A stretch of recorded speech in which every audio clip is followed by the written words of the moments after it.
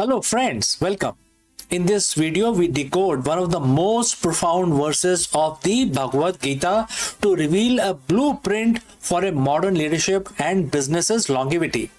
While the most CEO fear the end of a market cycle or the disruption of their industry, the Gita teaches that dissolution is simply the precursor to a more powerful manifestation. Let us go and discuss this further.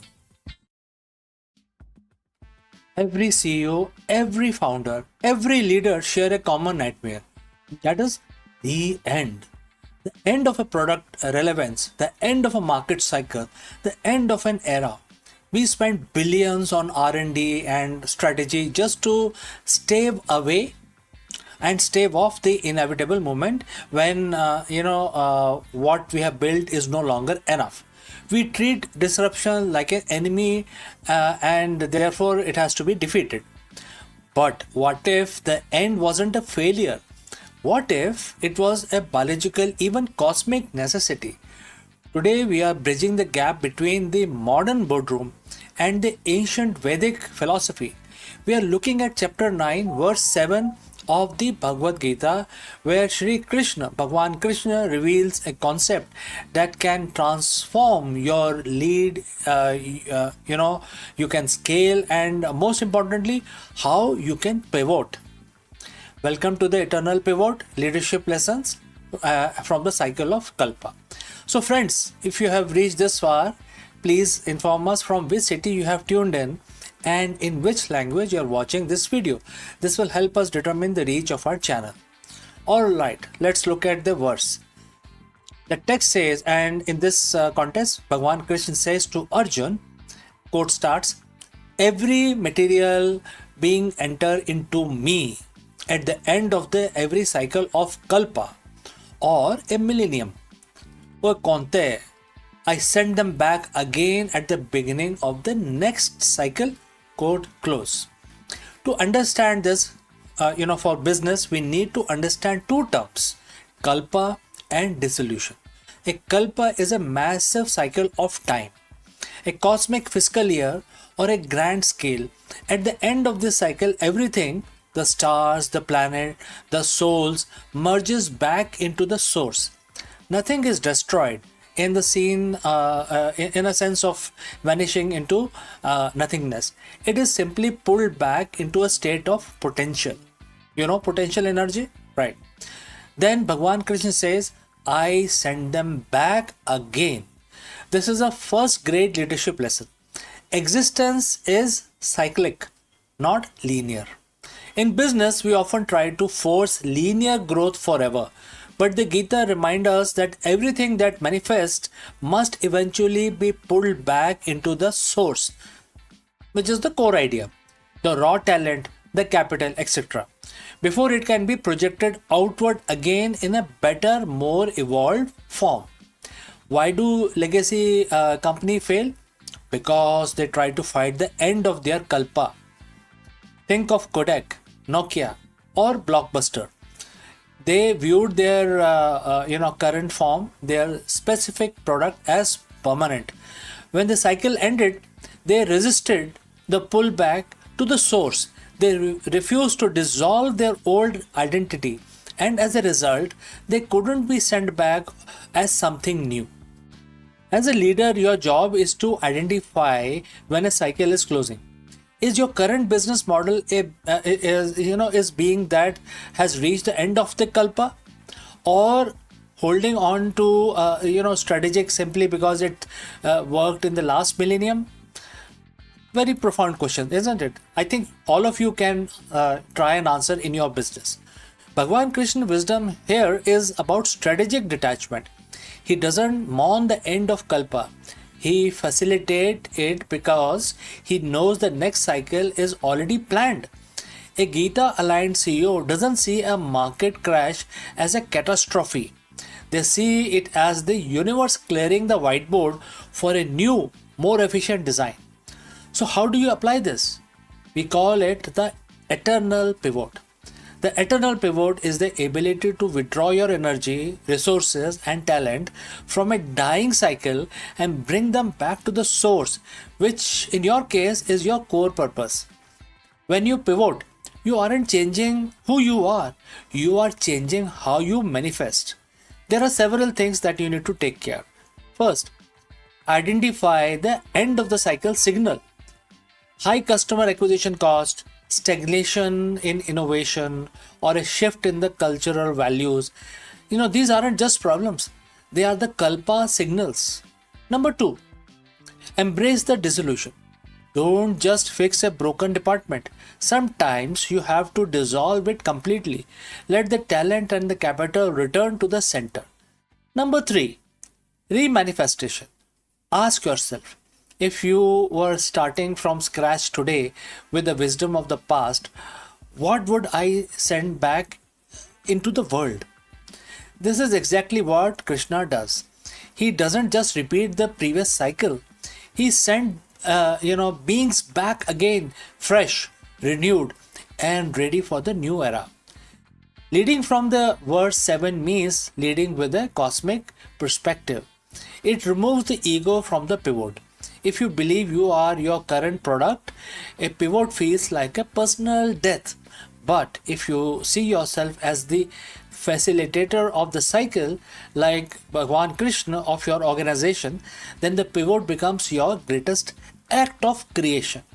You become a leader who's unshakable. When the industry is in chaos, you are calm because you understand the mechanics of the kalpa. You know that for something to be born, something must first return to the source. You aren't just managing people, you are managing the rhythm of evolution. Next time, when you face a major transition, a failed venture, or a shifting market, don't look at it as an ending of the your career, etc. Look at it through the lens of chapter 9 and verse 7. The cycle is closing so that the new one can begin. Your material being, your current project, is just returning to you so that you can send it back out, stronger, wiser, and more aligned with the future. Master this cycle, embrace the dissolution, and always be ready for the next kalpa. So friends, thanks for watching and thanks for listening. Now you go forth and lead the next cycle. If you have any questions, please feel free to send it across. Before I leave you today, a word about our affiliate partner. Stop settling for a good enough video. If your built-in laptop camera looks like a grainy mess, it is time for an upgrade. Want to instantly level up your video presence? I like to present the Lenovo Performance FHD webcam. This is a game changer for your desktop setup. Technically, this is packed. It has a very sensitive RGB sensor, very crisp photographs it takes. Also comes with 2 microphones on board, which helps you to record very clear voice in stereophonic format. And these microphones are very sensitive. You can actually move away from the camera up to 2 meters and these microphones will pick up your voice without any problem. This is a very strong piece. This is very sturdy. Comes with tripod ready. Comes with a very long leash, so it gives you a lot of flexibility to place the webcam wherever you want to keep in your studio. And also it has a swivel base, which is also very handy. So if you want to basically level up your game and you want to pick up this camera at a discount, please click on the link here or scan the QR code. Now let's get back to our video.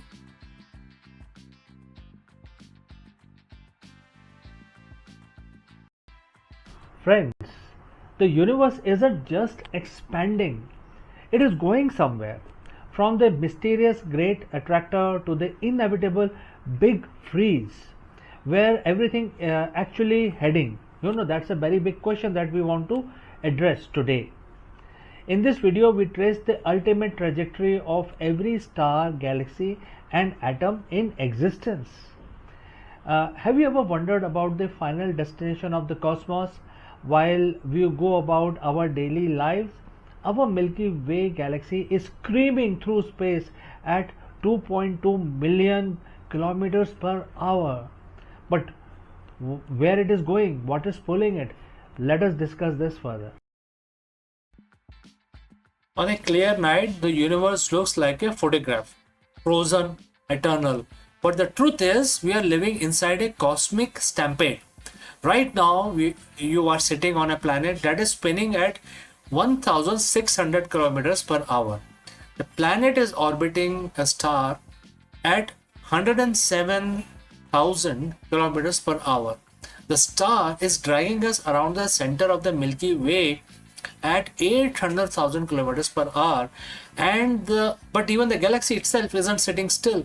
Our entire island universe is screaming through the void towards a destination we cannot see, and the overall speed at which we are moving right now is 2.2 million kilometers per hour. Everything, every star, every black hole, every atom is on a journey, but where is it actually going? Is there a finish line, or is the universe just running away from itself?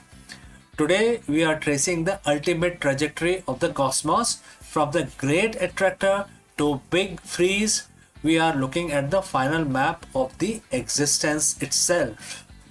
So friends, if you have reached this far, please inform us from which city you have tuned in and in which language you are watching this video. This will help us determine the reach of our channel. Alright, let's proceed further. To understand where we are going, we have to look at our neighborhood. We live in a Lanakia supercluster, a massive web of 100,000 galaxies spanning 500 million light years. For decades, the astronomer noticed something strange. The Milky Way and our neighboring galaxies aren't just drifting, they are being pulled. We are moving towards a specific region of space hidden behind the zone of avoidance, an area obscured by our own galaxy's dust, and therefore we actually cannot see clearly what is where we are going and what is pulling our galaxies. We call this mystery the Great Attractor. It's the gravitational anomaly so massive it is warping the movement of the galaxies across hundreds of millions of light years. It's like cosmic drain, and we are the water circling it. But here is the twist. We will likely never arrive at that point. Why? Because while gravity is trying to pull us together, something else is trying to rip us apart. In the late 1990s, we discovered the universe isn't just expanding, it is accelerating. This is thanks to the dark energy, a mysterious force that makes up roughly about 68% of the universe. Think of it like this. Gravity is the glue trying to hold the room together, but the dark energy is the floor constantly stretching in every direction. Because space is expanding faster than the speed of light at great distances, the great attractor is actually losing the tug of war. Eventually, the expansion will become so fast that even the pull of the Lanakia won't be enough to hold us into this particular group. We are entering an era of the great divorce. In few billion years, every galaxy outside our local group will disappear beyond the cosmic horizon. They will be moving away so fast that their light will never reach us again. We will be left in a lonely, dark neighborhood. So if we aren't hitting the great attractor, what is our immediate destination then in that case? So in about 4.5 billion years, our own galaxy has a date with destiny.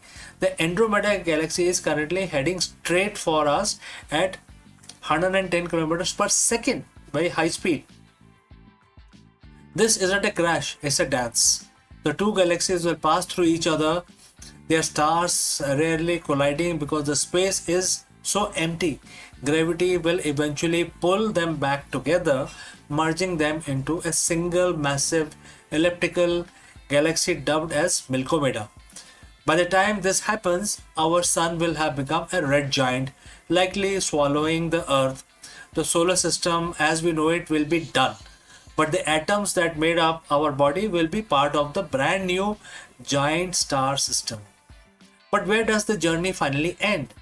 If the expansion continues forever, we reach the ultimate destination, the big freeze, also known as the heat death of the universe. As the space stretches, the gas needed to create stars become too thin. One by one, the light of the universe goes out. The stelliferous era ends, which is known for star formation, and therefore the stars will stop forming. And the degenerate era will begin. Only white dwarf, neutron stars, and black hole will remain. The black hole era will be the third one, when black holes eventually evaporate through Hawking radiation. So, what is left? A universe at a uniform temperature of nearly absolute zero, no energy, no movement, no time. Everything that was once a planet, a person, or a galaxy will be reduced to thin mist of photons and electrons drifting in an infinite cold dark.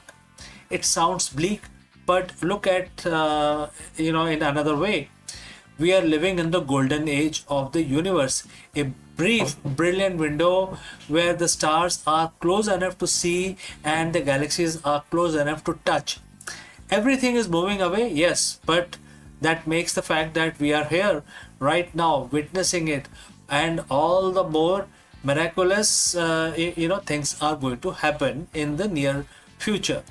We might not like where the universe is going, but we can only imagine what a view we have on the way there, right? So friends, thanks for watching, and if you want to keep exploring the edge of the cosmos, subscribe and join for the next journey. Until next time, before we wind up today's session, a word about our affiliate partner. Stop settling for a good enough video. If your built-in laptop camera looks like a grainy mess, it is time for an upgrade. Want to instantly level up your video presence? I like to present the Lenovo Performance FHD webcam. This is a game changer for your desktop setup. Technically, this is packed. It has a very sensitive RGB sensor, very crisp photographs it takes. Also comes with two microphones on board, which helps you to record very clear voice in stereophonic format. And these microphones are very sensitive.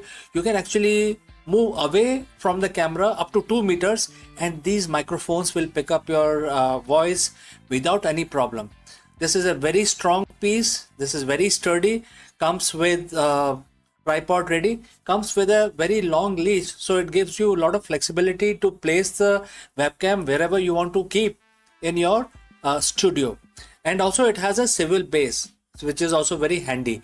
So if you want to basically level up your game and you want to pick up this camera at a discount, please click on the link here or scan the QR code. Now let's get back to our video. Hello friends and namaskaram. What would happen to the global economy if the humans suddenly lost the ability to lie? Very important question, and therefore in this video we dive into the fascinating thought experiment. If honesty became the only option for every human on earth, which major industries would collapse first? From high-stake advertising to political campaigning to the complex world of corporate PR and everyday sales, we analyze the business model that depends entirely on the white lie. Let's go. Imagine waking up tomorrow in a world where white lies are physically impossible. You go to work, your boss asks, "How was your weekend?" And instead of the polite, "It was great, thanks," you are compelled to say, "It was miserable. I spent the whole time stressed about this presentation." Now imagine that the same filter or lack of thereof applied to every transactions, every advertisement and every political speech on the planet. Today we are embarking on a thought experiment. If the humanity suddenly lost the ability to deceive, which industries would crumble under the weight of the absolute truth? We are looking at the sectors built on foundation of the lie. First, let's look at the titan of the industry that might face the swiftest collapse, which is Advertising. Market is often described as the art of persuasion, but let's be honest, it frequently relies on misleading implications. Think about the weight loss supplement that claims this pill will help you shed pounds. Is it a lie? Technically, it might work for one person, but implies a result that isn't a universal result or a guaranteed result. If human couldn't lie, ads would have to become terrifyingly literal. No more the best coffee in the world. Just this coffee is produced by a factory that pays its employee minimum wage and use medium quality beans. The industry spent billions on creating a vibe rather than conveying the data. If we strip away the aspirational imagery and exaggerated promises, the entire multi-trillion dollar advertising machine would grind to an halt. Then there is the classical industry, which is used in the as a car salesman. We have all heard the stories about the cars that is in perfect condition, right up until the moment it leaves the garage.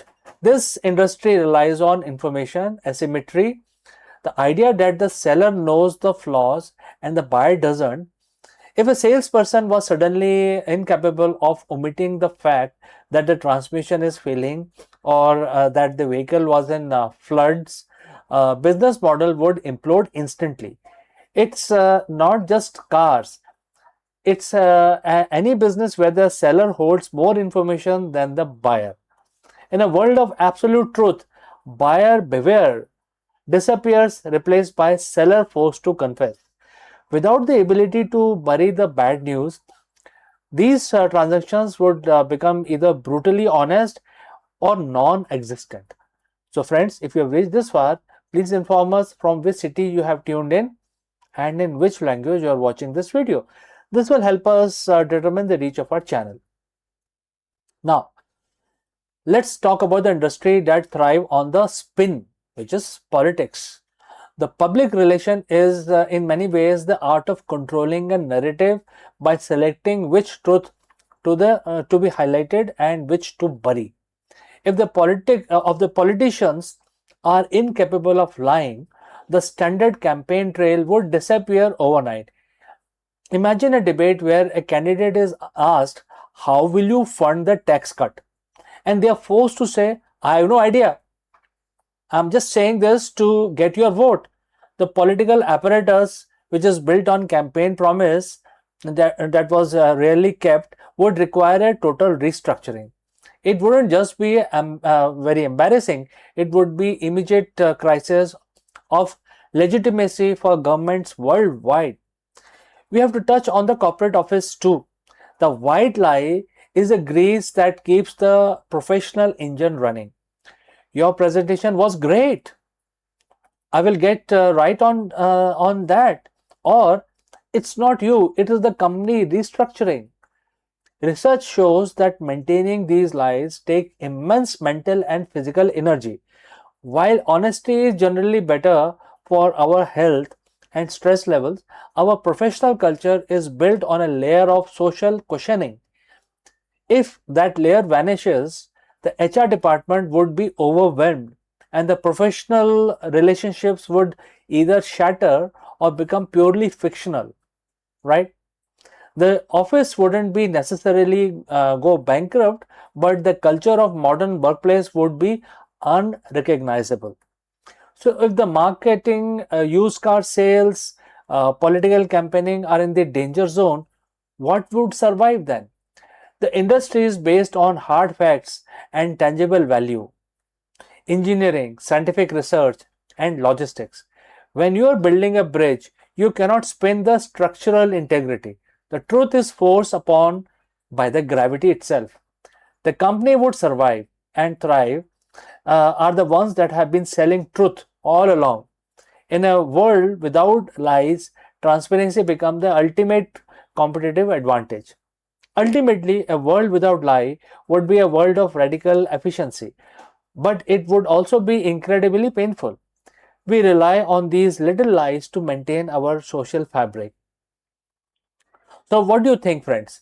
If we had to choose one industry to wipe off from the map of the earth, would it be advertisers, the politicians, or the car salesmen? Let me know in the comments below, and don't forget to subscribe for more deep dives into what if of our world. Thanks for watching. I will catch you again very soon. Friends, the universe isn't just expanding, it is going somewhere.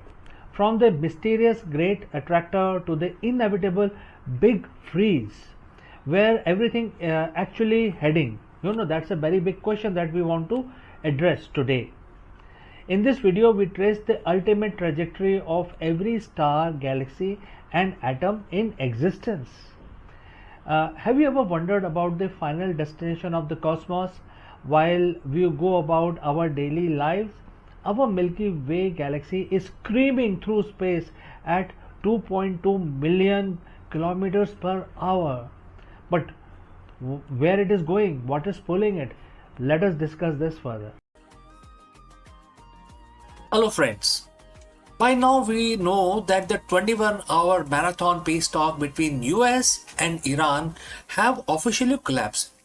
What does this mean for the global stability and your wallet as well as mine? Therefore, in this video, we break down the dramatic failure of the Islamabad Peace Summit, where Vice President JD Vance and the Iranian negotiators failed to reach a ceasefire after nearly 21 hours of high-stake diplomacy. Following the expiration of the temporary 2-week ceasefire, the Middle East is now bracing for the return to active hostility and a massive economic ripple effect. Let us discuss this further. It's being called the most consequential 21 hours in the modern diplomacy. In a high-stake hotel room in Islamabad, Pakistan, the world held its breath as the Vice President JD Vance and the Iranian negotiators sat face to face for the first time in decades. What was the goal? The goal was very set: to stop a war that has already crippled global trade and brought the Middle East to its knees. But as of this morning, which is April 13, 2026, the silence from the Serena Hotel was broken by a single devastating sentence from the US delegation: no deal has been reached. The temporary 2 weeks ceasefire has now also expired. The peace deal has collapsed, and as the diplomats head back to the airport, the markets are already reacting. Oil is spiking, gold is hitting record high, and the drums of war are beating louder than ever. Today we dive deep into understanding what exactly is going on, and why the Islamabad Peace Summit failed, and what this means for the global economy as we brace for the fallout. So friends, if you have reached this far, please inform us from which city you have tuned in and in which language you are watching this video. This will help us determine the reach of our channel, and I will also know who's watching which segment, etc. Now let's proceed further. To understand why this failed, we have to look at the clock. The talks began with a glimmer of hope. President Trump had sent high-powered team headed by Vice President JD Vance, Special Envoy Steve Witkoff, and Jared Kushner. They were meeting an Iranian delegation led by Mohammad Bagher Kalibaf. For 15 hours, the talks were described as expert-level discussions. They were exchanging text, debating the finer points of a 15-point proposal. But by hour 20, the atmosphere completely shifted. US presented, what they called their best and final offer. The core of the American demand was simple: Iran must provide an affirmative commitment to stop all nuclear enrichment and immediately, unconditionally reopen the Strait of Hormuz. The Iran response, they called the demand excessive.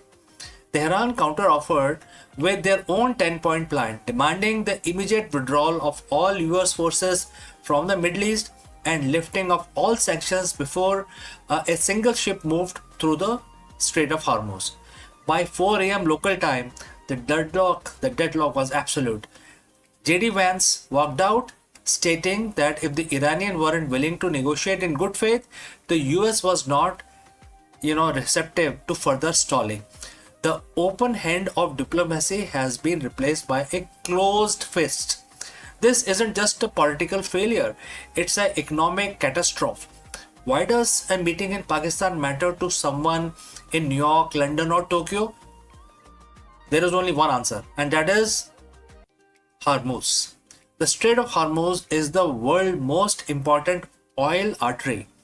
Currently, it is under an effective stranglehold. During the ceasefire, there was a hope that the blockade could be lifted.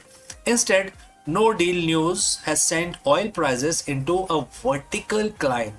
Analysts at Goldman Sachs and S&P Global are warning that if the hostility resumes, we are looking at a price of $150 per barrel, and this is going to become a reality.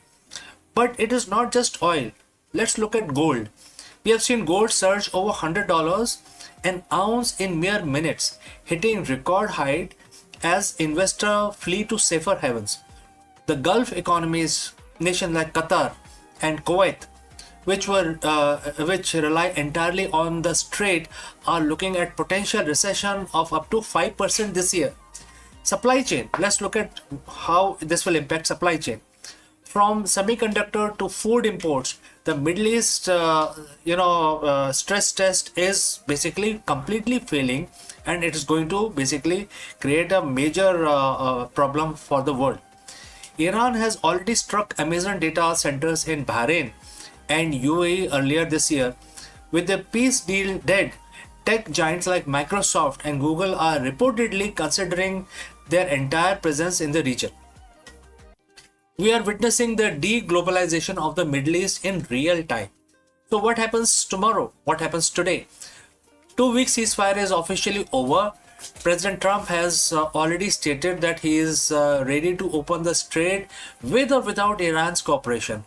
On the ground that the situation is volatile, Israel has agreed to talks with Lebanon but refused to speak with Hezbollah. In Iran, hardliners are already claiming victory, saying they forced the US to the table and gave up nothing. Well, military buildup is staggering. The US has erected missiles launchers at Qatari Air Base, and second aircraft carrier is moving into Gulf. On the other side, Iran has deployed advanced Chinese anti-stealth radar system. The Epic Fury war, as some are calling it, as no longer a threat, it's a renewed reality. If a single spark hit a tanker in the next 48 hours, the limited conflict could transform into a regional issue that involves every major power on earth. Diplomacy is a game of red lines, and in Islamabad, both sides finally hit them. The US won't accept a nuclear Iran. Iran won't accept a US policed region. We are entering a period of extreme uncertainty. The failed peace deal of 2026 will likely be remembered as a moment the world realized that the old rules of Middle Eastern diplomacy are officially broken. For now, keep an eye on the oil stickers and the troop movement in Pakistan and also in Oman. The next move won't be made by diplomat in a suit. It will be made by commanders in cockpit. So friends, what do you think? Was the US too rigid in their demands, or is Iran simply playing for the time while the world's economy burns? Let me know in the comments below. This is a developing story, and we will be here to bring you the update as that happens. Don't forget to subscribe and hit the bell icon. In a world that's this volatile, staying informed is our only hedge. I'm CK, and I will see you in the next one. Before we go to the next section, a word about our affiliate partner. Stop settling for a good enough video. If your built-in laptop camera looks like a grainy mess, it is time for an upgrade. Want to instantly level up your video presence? I like to present the Lenovo Performance FHD webcam. This is a game changer for your desktop setup. Technically, this is packed. It has a very sensitive RGB sensor, very crisp photographs it takes. Also comes with 2 microphones on board, which helps you to record very clear voice in stereophonic format. and these microphones are very sensitive. You can actually move away from the camera up to 2 meters, and these microphones will pick up your voice without any problem. This is a very strong piece. This is very sturdy. Comes with tripod ready. Comes with a very long leash, so it gives you a lot of flexibility to place the webcam wherever you want to keep in your studio. And also it has a swivel base, which is also very handy. So if you want to basically level up your game and you want to pick up this camera at a discount, please click on the link here or scan the QR code. Now let's get back to our video.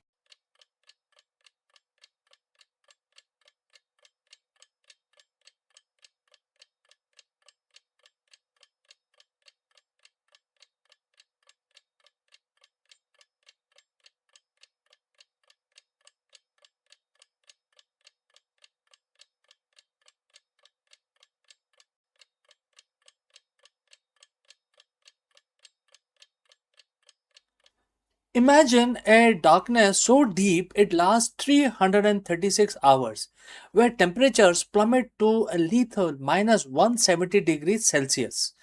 If our technology fails for even a second, the Artemis base camp batteries will freeze solid, ending the mission forever. Here is how we use the fission power to survive the shadow. So in this video, we will learn more about it. NASA is about to build the ultimate fortress on the surface of the lunar South Pole. But there is one giant problem: the brutal 2 week night.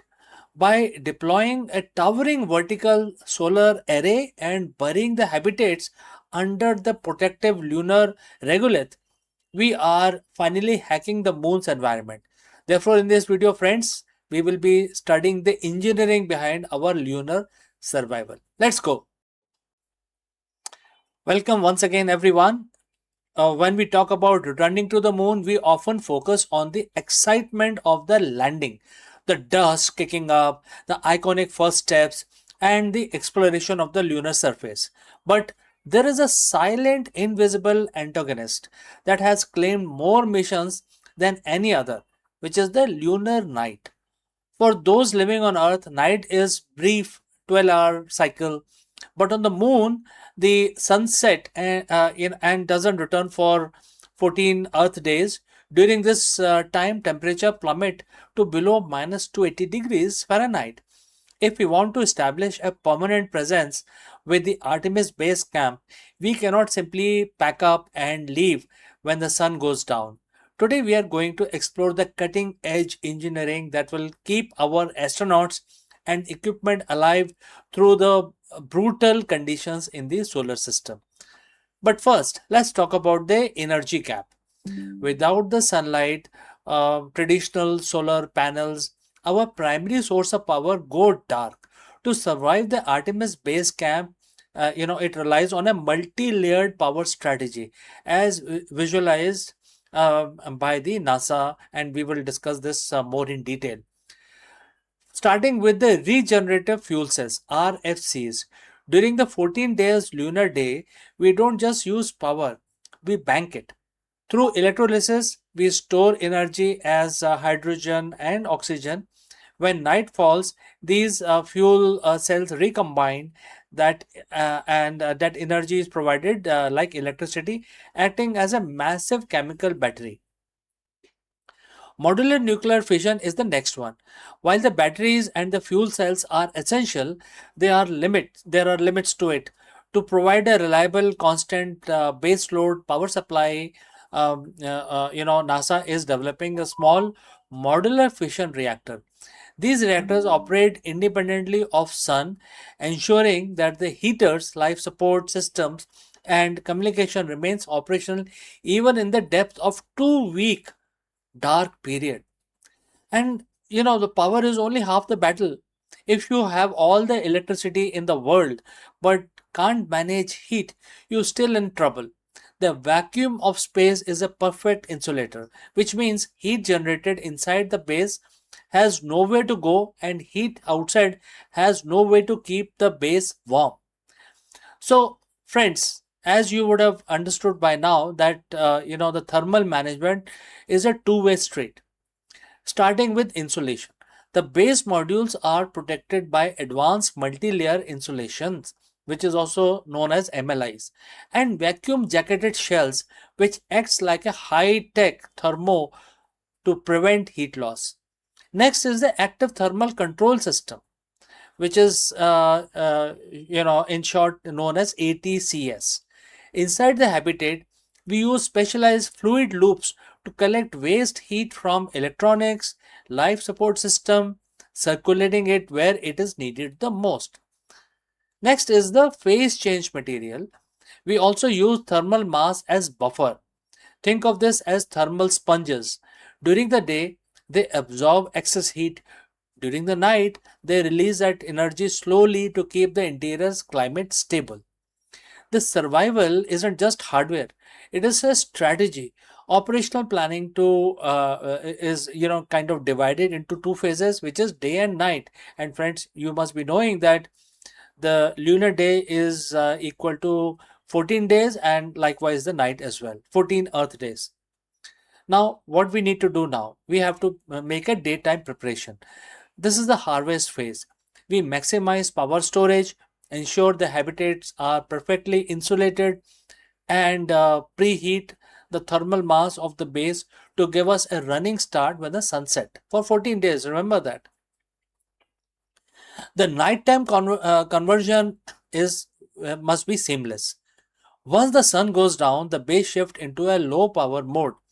Non-essential systems are powered down, lights are dimmed, and the base transition to the autonomous state governed by the predictive algorithm that manages energy consumption to prioritize life support. Lastly, we have to also talk about redundancy. If one system fails, we have to have a backup of a backup of a backup, right? Because it's about survival of our people. Whether it is the small pressurized rover or providing a mobile shelter or secondary fission unit coming online, the goal is always total system reliability. The lunar night is brutal, unforgiving, and relentless, but it is not unbeatable. By combining nuclear energy, advanced chemistry, and the intelligent thermal management, we are turning the moon from a place where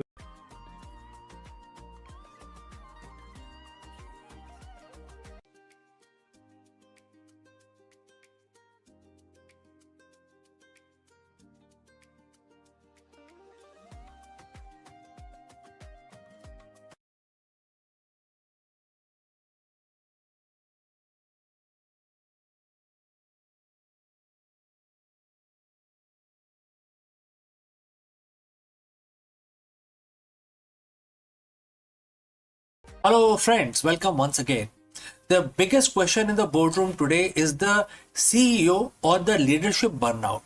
And it's becoming a very big problem in the 21st century, especially in 2026.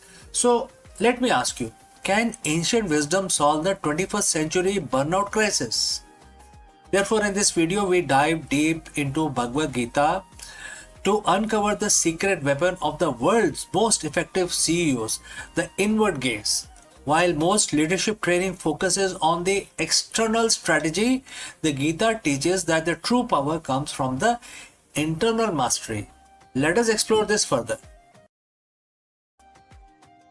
Friends, close your eyes for a second, or not that long, because you got a company to run. Think about your morning.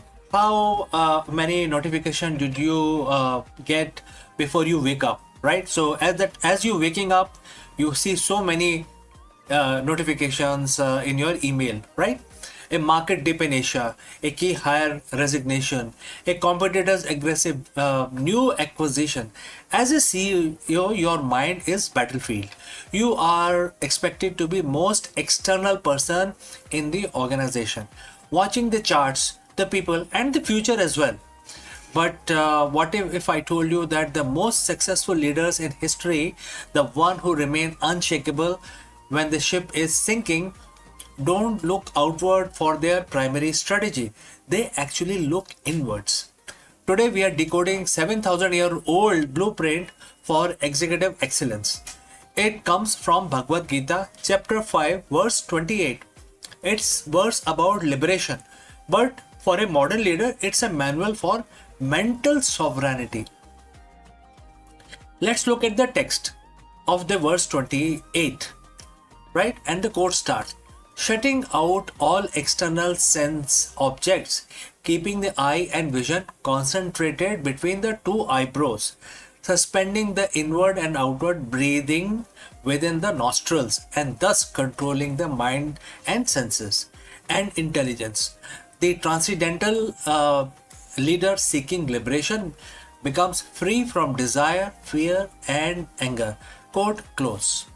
Well, friends, if you have reached this far, please inform us from which city you have tuned in and in which language you are watching this video. This will help us determine the reach of our channel. Alright, moving on. At first glance, this sounds like a guide for a monk in a cave. But let's translate this into a CEO speak. Let's look at it again. Shutting your external sense object, which is equal to filtering out the noise. Data is useful, but noise is deadly. Next is vision between the eyebrows. Single pointed focus, eliminating shiny object syndrome. Next, suspending the breathing, regulating the nervous system. You cannot lead if your body is in a permanent state of fight or flight, right? Free from desire, free from anger. That is the next phrase. This is the definition of objective decision making. Why does CEO need an inward gaze? Because the biggest threat in your company isn't the competition, it is your own unprocessed reactivity. When the CEO reacts out of fear, they cut cost into too early and stifle innovation. When they react out of desire, they over leverage and chase vanity metrics. When they react out of anger, they destroy corporate culture. The inward gaze mentioned in Gita is about becoming witness. In business psychology, we call this metacognition. It is the ability to watch your thoughts without being hijacked by them. Imagine a board meeting where room is heated, everyone is shouting, and if your gaze is inward, you aren't caught in the emotional crossfire. You are observing the pattern. You are the eye of the storm. That is a secret weapon. It allows you to see the signal while everyone else is drowning in the noise. The verse specifically mentioned equalizing the inhalation and exhalation. What does a spiritual text care about breathing? Well, because your breath is the remote control of your brain. Many of us know this fact. Breathing is the only a process in the body which can be controlled by you, as well as it is involuntary as well. Even if you don't think about breathing, your body continues to breathe, right? So there is a fine line using which you can start controlling your mind. So it's a common knowledge. Now let's proceed further. Science tells us that when you are stressed, your breathing becomes shallow and rapid. This triggered the situation that most of us are, anxiety situation that most of us are suffering. The primitive part of the brain, which it controls this whole thing, is basically creating an environment of fear in your brain. You lose access to your prefrontal cortex, the part of your brain responsible for complex strategy and empathy. The Gita was teaching biohacking long before the term even existed. By equalizing the breathing, you manually reset your nervous system. The boardroom application, how does it apply in the boardroom? Before you walk into a high stress negotiation, or before you hit that send button on a difficult email, you practice verse 28. You equalize the breathing. You move from state of threat to the state of resourcefulness. This is how you command a room without saying a word. And that is a true executive presence. The final part of the verse says this path leads to liberation. For a CEO, what is liberation? It is a freedom from being a slave to the stock price, slave to the ego, or even opinion of the industry. So Gita teaches a concept called Nishkam Karma, acting without attachment to the results. This doesn't mean you don't care about profits. It means you are so focused on the excellence of the process that you aren't paralyzed by the fear of the outcome. When you are free from the fear of the and desire, you can make hard decisions. You can pivot the company when it is unpopular. You can stand by your values when it is expensive. You are liberated from the need for external validation, which makes you one of the most dangerous and effective leader in the market. So how do you master this inward gaze? It's not about quitting your job to meditate. It's about integrating Gita into your workflow. And how you can do that? Starting with morning silence. Spend 5 minutes shutting out sense object. No phones, no email, just your breathing. Start thinking about your breathing process only for 5 minutes. All right. Next, three breathe rule. Before every meeting, equalize your inhalation and exhalation. Equal, right? Slow it down. Next, the mirror check. Ask yourself, am I moving towards the goal out of fear or out of purpose? Right? Mastering the inward gaze doesn't make you a passive leader at all. It makes you an unstoppable one. It transforms you from a CEO who is pushed by the world into a leadership role, or another person is who's actually shaping the world itself, right? So it transforms that. Gita says that this is a way for the liberation for the leadership role. In the business world, we just call it the greatness. So friends, what do you think? If you have any questions or any comments, please leave them in the comment section below. Thanks for joining live. Thanks for watching. And if you found this leadership lesson valuable, subscribe for more ancient wisdom for the modern businesses. Now you can go lead from within. All right. So before we end this section, I'd like to speak few words about our affiliate partner. Stop settling for a good enough video. If your built-in laptop camera looks like a grainy mess, it is time for an upgrade. Want to instantly level up your video presence? I like to present the Lenovo Performance FHD webcam. This is a game changer for your desktop setup. Technically, this is packed.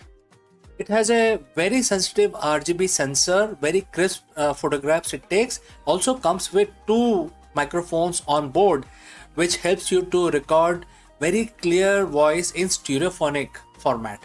And these microphones are very sensitive. You can actually move away from the camera up to 2 meters and these microphones will pick up your voice without any problem. This is a very strong piece. This is very sturdy. Comes with tripod ready. Comes with a very long leash, so it gives you a lot of flexibility to place the webcam wherever you want to keep in your studio. And also it has a swivel base, which is also very handy.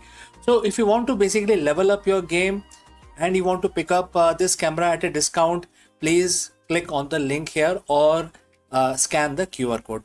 Now let's get back to our video.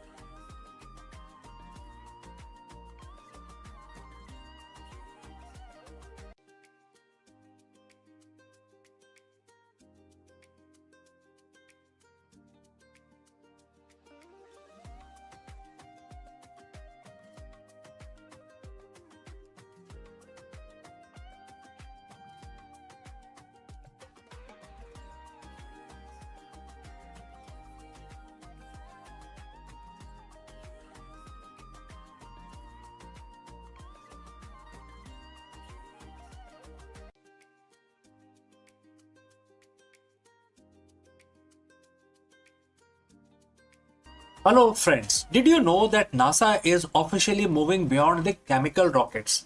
In this video, we dive deep into the revolutionary nuclear thermal propulsion (NTP) technology that is set to slash travel time to Red Planet. Imagine a future where Mars isn't a grueling 7 months journey, but a weekend trip in comparison to everything we have known about the space exploration. Let us explore this further.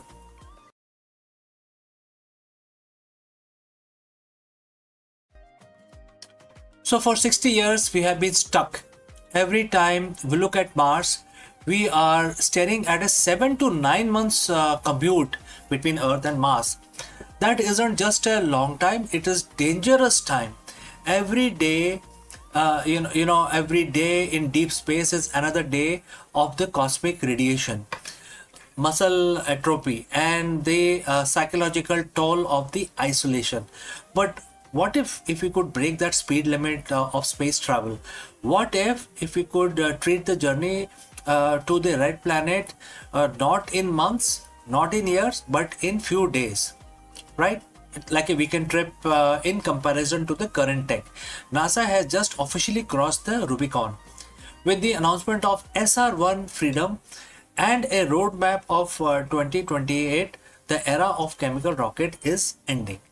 Today we are looking at the nuclear engine that are finally turning science fiction into an interplanetary reality.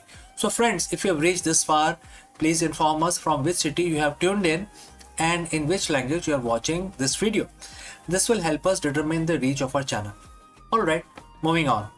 To understand the future, we have to look at why we cannot reach at this point in time, and currently why it is slow.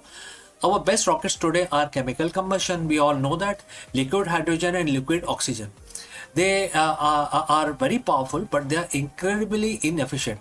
Think of it like this. A chemical rocket is like a high performance dragster. It's a massive oomph at the start, but it burns through its fuel in minutes. Once you are in orbit, you are basically a glider. By switching to nuclear, we aren't just adding more fuel, we are doubling the energy we get out of every gram of the propellant. So how does a nuclear engine actually works?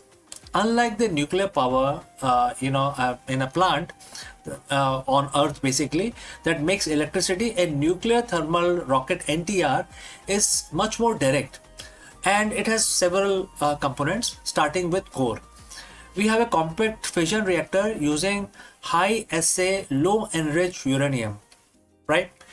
And it then create energy, which then send it to the nozzle, etc. And therefore we have to talk about the propellant.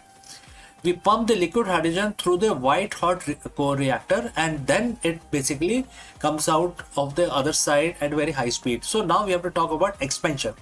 In less than a second, the hydrogen goes from minus 420 degrees Fahrenheit to 5000 degrees Fahrenheit, which then creates a huge thrust. So now let's talk about this thrust. The superheated gas screams out of the nozzle at a speed no chemical fire could ever reach. This is the holy grail of the propulsion. It gives us the high thrust of a rocket with a very long-term efficiency of an electric drive. We are currently in the pivotal year.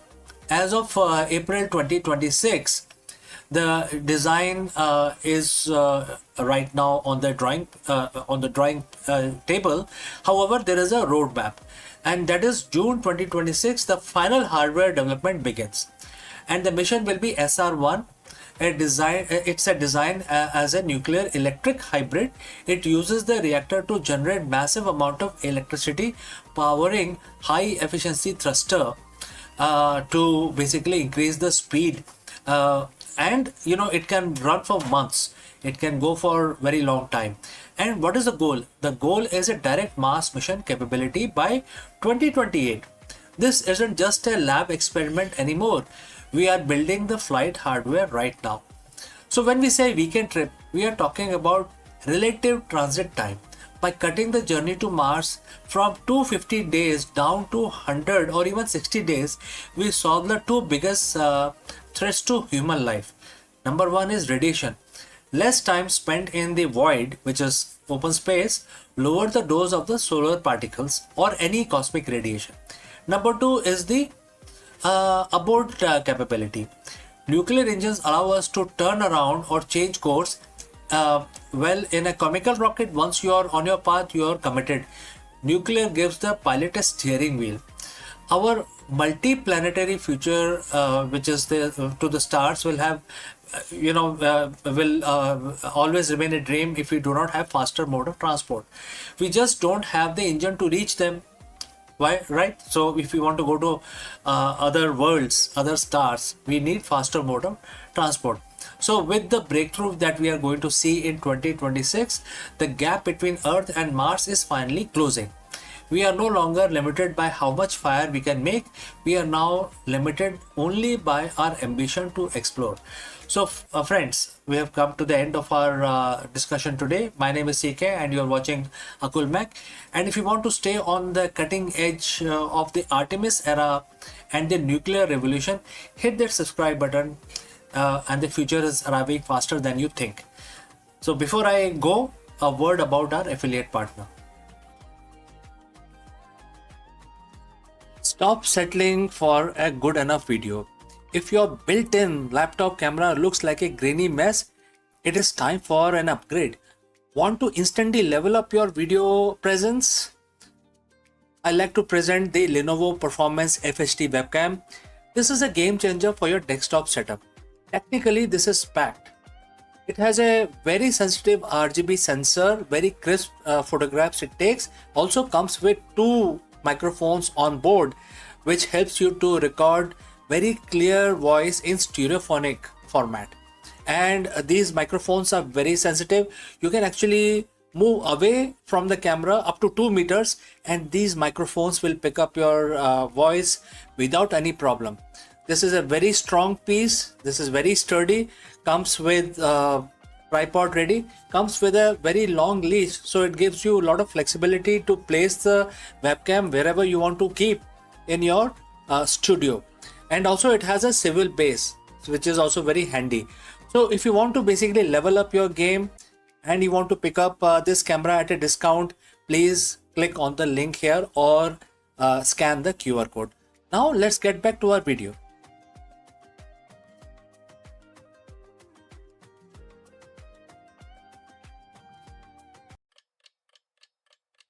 Hello friends, welcome and namaskaram. By now, you know that the UK is facing its 7th Prime Minister in just 10 years. In a shocking move that has sent tremors through the Westminster, Prime Minister Keir Starmer has officially announced his resignation as the leader of the Labour Party and the Prime Minister of United Kingdom. After 2 years of governance marked by economic stagnation, internal party fractures, and mounting public dissatisfaction, Starmer has stepped down to allow for a leadership transition. What is going on here? Let us explore this further. The heavy oak door of the 10 Downing Street has opened once again, but this time it isn't for celebration.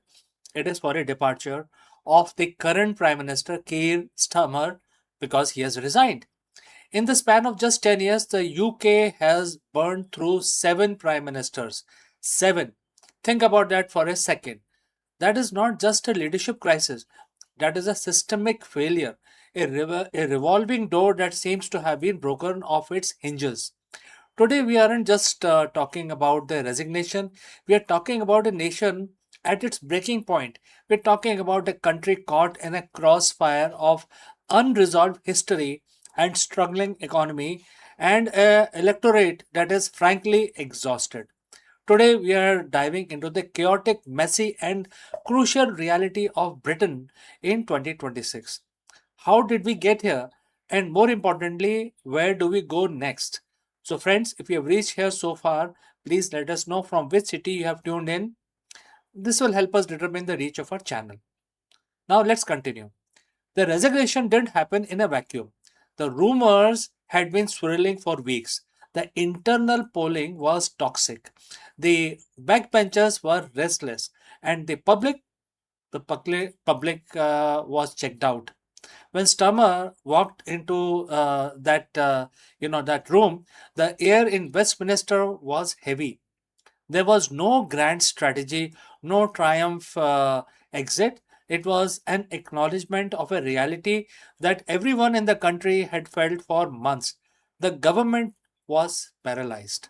You see, the narrative around Stammer's exit isn't just about his specific policies, it's about the burden of the crisis cycle. Every PM for the last decade, during the last decade, has inherited a house on fire, only to pour gasoline on it instead of water. From the shocks of Brexit to the economic aftershock that followed, the office of the Prime Minister has become a poison sort of, a chalice. This wasn't just a political defeat, it was a total collapse of the authority, and when that authority crumbles, the nation follows. To understand why Stammer resigned, we have to talk about the elephant in the room, or rather, the elephant that never left, which is the Brexit. 10 years ago, the country voted to leave the European Union. Many promised that it would be by a new dawn. Instead, it became a decades of negotiation, litigation, and stagnation. We were told it would get done. It never really did. The division created in 2016 did not disappear. They fossilized. They paralyzed the parliament. They split the public. The Sturmer promised a reset. He promised to fix the trade relationships, to stop the infighting. But you cannot fix a foundation that is still shifting. Business sentiment has been battered, investment has been shy, and while the politicians were busy debating the fine prints of the trade deals, the cost of living was quietly and then loudly shredding the middle class. By the time Sturmer took the keys, the country was looking for a savior, but the math just didn't add up. Let's look at the numbers because at the end of the day, that is what this is all about. It is about your wallet. It's about the price of milk. It's about the mortgage rate, and that have kept the families awake at night. The UK economy is sluggish. We have seen the growth stall, inflation lingers, and the global market look at the London with a mix of pity and concern. When a country changes its leader, as often as some people changes their cars, global investors get nervous. And when they get nervous, they pull their capital. The Sturmer's tenure was supposed to be the stability era. That was the pitch. But the stability requires political capital. And the Sturmer spent his capital trying to please too many factions.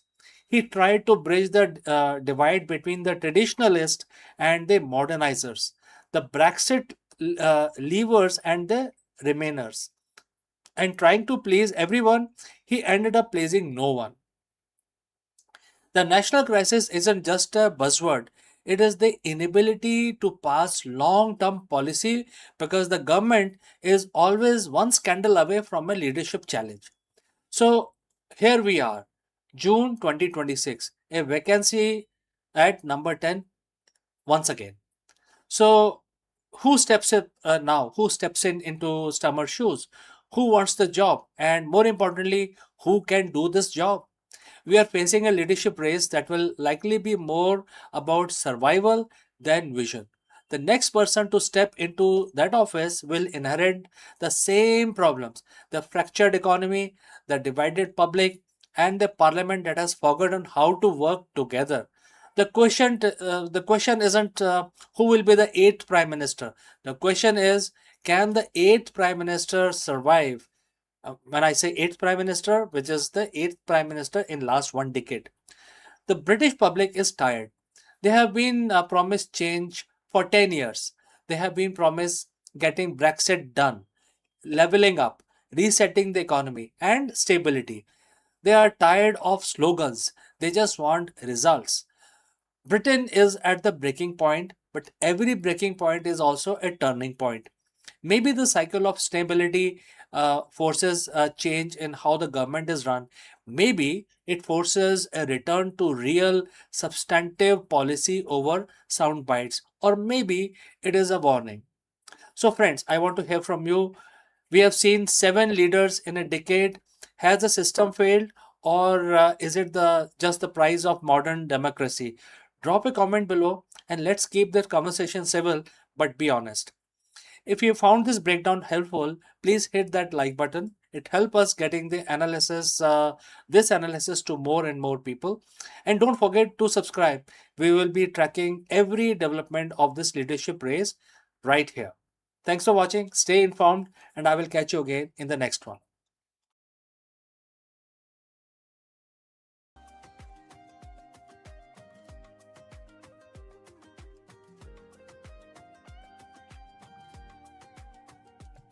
The biggest question today that we have to tackle is, why does everything exist at all? For decades, the physicists have been haunted by the antimatter mystery. The fact that the Big Bang should have produced equal amount of matter and antimatter, leading to total annihilation and an empty universe. But a groundbreaking theory suggests that answer lies in the exploding black holes. In this video, we dive deep into the world of primordial black holes, PBH, tiny high energy black holes formed seconds after the birth of the universe. Unlike their massive cousins, these tiny titans don't just sit there, they evaporate through Hawking radiation, eventually ending in violent explosions. We will explore how these cosmic firecrackers may have tipped the scale, creating the slight excess of matter that allowed stars, planets, and humans to form. Let us explore this further.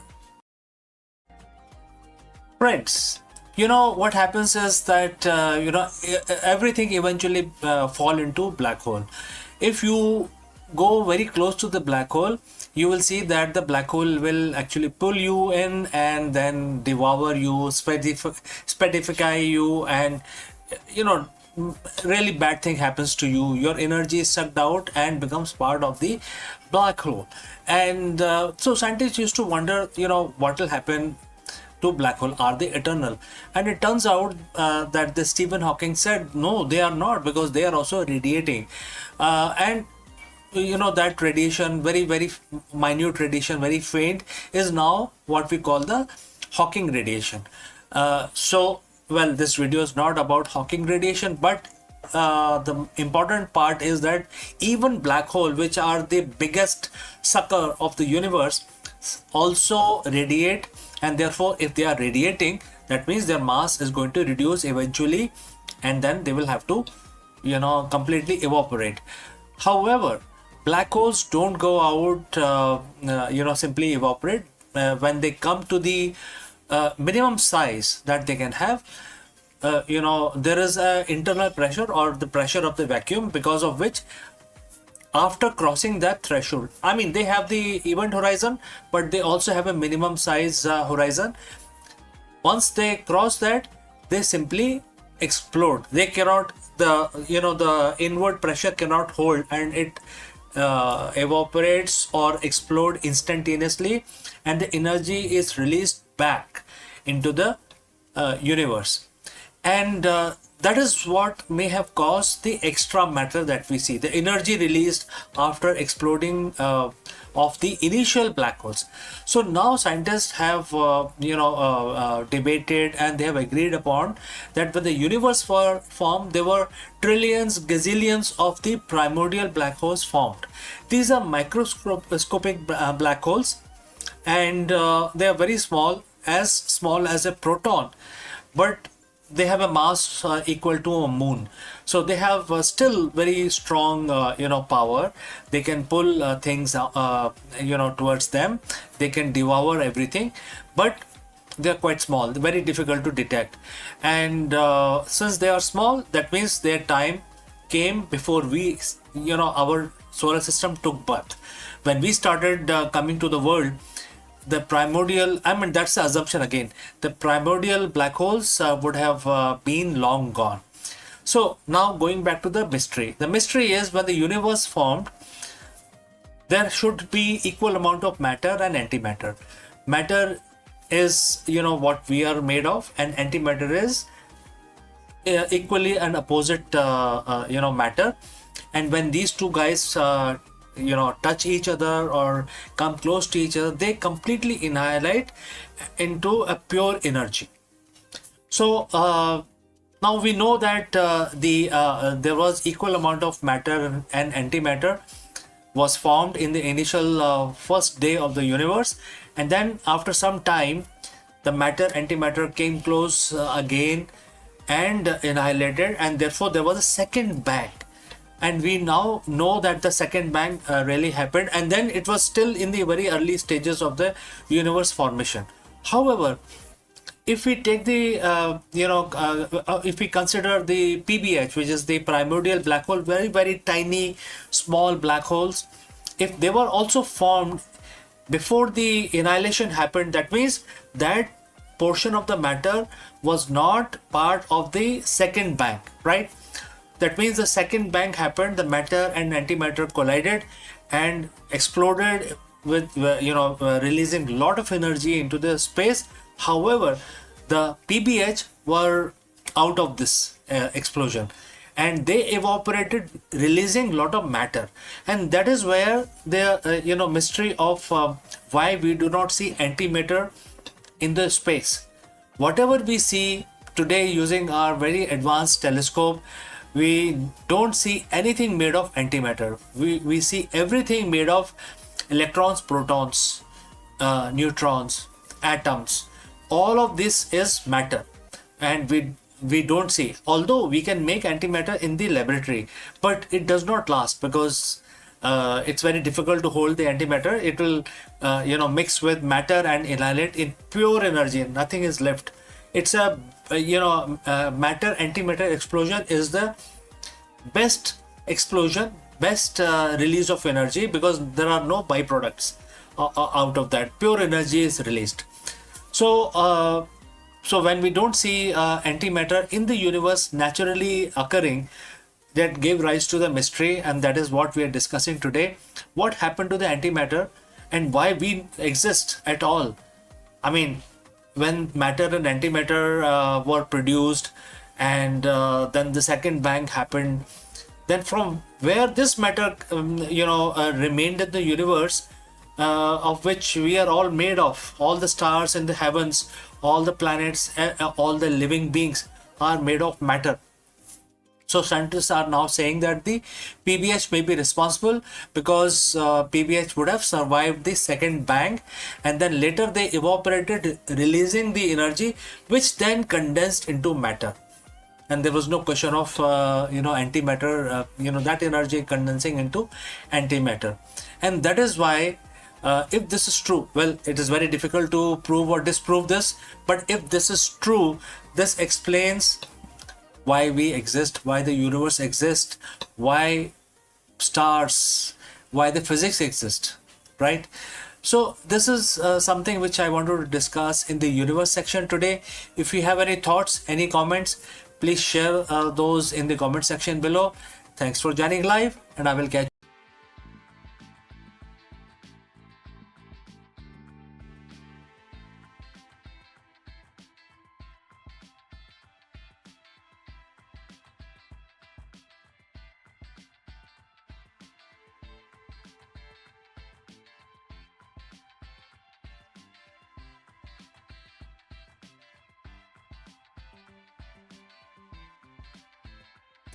In every cafe, the ritual of espresso feels like alchemy.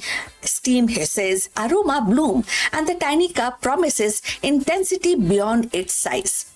Yet, behind this daily magic lies a hidden order, a choreography dictated not by chance but by physics. Water under pressure doesn't simply sip through the coffee. It navigates labyrinth of particles, carving channels and balancing resistance, and of course unlocking flavors in a precise sequence. The perfect shot, that exclusive harmony of sweetness, acidity and bitterness, is less an accident of artistry than a triumph of fluid dynamics. To understand the espresso is to glimpse the invisible law that governs the flow, pressure, extraction, and where the science and the taste coverage in a single sip. So let's find out more. In the quiet hum of cafe, where the hiss of steam and the clink of porcelain cups form a familiar symphony, lies a mystery that has puzzled baristas and scientists alike. Why is espresso is so difficult to make in consistently? So one day the shot is rich, velvety, and crowned with a golden crema. The next it is thin, bitter, or sour. So behind this fickleness is not just art but physics. An intricate dance of water, pressure, and porous coffee grounds. At its heart, espresso is a story of flow. Hot water, driven by 9 bars of pressures, must weave its way through a tightly packed bed of ground coffee, and each particle is tiny labyrinth and offering resistance, redirecting streams and shaping flavor. But here lies the paradox. Coffee grounds are not uniform. They are a chaotic mix of fine dust and larger granules, creating uneven pathways. So water, ever obedient to physics, seeks the path of least resistance. It carves the channel, rushing through the looser pockets while the neglecting dense one. So the result is uneven. Extraction, some grounds surrender their rich oils and sugar, while the other remains stubbornly untouched. So before we go further, if you have reached this far, please inform us from which city you have tuned in and in which language you are watching this video. This will help us to determine the reach of our channel. So let's understand the coffee more. So physicists studying espresso have turned to fluid dynamics and porous media theory to decode this puzzle.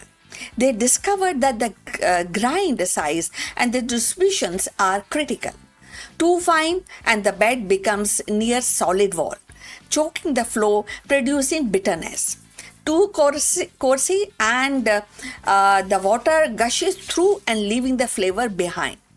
The sweet spot lies in balance, a grind that allows water to permeate evenly, neither flooding nor suffocating. But the grind alone is not enough. Packing the ground, known as tamping, introduces another layer of physics. A uniform tamp creates a level surface, ensuring pressure is distributed evenly. An unseen tamp tilts the battlefield, encouraging water to rush through one side, creating a dreaded channeling and experiment with this high-speed cameras and sensors have shown how even slightest inconsistencies in tamps can alter the trajectory of water, changing the chemistry of the cup. So temperature too also plays a vital role. Water at 92 or around 96 degrees centigrade extract a soluble compound differently depending on its heat. Sugar dissolve quickly and acids more slowly, and the bitter alkaloid last of all. So a stable temperature ensure these compounds emerge in harmony, producing the balance complexities Expro is known for. So fluctuation, however, is like a timeline. It creates a timeline, and too cool and acidity dominates, too hot and the bitterness overwhelm. So recent breakthrough came when the physicist modeled espresso extraction using computational simulations. They created the coffee bed as a porous medium, alike to soil or sandstone, and applied equation of fluid flow. The model revealed that the consistency improves not by maximizing the extraction but by accepting the slight reduction. In other words, aiming for 20% of extraction rather than pushing towards 25% yield more reliable results. So this counterintuitive insight reframe the espresso not as a quest for perfection in every particle, but a balance across the whole bed. For baristas, these findings are liberating. So they suggest that the precision tool grinding with uniform burrs and tempers with calibrated pressure machines with stable thermal systems are not luxuries but necessities for consistency. So they also highlight the artistry of restraint. Knowing when to stop purchasing the last drop of flavor and instead embracing the physics of flow. So, beyond the cafe, the implication ripples outward. Espresso became a metaphor for complexities in porous system. From oil recovery to geology to drug recovery, delivery to in medicines. The same equation that describe water through coffee grounds can model fluid through tissues or rocks. So in this way, the humble espresso shot connects the morning ritual to scientific frontiers. And so the next time when you sip perfectly balanced espresso, remember it is not just the skill of barista nor the quality of beans, but the invisible hand of physics guiding every drop. So within that small cup lies a universe of equation, a symphony of flow, and the quiet triumph of science over chaos. So in the end, the pursuit of perfect espresso is not simply about taste. It is about harmony between science and ritual. So every shot embodied the law of flow and the resistance, the balance of heat and pressure, the subtle choreography of countless particles yielding their essence to water. So what once seemed like a chance is revealed by physics in motion and a quiet order beneath the chaos. So each cup becomes more than a beverage. It is a distillated lesson in precision, patience, and the beauty of natural laws. So to savor the espresso is the savior of triumph of science made tangible, where the flavor flows as predictably as equation, yet still feels like a magic in the hand. So we have come to the end. Thanks for watching. We look forward for your comments. Please like and subscribe our channel and see you in the next one. But before we end, a few words from our affiliate partner. Stop settling for a good enough video. If your built-in laptop camera looks like a grainy mess, it is time for an upgrade. Want to instantly level up your video presence? I like to present the Lenovo Performance FHD webcam. This is a game changer for your desktop setup. Technically, this is packed. It has a very sensitive RGB sensor, very crisp photographs it takes. Also comes with 2 microphones on board, which helps you to record very clear voice in stereophonic format. And these microphones are very sensitive. You can actually move away from the camera up to 2 meters and these microphones will pick up your voice without any problem. This is a very strong piece. This is very sturdy. Comes with tripod ready, comes with a very long leash, so it gives you a lot of flexibility to place the webcam wherever you want to keep in your studio. And also it has a swivel base, which is also very handy. So if you want to basically level up your game and you want to pick up this camera at a discount, please click on the link here or scan the QR code. Now let's get back to our video.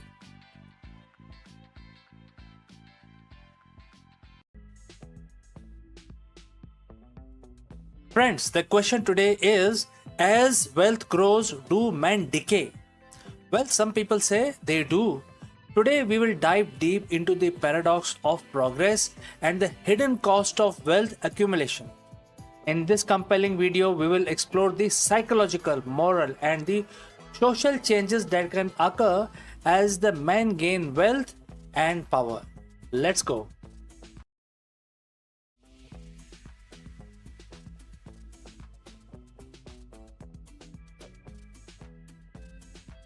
We live in a world that glorifies the wealth.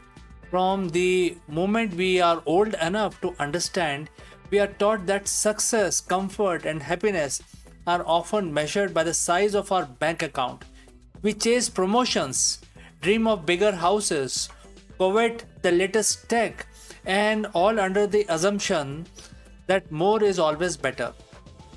But what if that wasn't entirely true? What if beneath the shimmering surface of the prosperity there is a hidden cost, a silent erosion that impacts the very core of who we are, especially for men as well as for women? Today we are going to ask a provocative, perhaps even unsettling question: as the wealth grows, do man decay? When we talk about decay, we are not just talking about the physical aspect of it. This isn't about aging.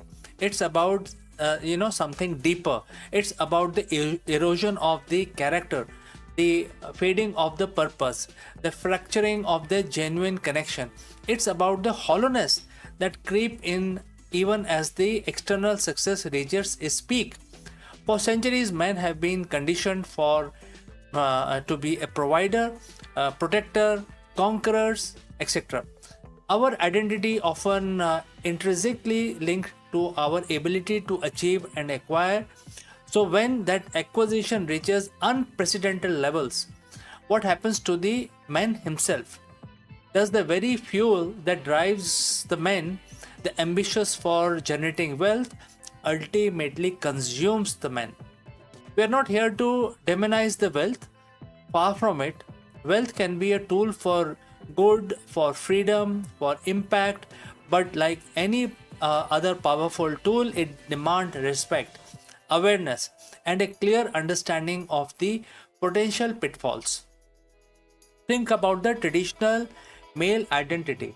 Historically, it was often forged in the purpose, building, creating, providing, etc. A man's worth was in his contribution, his skill, his character. But in the modern pursuit of wealth, particularly extreme wealth, identity can subtly shift. Instead of driving self-worth from who they are or what they do, it can become dangerously tied to what they own. The endless pursuit of more can create a hamster wheel. You buy the dream car, a bigger house, a private jet. For a moment, there is a thrill, but then the novelty wears off and the void remains. The next logical step is to acquire something even grander.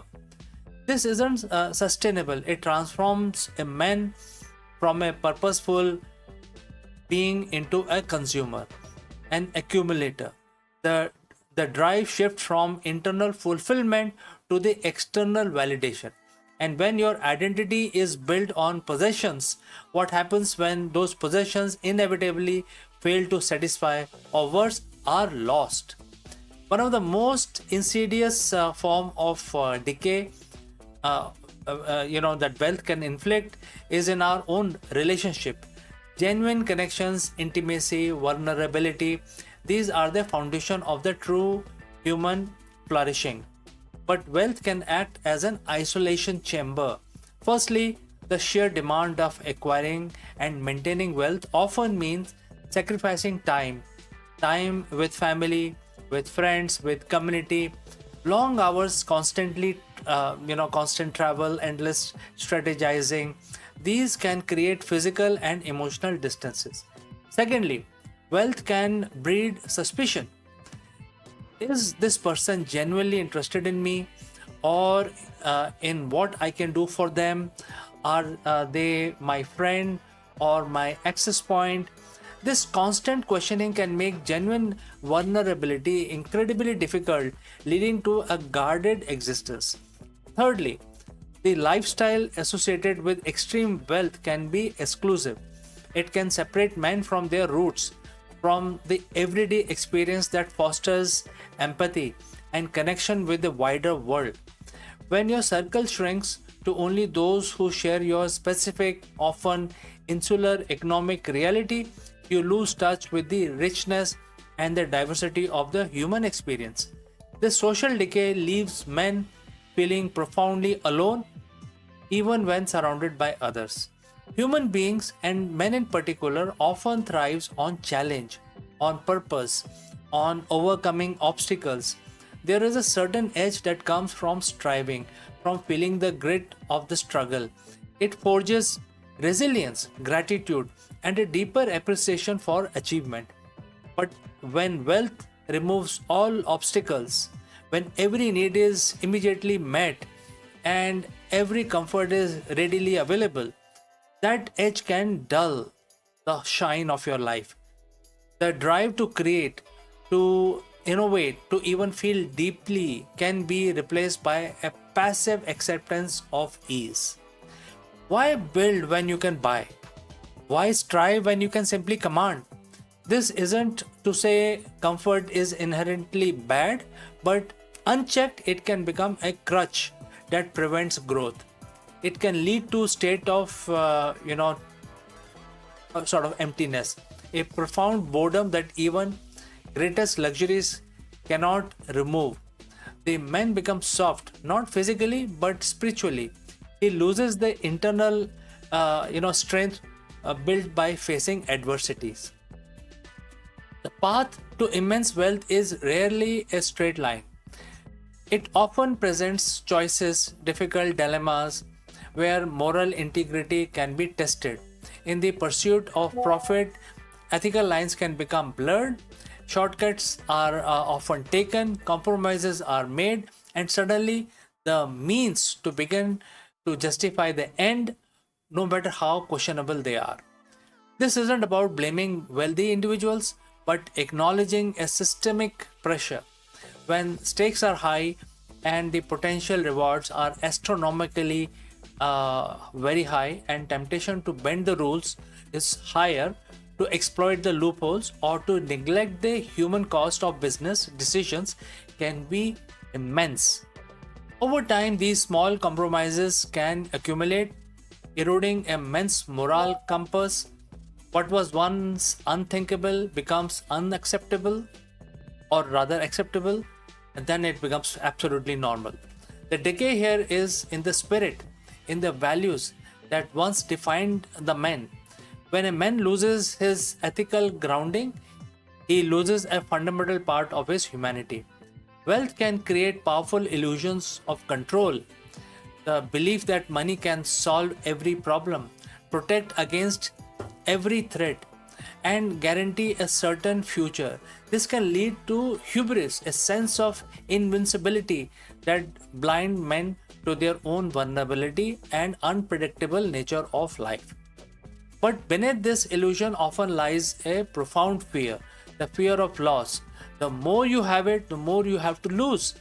The constant pressure to maintain, to grow, to protect assets can be a source of immense anxiety. This fear can consume mental space, leading to an inability to truly relax, to be present, or to simply enjoy what has been accumulated. This isn't just about financial loss, it's about the loss of identity tied to that particular wealth, the loss of status, the loss of perceived power. This fear can lead to desperate measures, further ethical compromises, and overall sense of unease, even in the midst of the luxury.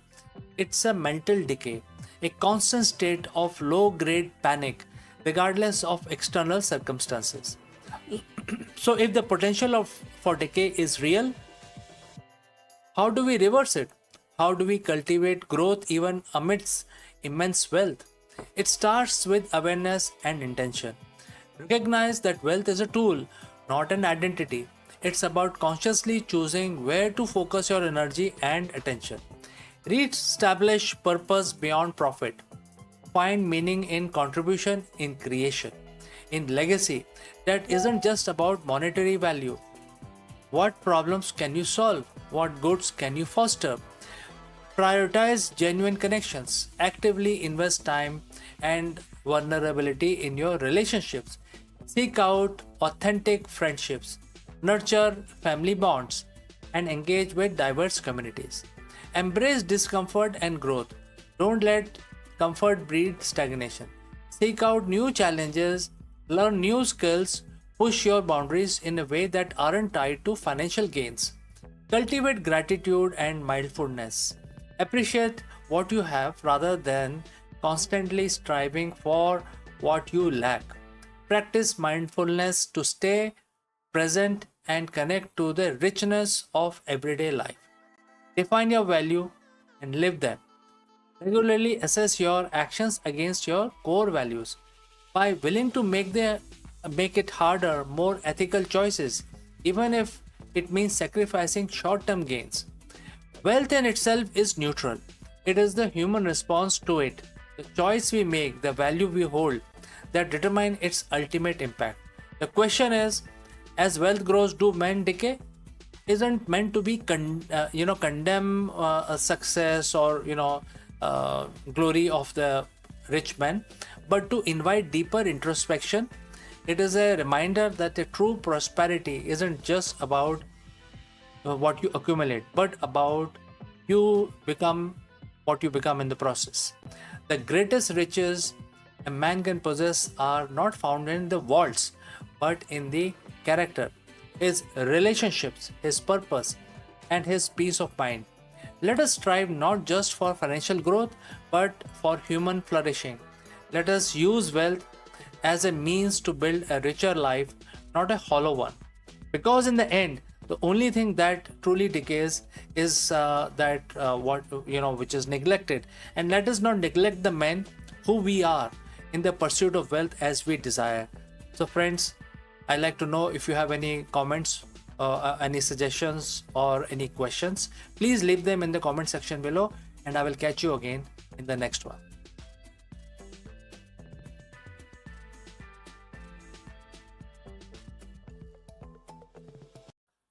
Hello दोस्तों, आप सबका स्वागत है। गणेश जी की पूजा start करते हैं और गणेश जी की पूजा हम एक मंत्र का उच्चारण करके करेंगे।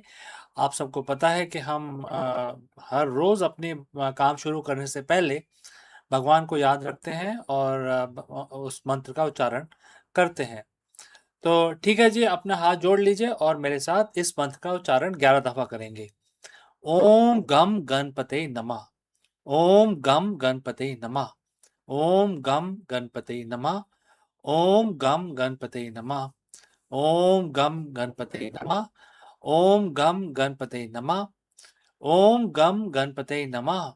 ओम गम गणपते नमः। ओम गम गणपते नमः। ओम गम गणपते नमः।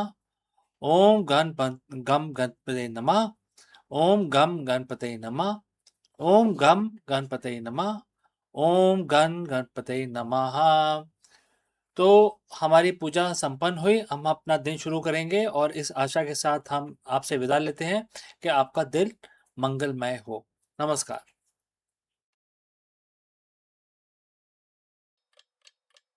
Hello friends, welcome. Namaskaram. Are you obsessed with hitting your target at the expense of your performance? If yes, you have reached the right place, because in this video, we explore a transformative management philosophy from Bhagavad Gita. The ancient concept of Nishkam Karma, performing your duty without attachment to the result, might sound counterintuitive in today's performance driven culture. However, it is actually the secret to sustainable growth, sharper decisions making, and long term business success. Let us go and explore this concept further. As a CEO or an executive, you are defined by your results. You live and die by the quarterly reports. the growth percentage, and the share price and the KPIs. If you miss, you answer for it. If you hit, you get a pat on the back, and then you are expected to do even better next quarter. It's a relentless cycle, but I want to ask you a question that might sound counterintuitive. What if your obsession with the result is actually the reason you have not got the result that you want? In the corporate world, we are conditioned to believe that we aren't fixated on the outcome. We aren't serious about the business. But today, I'm going to share a perspective from 5000 years ago, which is Bhagavad Gita, specifically chapter 2, verse 47, that suggests that exact opposite of whatever we think, whatever the modern playbook tells us. It suggests that the secret to exponential growth isn't about obsession. It's a profound strategic form of detachment. So, friends, if you have reached this far, please let me know name of your city and the country so that we are in a position to ascertain reach of our video. All right, let's move ahead. Let's look at the psychology of the high performance. When you are a hyper focused on the result, let's say a specific revenue target, you inadvertently do three things that damage your business. One, your current tunnel vision. When you only look at the target, you ignore the peripheral data, the market shifts, and the subtle innovation that could actually move the needle.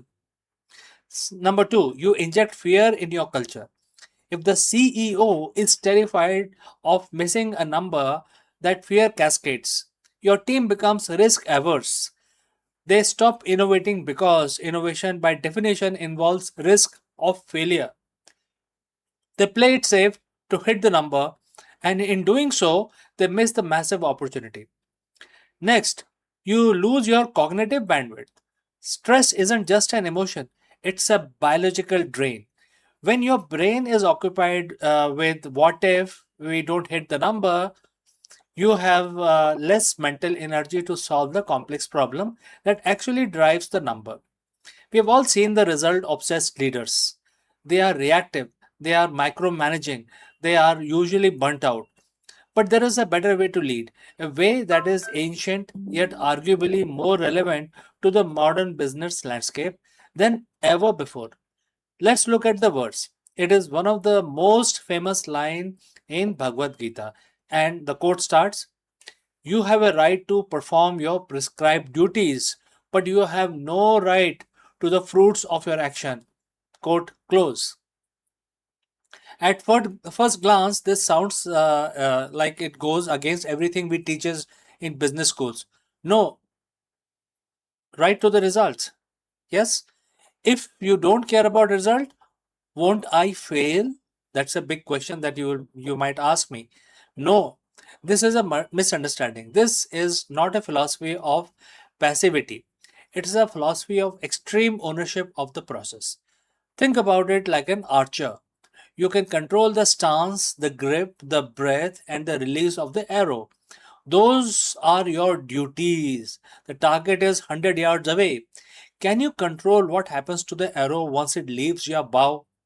No, a gust of wind could move it, the target could shift, etc. If you're obsessed with the target, your hand shakes, you overthink, you tense up. But if you are entirely focused on the process of the shot, the technique, the result becomes a natural, inevitable consequence of your skill. In business terms, your duty is the strategy. The team, the culture, the product development, and the customer experience. Those are the archery skills. The revenue, the market share, the stock prices, those are the wind and the target. They are the outcome. The verse is telling you put your heart into the work because that is the only thing you actually control. So, how do we apply this in our boardroom? How do we use this to drive our growth?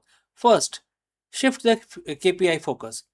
Don't just track lagging indicators, things like revenue, profit, the result, etc. Heavily weigh your management towards leading indicators like employee management, R&D, progress, customer satisfaction, scores, etc. These are the duties you control. If you master these, result will come automatically. Number 2, foster safe failure. If you detach from the fear of outcome, you can give your team permission to experiment. When the team knows that a failed experiment isn't a career ending disaster, they innovate, they move faster, they uncover the next big product. It is how you drive growth by removing the paralysis of outcome anxiety. Third, gain the CEO's composure. When a market crash happen or a competitor undercut you, the result obsessed CEO panics. The detached CEO assess the situation calmly because their ego isn't tied to being the person who never fails. They can pivot, adapt, and iterate with cold, clear head. The paradox of Gita is that by letting go of the desperate need for the result, you actually become more capable of achieving it. You work smarter, not harder. You lead with clarity instead of chaos, etc. The most effective leader I've studied are not those who spend every waking hour trembling about the bottom line. They are the ones who build incredible systems, nurtured incredible teams, and focus obsessively on craft of building the business, not the result. The result weren't their masters. The result was a byproduct of their excellence. So here is a challenge for the next 3 months, for the next quarter. Identify the things you're doing solely because you are afraid of the result, and then shift your energy. Pour it into the process, pour it into the people, pour it into the strategy. Let go of the outcome and watch how much more effective you can drive the growth that you're looking for. Because when you stop shaking from the pressure of the result, your aim becomes incredibly steady. So, friends, thanks for watching. If this perspective resonated with you, I invite you to share your thoughts in the comments below. What is one process you have been neglecting because you were too busy chasing a result? Let us discuss this further in the next video. Friends, have a nice day ahead, and I will catch you again in the next one. Friends, a very big question that we want to address today is, are we alone or are we just being watched? For decades, we have scanned the stars for signals, but new speculation from SETI and leading astrophysicists suggest a chilling possibility. It is already too late to hide. While we search for them, humanity has spent the last century broadcasting our presence to the cosmos. In this video, we dive deep into the great silence and why the latest breakthrough in technosignatures and planetary direction suggests that any advanced civilizations within 100 light years likely to already know Earth is a home to an industrial civilization. Let us explore this further.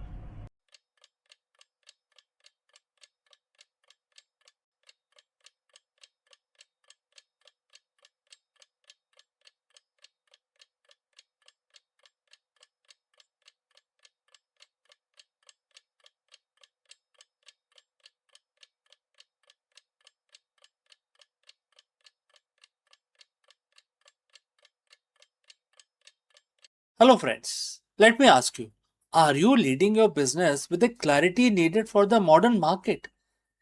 In this video, we explore a powerful leadership lesson hidden in Bhagavad Gita, chapter 1, verse 14. By analyzing the imagery of Arjun and Madhav, which is Lord Krishna's another name, on their divine chariot, we uncover the ancient blueprint for the strategic alignment, decisive action and leadership focus. Just as the divine conch signaled readiness for the battle ahead, the CEOs and the business leaders today must ensure their team vision and strategy are perfectly aligned before making your next big move. Discover how integrating these timeless principles can help you and lead your organization with greater purpose and competitive edge. Let's go and explore this further. Welcome. If you are a CEO or a leader in the modern boardroom, you know that the greatest challenge isn't just having a vision, it is the execution.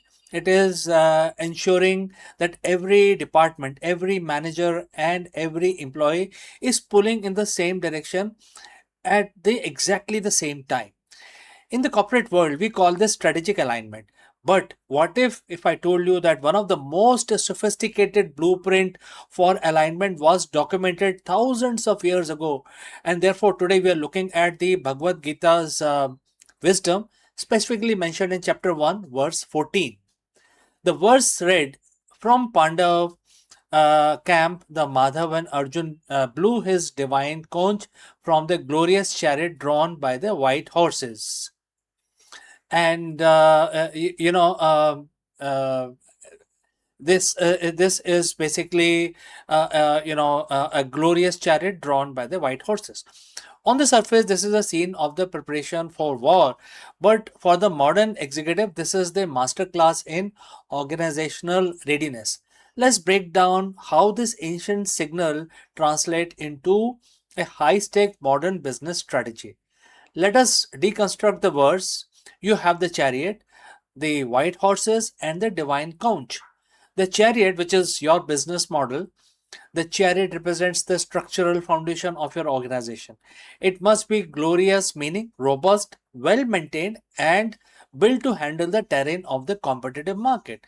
Next is the white horses, which is your strategic asset. Horses in Gita symbolizes the senses and energy driving the movement. For a CEO, these are your teams, your capital, and your technology. If your horses are not perfectly aligned, the chariot moves into circles that and therefore it will not go anywhere. Next is divine conch, the leadership, which is the leadership signal. This is the most crucial part. Before we blow this conch, which is the signal, it is what a movement of unified communication. So what Krishna is trying to tell you is that it is basically about the unified communication. So why do so many companies fail? It is rarely a lack of resource, it's a lack of alignment. As a CEO, your job is to blow the conch. You are the source of signal.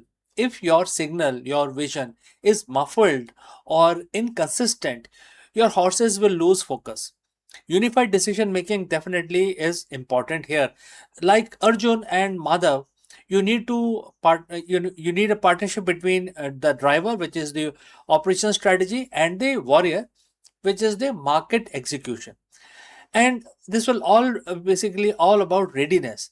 The blowing of the conch signifies that the decision has been made and the organization is now in a state of readiness for execution. No more deliberations are required, no more doubts. The signals have been given. Friends, how do we apply this on Monday morning? Very good concept, but how do we actually implement it? First is audit your signals. Are you constantly pivoting, or is your conch blast clear enough for everybody to understand? If you have to repeat your vision daily, it means it hasn't been integrated into the teams yet. Ensure your white horse, which is the health or organizations, are your resources, your teams, and technology healthy and prepare for the intensity of the market. And aligned strategy fails if the asset pulling the chariot are exhausted or mismanaged. The feedback loop. In the Gita, the sound of the conch was meant to be heard across the entire field. Your internal communication must have every level of your organization from C suite to the front line.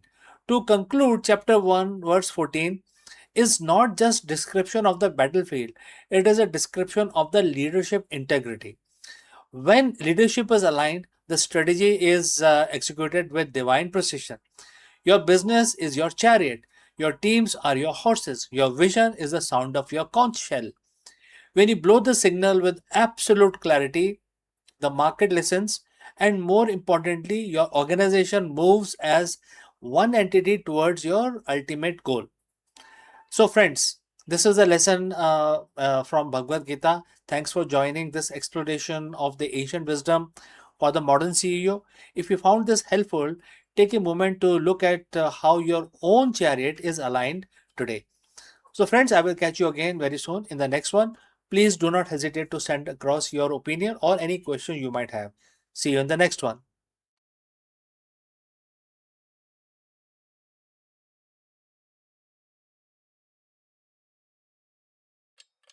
Hello, friends, welcome and namaskaram. Let me ask you, are black holes actually a myth? In this video, we challenge the fundamental understanding of the universe. Modern physics hits a wall when it comes to the singularity inside a black hole. But what if the math is wrong because the object isn't there at all? We are diving into the dark star hypothesis, a revolutionary theory proposing that instead of crushing matter into a point of infinite density, the dark matter fermions accumulate to form a massive invisible star. This could finally solve the greatest space mystery of the decade.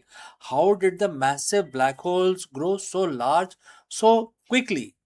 Let us explore this fact further. Black holes, they are the ultimate cosmic boogeyman. They are the most dense, most powerful, and most mysterious objects in our universe. We see their silhouette, we track the trace of their star devouring, dancing around them, and we see massive jets of energy shooting from their centers. We are taught that these are singularities, point of infinite density where gravity is so strong that not even light can escape. But what if I told you that everything we think we know about them might be wrong? What if the black holes as we define them don't actually exist? What if the math we use to describe them, the math that forces us to deal with infinities, is actually a sign that our current model is fundamentally broken? Today, we are going to explore a radical hypothesis which is known as the dark star hypothesis. Could it be that what we call a black hole is actually a dense cluster of unknown dark matter fermions, mimicking the behavior of a black hole without this singularity, without the infinities, and without breaking the laws of physics? Let's dive in. But first, why would we want to get rid of black holes? They seems pretty solid, right? Well, the problem isn't about the observation, it's about the theory. In physics, whenever our equations produce an infinity, it's a giant red flag. It usually means our theory has reached its breaking point. Inside a standard black hole, the math of general relativity predicts a singularity, a point where density is infinite and volume is zero. So, when you get an infinity in physics, it's not an answer, it's an error message. It means our current tool for describing reality has failed. And then there is a big growth problem. We have observed supermassive black hole in very early universe, objects billions of times the mass of our sun. According to our current models of how matter collapses and how these holes fade, they shouldn't have had enough time to get that big. There are too big, too fast. It's like finding a fully grown a teenager in a nursery. Uh, it shouldn't be possible at all. So we have a choice. Either our understanding of how things grow is wrong, or the object itself isn't what we think it is. This is where the dark star hypothesis comes into play. So, friends, before we move forward, if you have reached this far, please inform us from which city you have tuned in and in which language you are watching this video. This will help us determine the reach of our channel. Now, let's continue with our discussion. So, what is a dark star? Instead of a singularity, which is just a point, imagine a massive super dense cluster of dark matter. Now, we don't know exactly what dark matter is, but we know it interacts via gravity. Some theory suggests it is made of fermions, which are particles that follow the Pauli's exclusion principle. So, friends, if you know what is Pauli's exclusion principle, briefly I will tell you that no two particles in the space or universe can occupy the same position and space at the same time. This is not allowed, and that is what is defined in Pauli's exclusion principle. So, in simple terms, fermion hates being in the same place at the same time, and therefore, because it is not allowed, they exert outward pressure. In traditional star, pressure from the nuclear fusion pushes out against the gravity, keeping the star stable. In a dark star, it is the degeneracy pressure of these dark fermions pushing back against the gravity. This creates a stable, solid object. It is incredibly dense, so dense that it bends the light and warps the space-time almost exactly like a black hole. To an observer from a distance, it looks like a black hole. It has an event horizon of sorts, a point of no return for light, but inside there is no singularity, there is no infinity. There is just a really, really tight, packed ball of dark matter. So, why is this such a game changer? First, it solves the infinity problem. If you don't have a singularity, you don't have a infinite density. You have a finite physical object. Physics laws don't break down anymore because you are dealing with a material object, not a mathematical point of nothingness. Second, it solves the formation problem. If these supermassive objects are actually dark matter stars, they could have formed much earlier and much faster than the standard collapse model allows.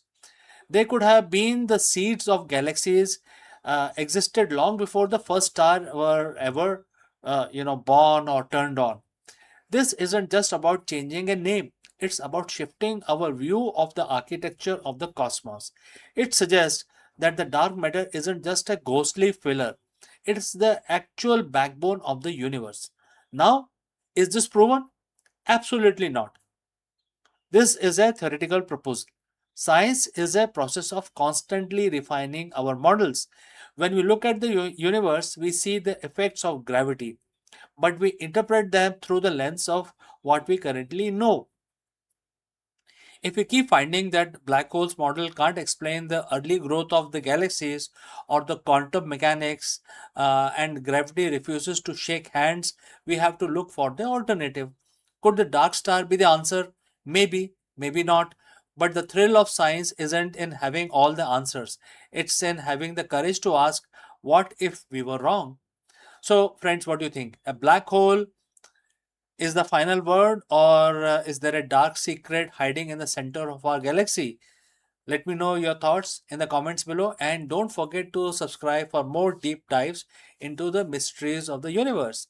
Thanks for watching, and I will see you very soon again in the next one. परिवार केवल रिश्तों का नाम नहीं है, ये हमारे दिमाग और भावनाओं की असली प्रयोगशाला है। जब हम अपने प्रियजनों के साथ समय बिताते हैं, हंसी बांटते हैं, सुख दुख साझा करते हैं, तो हमारे भीतर ऐसी मानसिक ऊर्जा पैदा होती है जो हमें जीवन के हर चुनौती से लड़ने की ताकत देती है। हाल के अध्ययनों ने यह साबित किया है कि परिवार का साथ दिमाग की कार्य क्षमता को बढ़ाता है और भावनात्मक दृढ़ता को पीढ़ी दर पीढ़ी मजबूत करता है। आज की तेज रफ्तार दुनिया में जहां तनाव और अकेलापन बढ़ रहा है, परिवार ही वह सुरक्षा आश्रय है जो हमें स्थिरता, आत्मविश्वास और मानसिक शांति प्रदान करता है। यह केवल एक सामाजिक इकाई नहीं है, बल्कि हमारी सोच, हमारी स्मृति, हमारी भावनाओं का आधार है। चलिए इसके बारे में और जानते हैं। मानव जीवन में परिवार केवल रिश्तों का समूह नहीं है, बल्कि ये हमारी मानसिक और भावनात्मक ऊर्जा का भी स्रोत है। हाल के अध्ययनों ने ये उजागर किया है कि परिवार के साथ समय बिताना दिमाग की कार्य क्षमता को बढ़ाता है और भावनात्मक दृढ़ता को पीढ़ी दर पीढ़ी मजबूत करता है। जब हम अपने प्रियजनों के साथ बैठते हैं, बातचीत करते हैं, हंसी मजाक जो है वो साझा करते हैं या कठिन समय में एक दूसरे का सहारा बनते हैं, तो दिमाग में सकारात्मक रसायन सक्रिय होते हैं।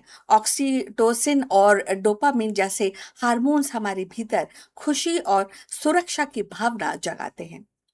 ये केवल क्षणिक आनंद नहीं, बल्कि दीर्घकालीन मानसिक स्वास्थ्य का आधार है। परिवार के साथ बिताया गया समय बच्चों के लिए विशेष रूप से महत्वपूर्ण है। माता पिता और दादा दादी के साथ संवाद बच्चों के दिमाग में भाषा, स्मृति और भावनात्मक संतुलन को मजबूत करता है। यही कारण है कि जिन बच्चों का पारिवारिक वातावरण सहयोगी और स्नेहपूर्ण होता है, वे जीवन की चुनौतियों का सामना अधिक आत्मविश्वास से कर सकते हैं। वयस्कों के लिए भी परिवार मानसिक ऊर्जा का स्रोत है। कामकाज और सामाजिक दबावों के बीच परिवार का साथ तनाव को कम करता है। जब हम अपने प्रियजनों के साथ भोजन करते हैं, कहानियां सुनते हैं या बस साथ में बैठते हैं, तो दिमाग की थकान दूर होती है और सोचने समझने की क्षमता बढ़ती है। अध्ययनों ने ये भी इस दिखाया कि परिवार का साथ बिताने से भावात्मक दृढ़ता, जिसको कि इमोशनल रेजिलियंस कहते हैं, वो भी बढ़ती है। इसका अर्थ ये है कि व्यक्ति कठिन परिस्थितियों में भी टूटता नहीं है एक्चुअली, बल्कि संभल कर आगे बढ़ता है। ये दृढ़ता केवल एक पीढ़ी तक सीमित नहीं रहती, बल्कि बच्चों और आने वाली पीढ़ियों में भी ट्रांसफर होती है। इस प्रकार परिवार का एक जीवंत अगर रूप देखा जाए तो वो विद्यालय से कम नहीं है, जहां हम धैर्य, सहयोग और प्रेम सीखते हैं। 2026 के संदर्भ में ये और भी महत्वपूर्ण है। आधुनिक जीवन की तेज रफ्तार, तकनीकी दबाव और सामाजिक चुनौतियों के बीच परिवार ही वह स्थान है जहां मनुष्य को अपनी जड़ों से जोड़ता है, और ये जुड़ाव माइंड को स्थिरता देता है और व्यक्ति को मानसिक रूप से स्वस्थ बनाए रखने में मदद करता है। अगर देखा जाए तो परिवार केवल सामाजिक संस्था नहीं है, बल्कि मानसिक भावात्मक शक्ति का केंद्र है। परिवार के साथ बिताया गया समय दिमाग को सक्रिय करता है, भावनाओं को संतुलित करता है और जीवन को सार्थक बनाता है। ये एक ऐसा विशेष, या कह सकते हैं विशेष मोड है या एक निवेश है, जो न केवल वर्तमान को उज्जवल करता है, बल्कि आने वाली पीढ़ियों को भी दृढ़ और सक्षम बनाता है। यदि आप यहाँ तक पहुंचे हैं तो कृपा करके ये बताइए कि आप किस सहज से हमसे जुड़े हैं, किस सिटी से आप हमको देख पा रहे हैं और किस भाषा में ये वीडियो देख रहे हैं। इससे हमारे चैनल की पहुंच को समझने में हमें मदद मिलेगी। अब चलिए इस चर्चा को आगे बढ़ाते हैं। 2026 में और आने वाले वर्षों में पारिवारिक जो इकाई है, कई वैश्विक चुनौतियों का सामना कर सकती है और वो अभी कर भी रही है। आधुनिक जीवन की रफ्तार, तकनीकी दबाव और आर्थिक असमता के और प्रवास के कारण परिवारों में दूरी बढ़ रही है। थोड़े वो अलग हो रहे हैं, न्यूक्लियर हो रहे हैं, लेकिन वास्तविक समय और आत्मीयता को कम कर दिया गया है इस पूरे प्रकरण में। और कई देशों में तो एकल परिवारों की संख्या बढ़ रही है, जिसमें बुजुर्गों का अकेलापन, बच्चों का भावात्मक असंतुलन सामने आ रहा है। इन चुनौतियों का समाधान परिवार के भीतर सचेत प्रयास से ही संभव है। सबसे पहले परिवार को समय देना आवश्यक है। साझा भोजन, बातचीत, उत्सवों में भागीदारी से भावात्मक जुड़ाव मजबूत होता है। दूसरा, तकनीक का संतुलन उपयोग करना चाहिए ताकि डिजिटल दुनिया वास्तविक संबंधों पर हावी ना हो। और तीसरा, कि शिक्षा और सामाजिक नीतियों में परिवार केंद्रित दृष्टिकोण अपनाना होगा। जिससे बच्चे और बुजुर्ग दोनों को सहयोग और सुरक्षा मिले। तो अब हम अंत तक पहुंच चुके हैं और ये एक बार और आपके लिए दोहराना चाहते हैं कि परिवार केवल सामाजिक संरचना नहीं है, बल्कि मानसिक और भावनात्मक शक्ति का आधार है। यदि हम 2026 और आगे की चुनौतियों का सामना करना चाहते हैं, तो परिवार को प्राथमिकता देनी होगी, ताकि वह शक्ति और दिमाग को स्थिर करने में सहयोग दे और भावनाओं को और भी दृढ़ बनाती रहे, और ये पीढ़ी दर पीढ़ी जीवन को संतुलित और सार्थक बनाए रख सकती है। सो ये आज का डिस्कशन था। आप से गुजारिश है कि आप इस टॉपिक पर अपने कमेंट हमको लिखकर भेजिए। इसके साथ ही कृपा करके हमारे चैनल को लाइक एंड सब्सक्राइब करना मत भूलिए। मिलते हैं दूसरे एक डिस्कशन में, तब तक विदा, नमस्कार।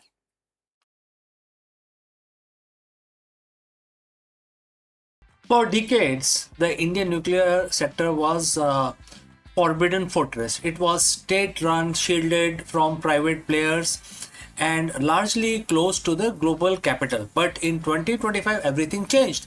The Atomic Energy Commission, AEC, just cleared a policy that effectively ends the nuclear isolation era by allowing up to 49% foreign direct investment, also known as FDI, in small modular reactor SMRs.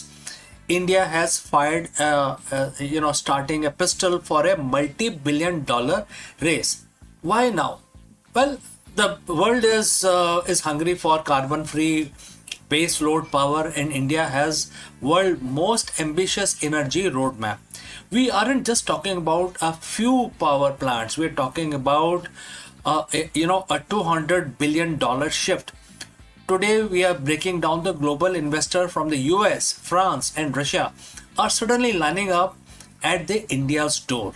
So, friends, if you have reached this far, please inform us from which city you have tuned in and in which language you are watching this video. This will help us determine the reach of our channel. Alright, let's proceed further. Let's talk technology. Traditional nuclear plants are like massive cruise ships. They take 15 years to build and cost 10 billion or more. If one thing goes wrong, the whole project stalls. Small modular reactors, or the SMRs, are the speedboats and speedboats of the nuclear world. These are the reactors that produce between 77 megawatts and 300 megawatts of power. They are built in factories on the assembly lines and shipped to the site. India has introduced its own version, the Bharat Small Reactor, which is acronym for BSR. Why investors love them? They offer lower entry price. Instead of risking $10 billion, a private company can partner with the Nuclear Power Corporation of India to build a modular unit for a fraction of the cost. So it has speed of delivery. Definitely, you can actually go from groundbreaking to grid connected in about 5 years. For an investor, faster construction means a faster return on investment. The real magic happened in the boardroom. The Indian government passed the Shanti Act of 2025. This wasn't just another law, it was a legal bridge. Before this, foreign companies were terrified of Indian civil liability laws. If there was an accident, the supplier could be sued into bankruptcy. The new policy provider, clears a framework for risk sharing between Indian state and the foreign investor. By allowing 49% FDI, India is saying, we want your tech and we want your cash, but we will keep the keys to the security of the facility. Therefore, the balance of 51% will be state control and 49% will be private investment. And that is why this is a sweet spot. And that has a global giant like Holtec International, GE, Hitachi dusting off their blueprints for Indian soil. The investment isn't just about technology, it's about demand. Indian economy is booming, and definitely, it's also growing by leaps and bounds, and the rest of the world can only dream of at that kind of speed India is moving forward. We are building gigafactories for EVs, massive data centers for AI, and huge green hydrogen hubs. All these things have one thing in common: India needs 24 by 7 power. Solar and wind are great, but they don't work when the sun goes down and the wind stops, right? So SMRs are being pitched as the captive power sources. Imagine massive steel plants in Odisha or a tech park in Bengaluru having its own dedicated SMR right next door. Investors see this industrial demand as the guaranteed revenue stream. It is not just selling power to the grid, it is powering the future of the global manufacturing. Now let's talk about the long game. India has the world's largest reserve of thorium, believe it or not. The traditional reactors runs on uranium, which India has to import. But thorium, we have enough of it in our beaches to power the country for centuries. And what is the catch here? There's always a catch, right? You cannot just put thorium in a standard reactor. You need a breeder process. So SMRs are perfect test bed for this. By inviting FDIs into SMRs, India is accelerating its three-stage nuclear program. The global investors provide capital today for uranium-based SMRs are essentially helping build the infrastructure that will eventually run on thorium. It's a transition that could make India the OPEC of the 22nd century. So why are the global investors eyeing India at this point in time? It is a perfect storm of the clear policy, which is based on FDI, proven demand, which is the industrial growth, and the futuristic tech, which is based on thorium. India's goal is to hit 100 gigawatt of nuclear power by 2047. It's a massive mountain to climb, but for the first time, India isn't climbing it alone. With global capital and private innovation now in the mix, the atomic age of India hasn't just arrived. It is actually going to get onto overdrive. So friends, what do you think? Is opening nuclear power to foreign investment is a master stroke for energy independence or a risky move? Let me know in the comments below. Don't forget to like this video and subscribe for more deep dives into the tech and policy that is shaping India's future. Thanks for watching, and I will catch you again in the next one.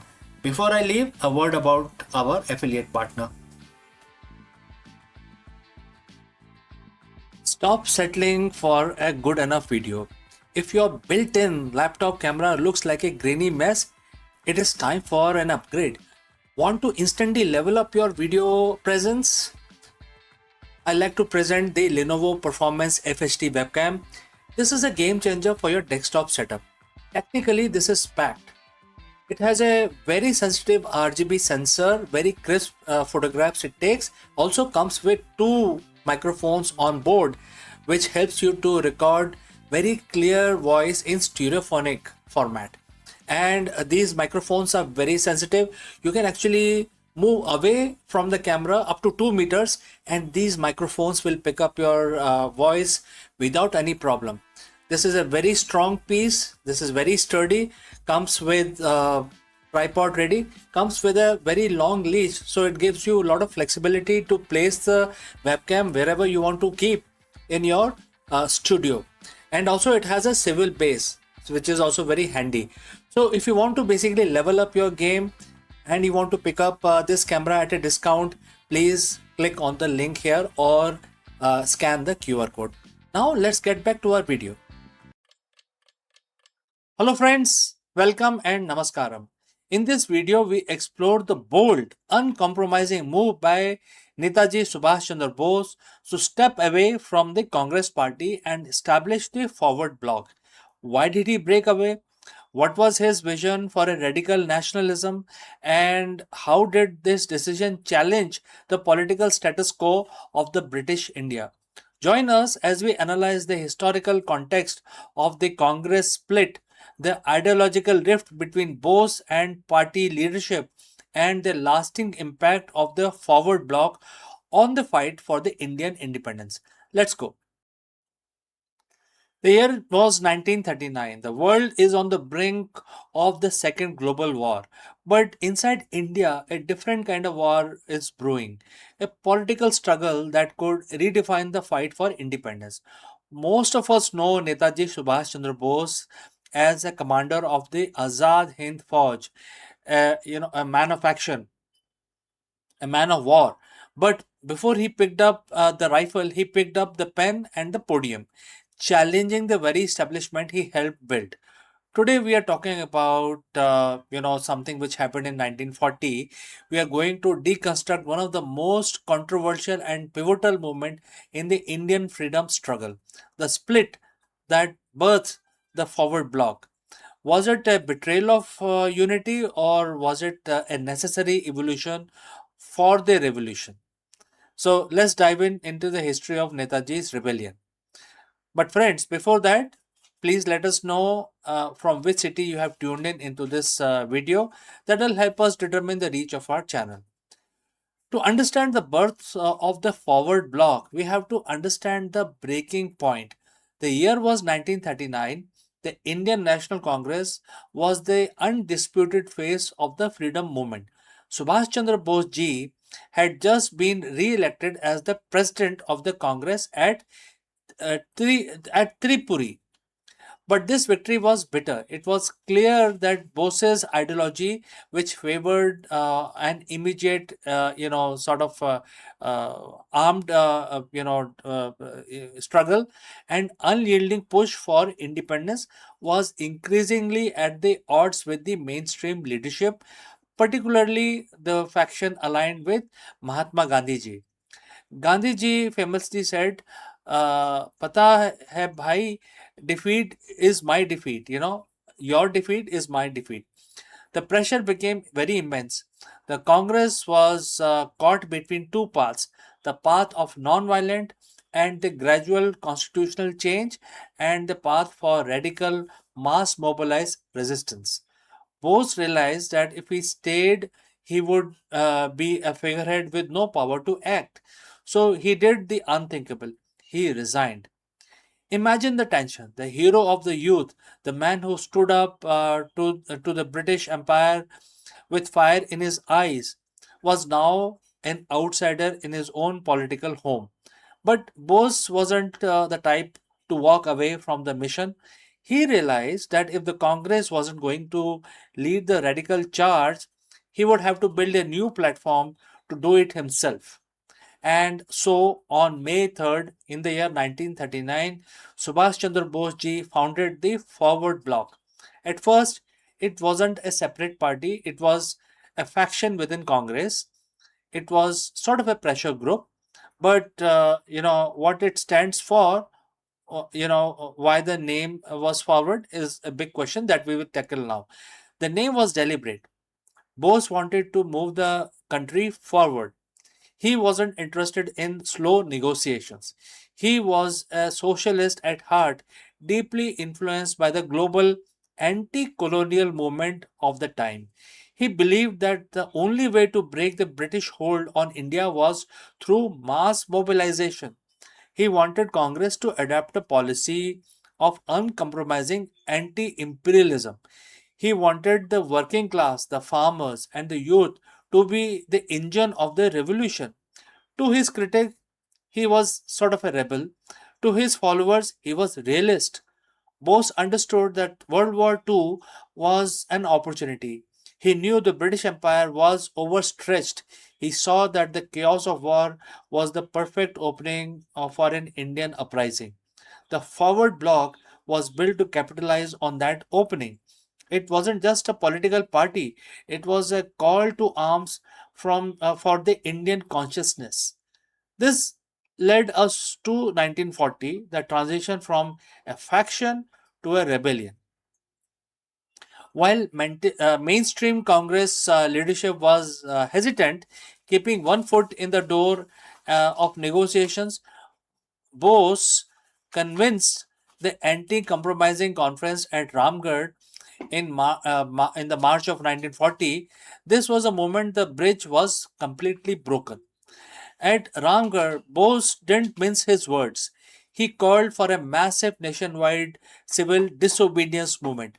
He declared that no compromise should be made with the British, especially while they were weakened by the war in Europe. While the Congress was organizing the individual satyagrah, Bose was organizing the masses for a total blockade of the British administration. This is why it is called the rebellion. Bose did just disagree with the method. He challenged the mandate of the Congress leadership. He challenged the status quo. He essentially said, if you are afraid to lead the people to total freedom, step aside. We will do it for you. It was a bold, dangerous, and incredibly lonely path, but it was exactly the kind of path Netaji was known for. So, looking back from 2026, why does this matter? Why does the story of 1940 forward block still resonate? Because the history is rarely a straight line. It's sometimes messy, conflicted, and intense struggle of ideas.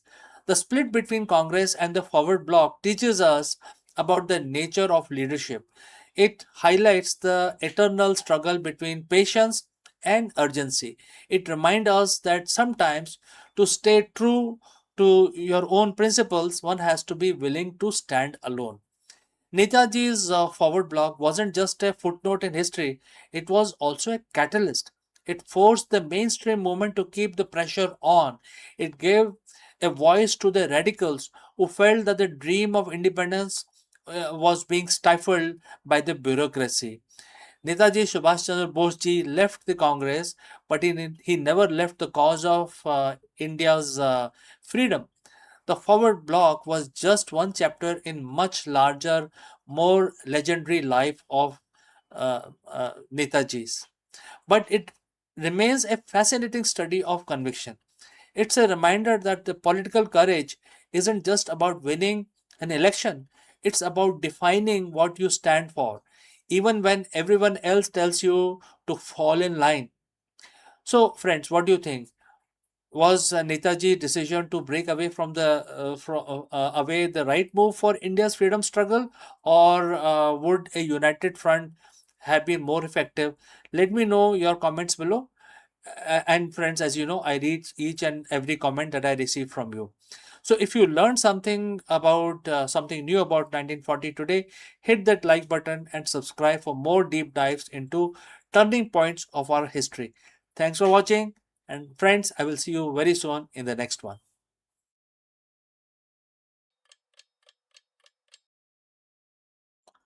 Hello दोस्तों, नमस्कारम। आप सभी का स्वागत है। और आज सोमवार है, 29 जून है। तो आज को सबको पता है कि जो सोमवार का जो दिन होता है वो भगवान शंकर के लिए समर्पित होता है। तो आज के दिन हम उनकी पूजा, उनकी स्तुति कर सकते हैं। तो आज हम अपना दिन शुरू करेंगे भगवान शिव की आराधना करके।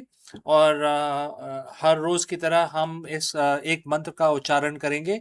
आप भी मेरे साथ जुड़ें और इस मंत्र का उच्चारण करें। 11 दफा करेंगे। ये मैं काउंटर यूज करता हूँ, आप देखिए।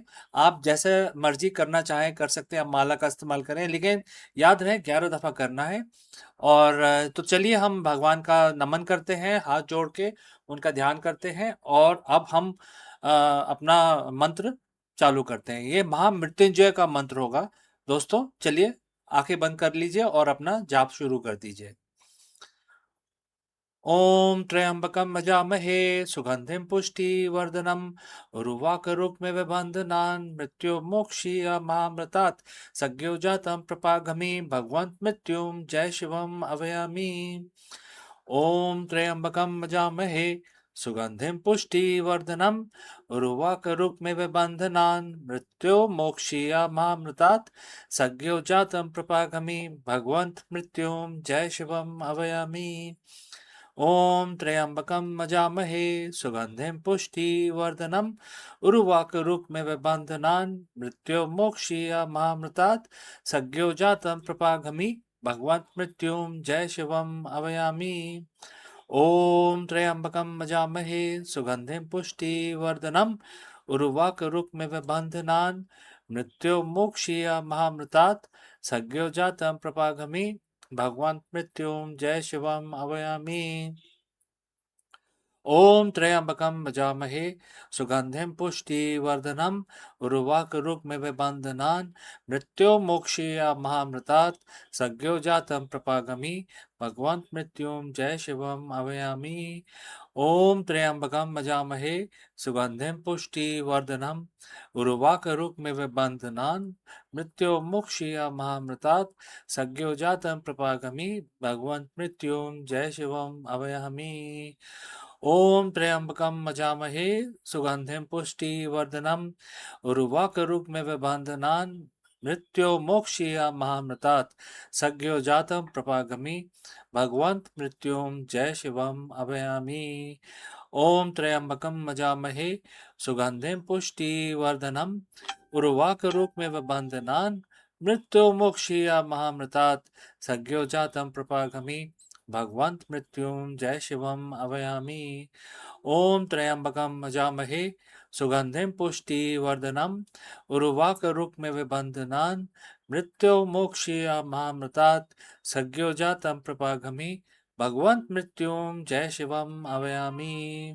ॐ त्र्यम्बकं यजामहे सुगन्धिं पुष्टिवर्धनम् उर्वाकरुक्मिव बन्धनान् मृत्युर्मोक्षीयमामृतात् सज्ञो जातं प्रपागमि भगवान् मृत्युं जय शिवम् आवाहयामि। ॐ त्र्यम्बकं यजामहे सुगन्धिं पुष्टिवर्धनम् उर्वाकरुक्मिव बन्धनान् मृत्युर्मोक्षीयमामृतात् सज्ञो जातं प्रपागमि भगवान् मृत्युं जय शिवम् आवाहयामि। तो हमारी पूजा आज 29 जून की सोमवार की समाप्त होती है। तो अब हम अपना दिन शुरू करेंगे। आपका दिन भी मंगलमय रहे और लाभ की तरह बढ़े, इस कामना के साथ मैं आपसे अब अनुमति चाहता हूँ। मिलता हूँ अगले ही वीडियो में जल्द ही।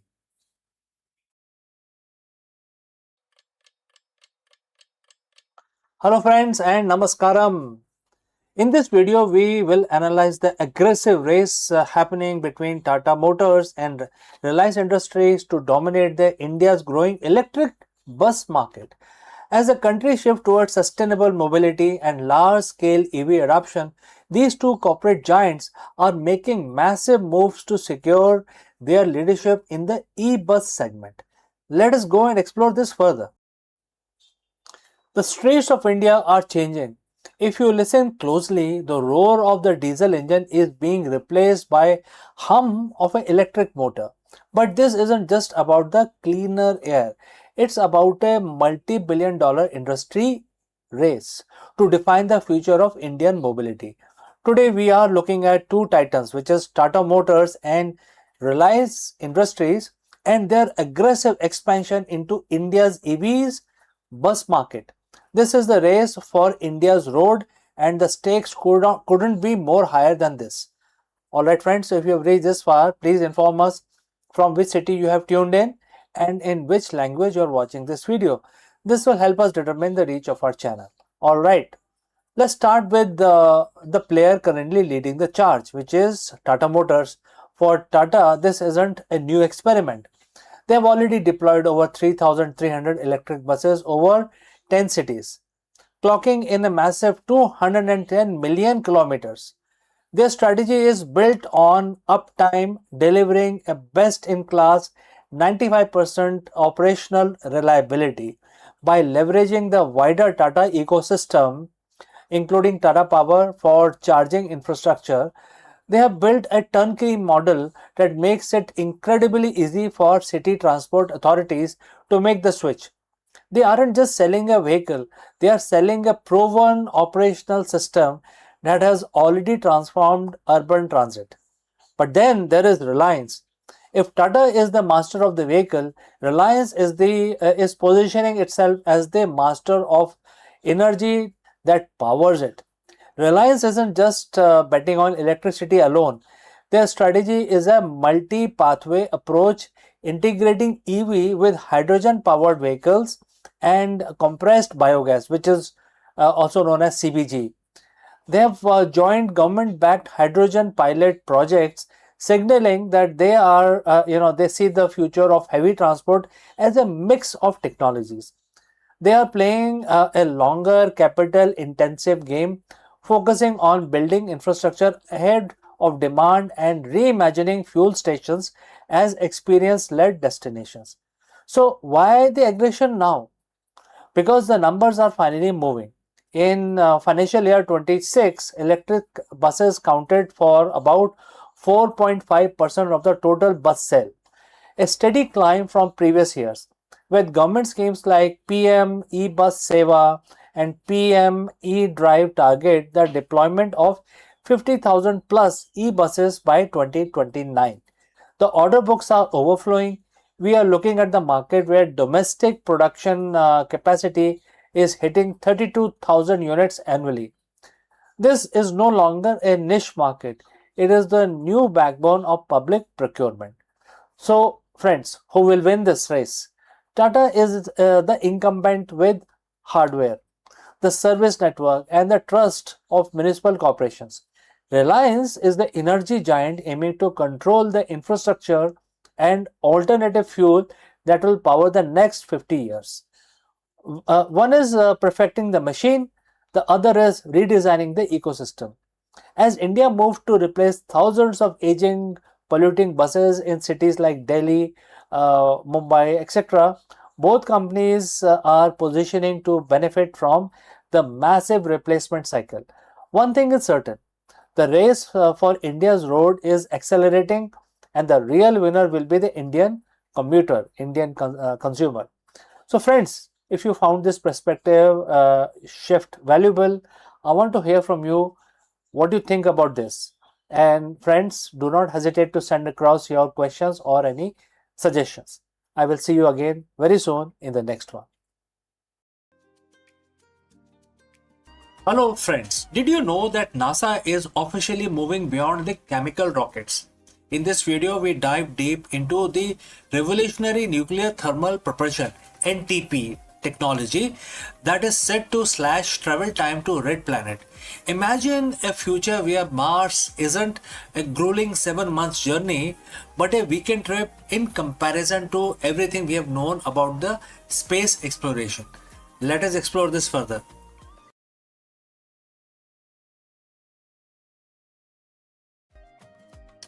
So for 60 years we have been stuck.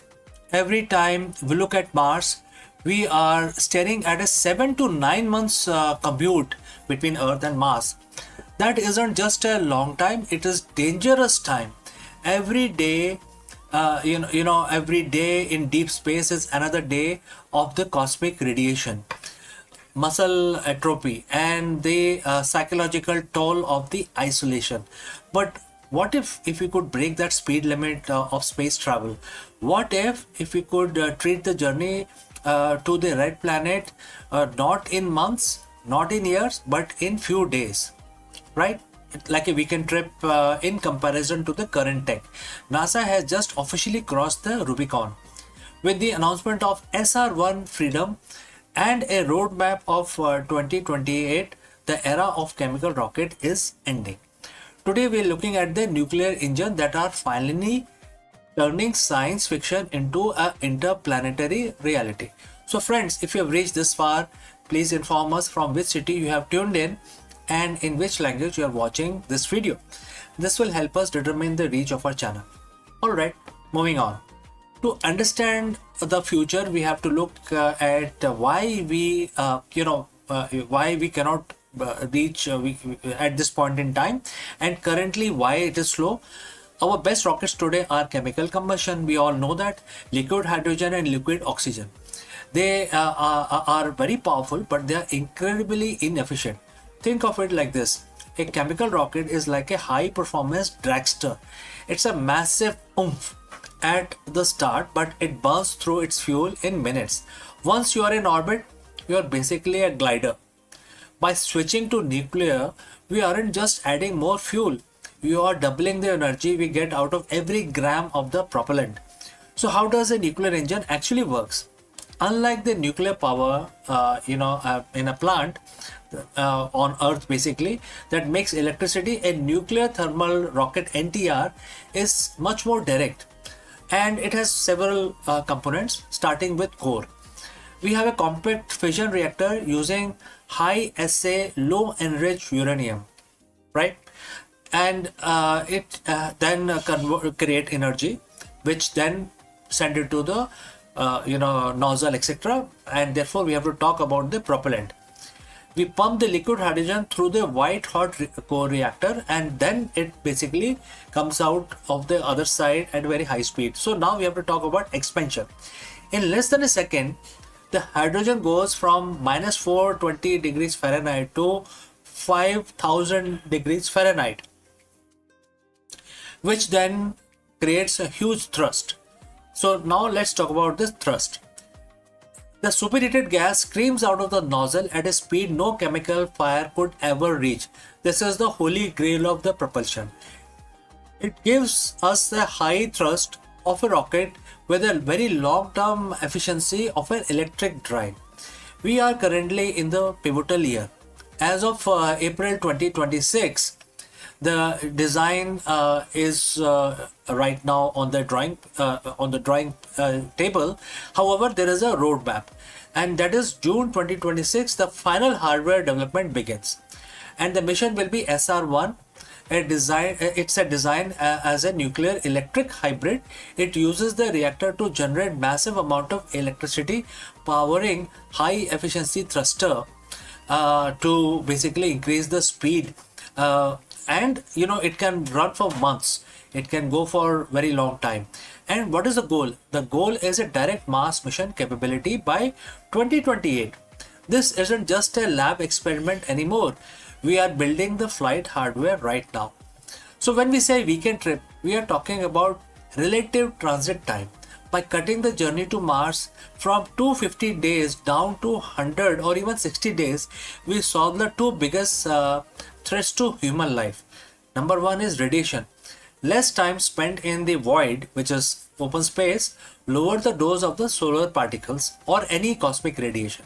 Number two is the abort capability. Nuclear engines allow us to turn around or change course. Well, in a chemical rocket, once you are on your path, you are committed. Nuclear gives the pilot a steering wheel. Our multi-planetary future, which is to the stars, will have, will always remain a dream if we do not have faster mode of transport. We just don't have the engine to reach them. Why, right? So if we want to go to other worlds, other stars, we need faster mode of transport. So with the breakthrough that we are going to see in 2026, the gap between Earth and Mars is finally closing. We are no longer limited by how much fire we can make. We are now limited only by our ambition to explore. So friends, we have come to the end of our discussion today. My name is CK and you are watching Akul Mac. And if you want to stay on the cutting edge of the Artemis era and the nuclear revolution, hit that subscribe button, and the future is arriving faster than you think. So before I go, a word about our affiliate partner. Stop settling for a good enough video. If your built-in laptop camera looks like a grainy mess, it is time for an upgrade. Want to instantly level up your video presence? I like to present the Lenovo Performance FHD webcam. This is a game changer for your desktop setup. Technically, this is packed. It has a very sensitive RGB sensor, very crisp photographs it takes. Also comes with two microphones on board, which helps you to record very clear voice in stereophonic format. And these microphones are very sensitive. You can actually move away from the camera up to 2 meters and these microphones will pick up your voice without any problem. This is a very strong piece. This is very sturdy. Comes with tripod ready. Comes with a very long leash, so it gives you a lot of flexibility to place the webcam wherever you want to keep in your studio. And also it has a swivel base, which is also very handy. So if you want to basically level up your game and you want to pick up this camera at a discount, please click on the link here or scan the QR code. Now let's get back to our video.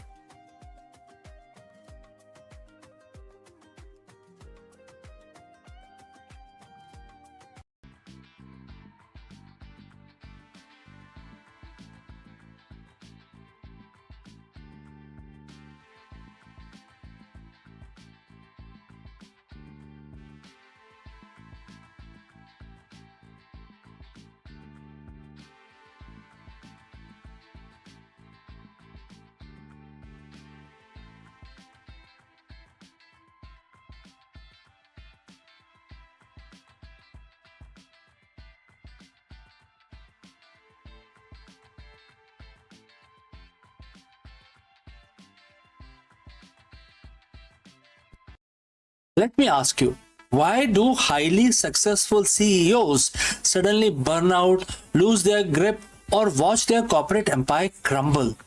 The answer isn't found in a modern business textbook. It was written thousands of years ago in Bhagavad Gita. Therefore, in this video, we break down Bhagavad Gita and translate its profound wisdom into survival guide for the modern executive. Let's go. What is the ultimate destination for a highly successful CEO? Very profound question, but very difficult to answer. If you look at the tech world, Wall Street or startup ecosystem, the playbook says exponential growth, massive exits, and legacy carved in stone, and ultimate control. But look at all this a little closer at the corporate history. Why do some of the most brilliant minds, leaders who build empires suddenly burn out? Why do they make catastrophic ethical lapses? Why do they watch their organizations crumble from within? Most businesses and training institutes and schools will tell you it's a failure of a strategy, a shift in the market dynamics, or a poor risk management. But thousands of years ago, a profound spiritual text diagnosed the true cause of this corporate collapse. It is not the failure of strategy, it is a failure of identity. Today, we are diving deep into Bhagavad Gita, chapter 9, verse 24. We are going to look past the religious context and uncover a brutal, timeless, psychological warning that every modern founder, executive, and leaders need to hear before it's too late. So friends, if you have reached this far, please inform us which city you have tuned in and in which language you are watching this video. This will help us determine the reach of our channel. Alright, let's proceed further. Those who do not understand that I am the real enjoyer and the supreme lord of each and every sacrifice, they fall down and remain in the cycle of life and death, and the quote close. Let's unpack this because to a modern executive, words like sacrifice and lord sound detached from Q4 KPIs and the boardroom meetings. But if we translate the core metaphysics into leadership psychology, the wisdom is startling. In Gita, sacrifice, which is in other words yagna, represents collective effort, hard work, dedicated action towards a goal.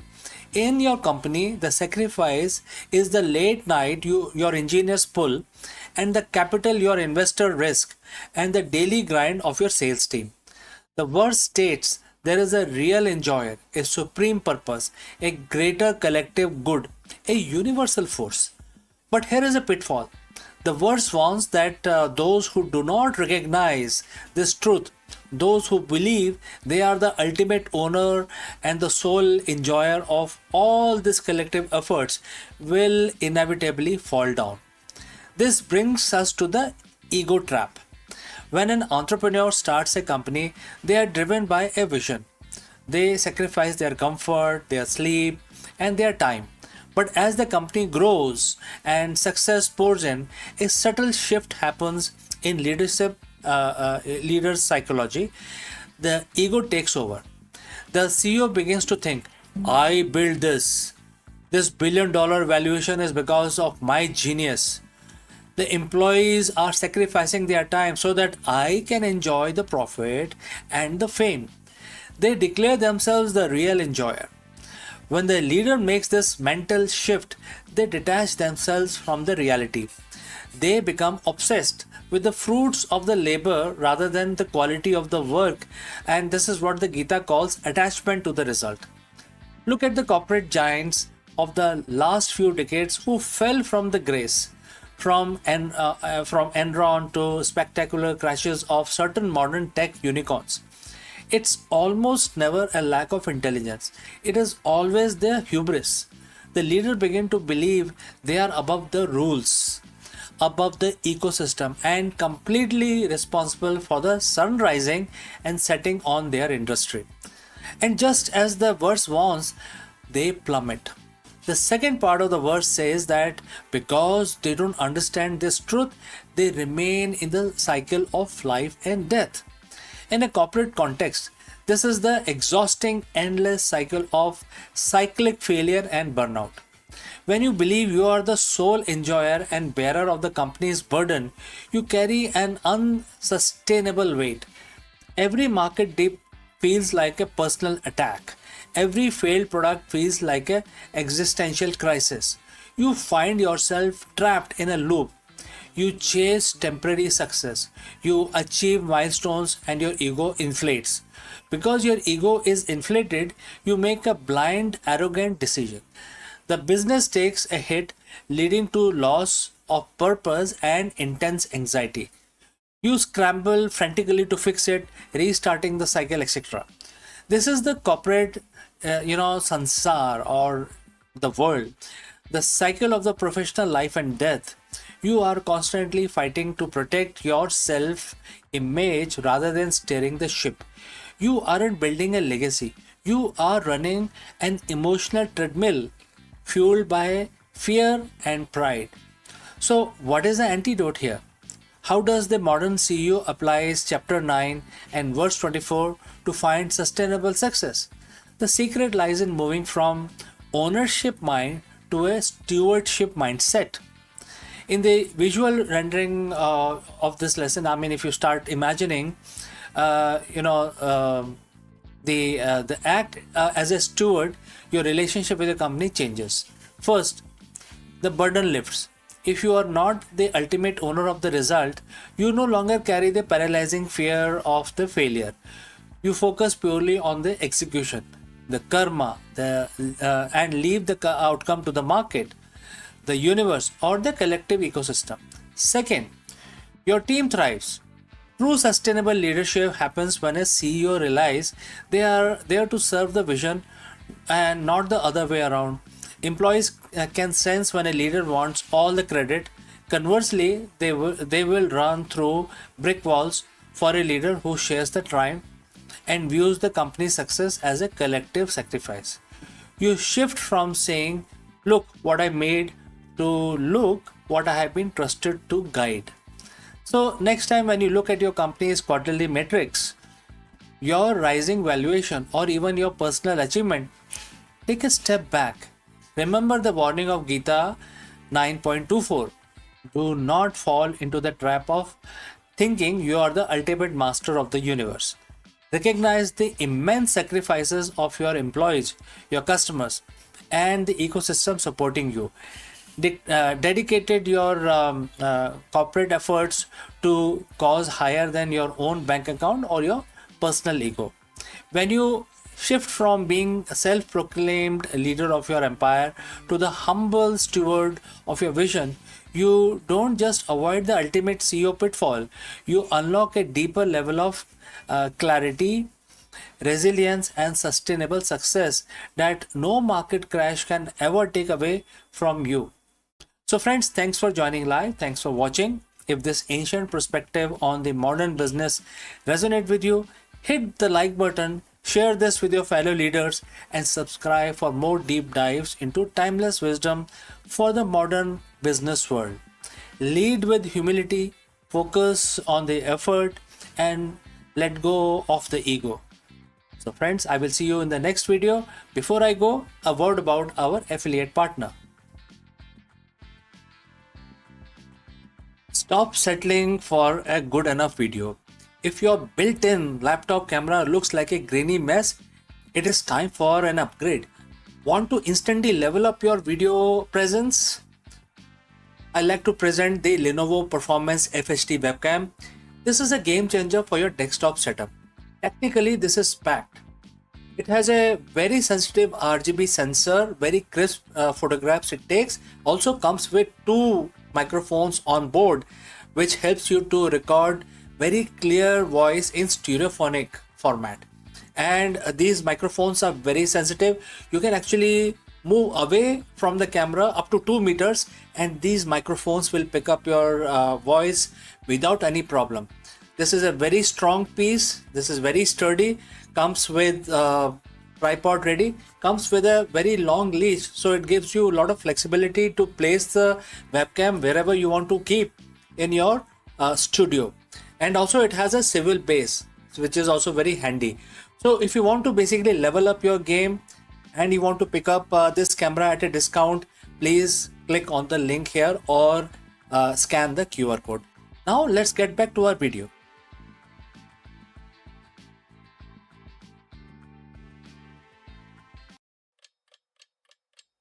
Hello दोस्तों, नमस्कारम। आप सभी का स्वागत है।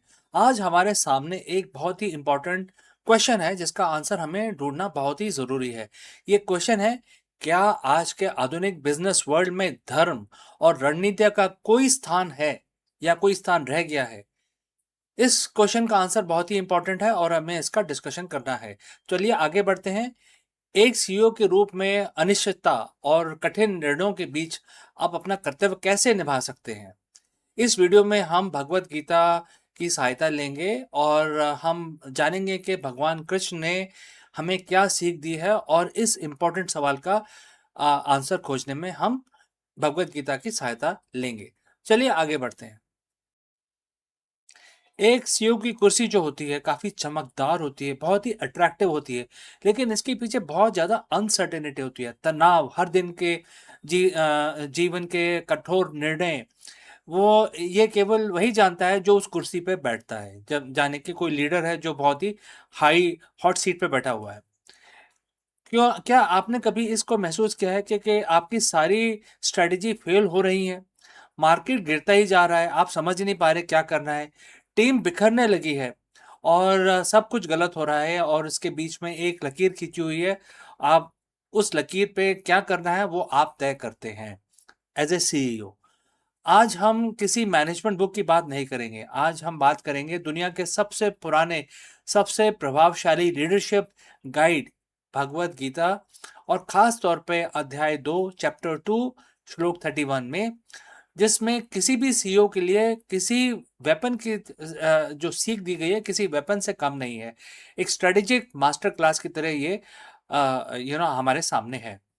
और इसका सीधा अर्थ है, अगर हम इस कोट को पढ़ें, इस वर्स को पढ़ें, और कोट स्टार्ट्स, अपने क्षत्रिय धर्म, अपने यानी कि अपने कर्तव्य को देखते हुए भी तुम्हें विचलित नहीं होना चाहिए, क्योंकि धर्म के लिए ही, न्याय के लिए ही युद्ध करने से बेहतर एक योद्धा के लिए और कुछ भी नहीं है। And the quote close. तो दोस्तों, अगर आप यहाँ तक पहुंचे हैं तो हमें कमेंट करके ज़रूर बताएं कि आप कौन सी सिटी से, कौन सी कंट्री से हमारे साथ जुड़ रहे हैं और किस लैंग्वेज में हमारा वीडियो देख रहे हैं। तो चलिए आगे बढ़ते हैं। अब एक सीईओ के तौर पे आप सोचेंगे, मैं युद्ध कैसे कर सकता हूँ, मैं तो बिजनेस कर रहा हूँ। लेकिन जरा रुकिए, आज का बाजार किसी कुरुक्षेत्र से कम नहीं है और यहाँ पे कट थ्रोट कंपटीशन होता है। नैतिकता बनाम मुनाफा और टीम के बजाय टीम को बचाए रखने के लिए जद्दोजहद, क्योंकि टीम आपका कॉम्पिटिटर ले जाएगा। तो यही तो वो युद्ध है जो हमें हर दिन लड़ना होता है। सो इस श्लोक में बोला गया है कि क्षत्रिय अर्थ केवल वो नहीं जो तलवार उठाता है, इसका अर्थ वो है जो व्यक्ति जिम्मेदारी लेने से नहीं डरता। जब गीता में भगवान कृष्ण ने अर्जुन से कहा कि तुम विचलित मत हो, तो वो एक सीईओ को सिखा रहे हैं, एक सीईओ की तरह उनको सिखा रहे हैं और बोल रहे हैं कि आपको विचलित नहीं होना है, कितनी भी बड़ी मार्केट रियलिटी आपके सामने हो। और इन डिसीजन का अंत होना चाहिए जब कोई बड़ा फैसला लेना हो तो आप स्वधर्म, अपनी जैसे कि अपनी कंपनी के विजन और मूल्यों को देखें, और अगर फैसला सही है तो परिणाम से मत डरें, डर का त्याग करें, अर्थात कांपना छोड़ें। एक सीईओ को का डर पूरी टीम में फैल जाता है।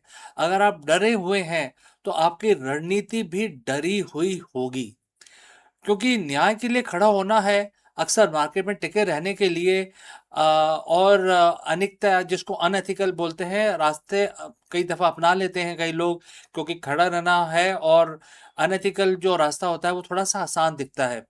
श्लोक कहते हैं कि अधर्म के खिलाफ लड़ना आपका धर्म है। यही आपकी स्ट्रैटेजी होनी चाहिए, कि आपके मुनाफे से पहले आपकी वैल्यूज़ को आपको सामने रखना होगा।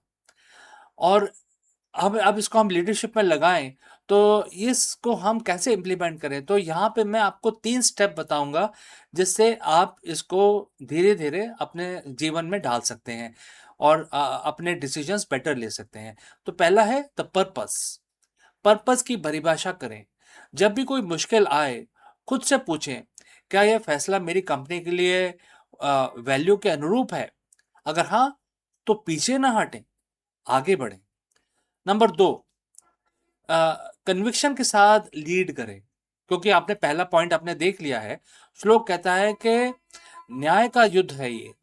अगर आपकी रणनीति सही है तो आप पूरी ताकत से आगे बढ़ें। अधूरे मन से लिए गए फैसले हमेशा घाटा देते हैं। नंबर 3, स्टेक होल्डर की सुरक्षा करें। एक योद्धा अपने राज की रक्षा करता है, अपने कर्मचारियों को, इन्वेस्टर जिसको हम निवेशक भी बोलते हैं, ग्राहकों की रक्षा करता है। और जब आप डिफेंसिव नहीं बल्कि वैल्यू ड्रिवन लीडर बनते हैं तो आप अजय हो जाते हैं। तो दोस्तों, ये 3 मंत्र हैं जो आप अपनी लाइफ में उसको फॉलो कर सकते हैं, जो हमें भगवत गीता से इस पर्टिकुलर 2 लाइनों के श्लोक में मिलते हैं। दोबारा से बोलता हूँ, चैप्टर 2 श्लोक 31, और आपको यह याद दिलाता है कि आप एक सीईओ ही नहीं, आप एक लीडर हैं जिसे न्याय और प्रगति के लिए खड़ा होना है। आज अपने बोर्ड रूम में जाने से पहले बस ये याद रखें कि जो कंडीशंस हैं वो कितनी भी कठिन हो, अगर आपका धर्म, आपका कर्तव्य और नैतिकता आप के रास्ते पे आप चल रहे हैं, तो हारने का कोई सवाल ही नहीं पैदा होता। अगर आप लीडर हैं और आपको लगता है कि ये संदेश आपके किसी सहकर्मी या दोस्त के काम आ सकता है, तो उनके साथ शेयर करें और हमें कमेंट करके बताएं कि आपके लिए कॉर्पोरेट धर्म का सबसे बड़ा चैलेंज क्या है। हम उस पर चर्चा करेंगे आने वाले वीडियो में। सब्सक्राइब करना ना भूलें। मिलते हैं जल्दी अगले वीडियो में। तब तक के लिए आपका हम प्रार्थना करेंगे आपका दिन शुभ रहे और आप सक्सेस पाएं। Thank you. नमस्कार। कश्मीर की धरती ने अनेक महान शासकों को जन्म दिया, परंतु उसमें से एक नाम विशेष रूप से इतिहास में चमकता है। कश्मीर की वादियों में जब सत्ता डगमगाने लगी, तब एक महिला ने अपने साहस और बुद्धिमत्ता से इतिहास की दिशा बदल दी। वह थी रानी दिद्दा, विकलांगता के बावजूद अदम्य इच्छा शक्ति वाली शासक, जिन्हें कश्मीर की आयरन वुमन के नाम से भी जाना जाता है। उनका जीवन की जो कहानी है हमें बताती है कि शक्ति केवल शरीर में नहीं होती, बल्कि मन संकल्प में होती है।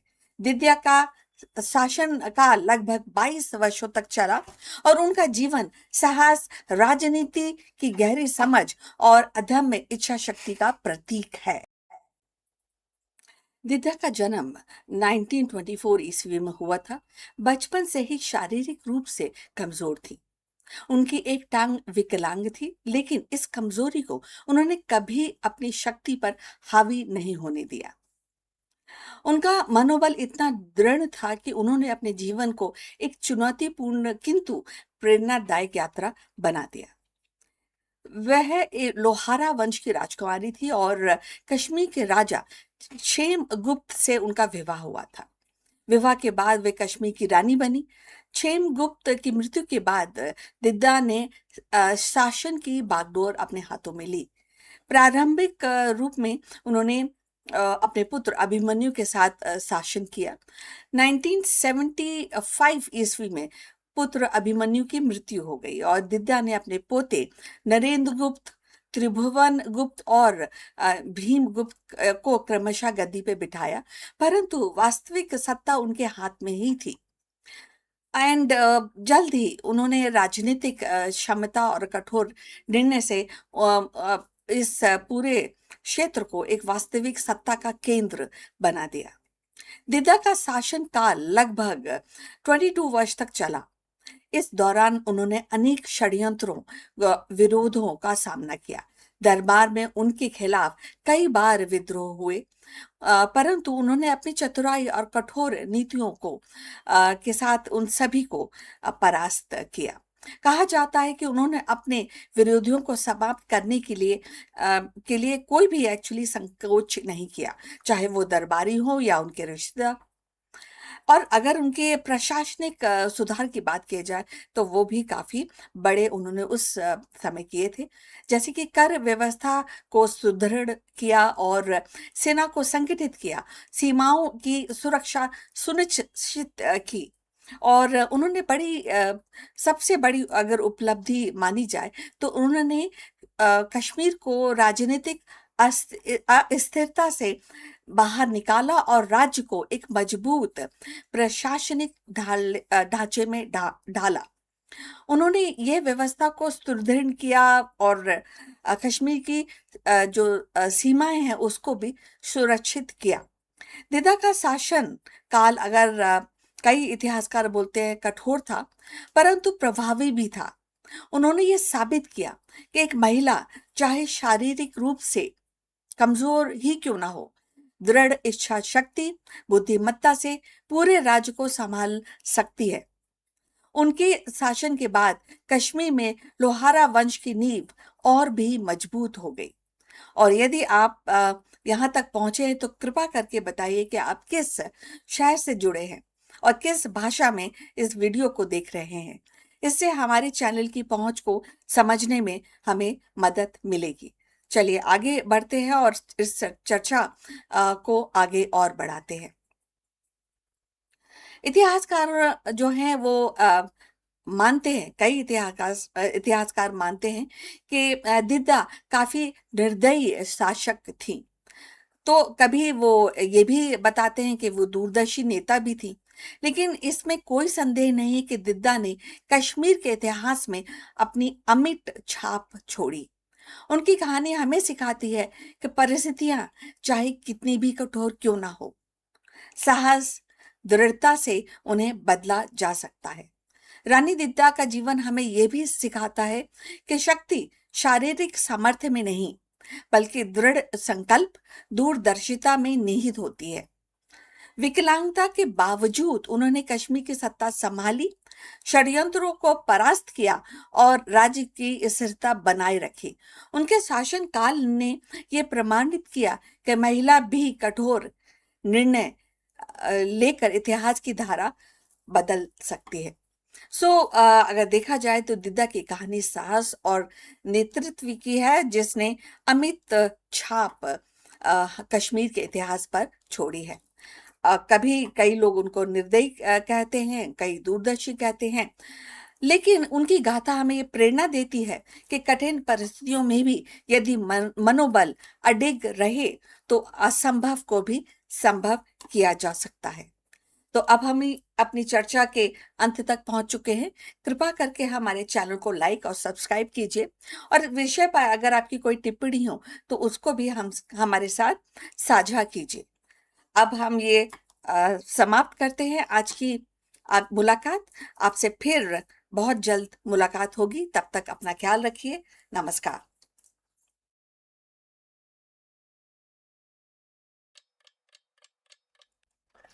नमस्कार दोस्तों, आपका स्वागत है और हर रोज की तरह हम भगवान की पूजा करके अपना दिन आरंभ करेंगे। आज शुक्रवार है, फ्राइडे, तो आज तो लक्ष्मी जी का पूजन बनता है। तो हम लक्ष्मी जी का एक मंत्र पढ़ेंगे, 11 दफा पढ़ेंगे और इस काउंटर का इस्तेमाल करेंगे। जैसे आप जानते हैं हमारे पास एक काउंटर है जिससे हम आसानी से नंबर निकाल सकते हैं। वैसे आप जैसा चाहें वैसा कर सकते हैं। आप माला का इस्तेमाल कर सकते हैं। आप अपने मस्तिष्क में, अपने ब्रेन के अंदर भी गिन सकते हैं। तो जैसे आपको कंफर्टेबल हो आप करें। ये इस मंत्र का हम जाप करेंगे। आप हमारे साथ जुड़ें और इस मंत्र का जाप करें। चलिए हाथ जोड़ के हम लक्ष्मी जी का ध्यान करते हैं और अब मंत्र शुरू करते हैं। श्री ह्रीं क्लीं श्री सिद्धाय लक्ष्मी नमः। ओम श्री ह्रीं क्लीं श्री सिद्धाय लक्ष्मी नमः। ओम श्री ह्रीं क्लीं श्री सिद्धाय लक्ष्मी नमः। ओम ह्रीं श्रीं क्लीं सिद्धाय लक्ष्मी नमः। ओम ह्रीं श्रीं क्लीं श्री सिद्धाय लक्ष्मी नमः। ओम श्री ह्रीं क्लीं श्री सिद्धाय लक्ष्मी नमः। ओम श्री ह्रीं क्लीं श्री सिद्धाय लक्ष्मी नमः। ओम श्री ह्रीं क्लीं श्री सिद्धाय लक्ष्मी नमः। ओम श्री ह्रीं क्लीं श्री सिद्धाय लक्ष्मी नमः। ओम ह्रीं श्रीं क्लीं श्री सिद्धाय लक्ष्मी नमः। ओम श्री ह्रीं क्लीं श्री सिद्धाय लक्ष्मी नमः। ओम ह्रीं श्रीं श्री सिद्धाय लक्ष्मी नमः। तो ओम लक्ष्मी नमः, ओम लक्ष्मी नमः। तो हमारा ये मंत्र समाप्त हुआ और हम अब अपना दिन शुरू कर सकते हैं। तो आपका दिन भी शुभ रहे, मंगलमय रहे, इसी कामना के साथ इस वीडियो को बंद करते हैं। मिलते हैं जल्द ही दूसरे वीडियो में। कहीं मत जाइएगा। Hello friends, Namaskaram. You are most welcome.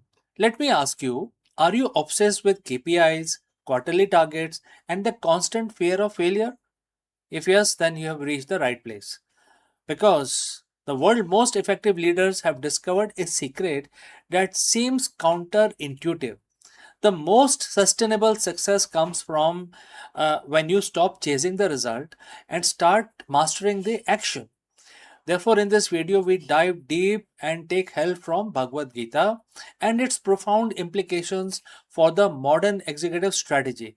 This is not just a philosophy, it is a tactical manual for achieving the steadiness of yoga in the high pressure boardroom. We will discover how the Nishkam Karm, the practice of detached action to sharpen your decision making, reduce executive burnout, and drive long term business growth. Let us explore this novel idea further. In the world of business, we are obsessed with one thing: the results. We live by the numbers, quarterly earnings, KPIs, growth metrics, market share. If the numbers are up, you are a genius. If they are down, you are becoming a liability. But what if I told you that the highest performing CEOs are the one who navigate market crashes, technological shifts, and internal crises with uncanny calm, are the ones who have mastered the art of ignoring the results. Today, we are looking at the radical shift in executive strategy. We are bridging the gap between the 21st century management and 5,000-year-old wisdom. We are talking about chapter 2, verse 48 of the Bhagavad Gita, and why this specific verse might just be the most powerful business tool you never knew you had.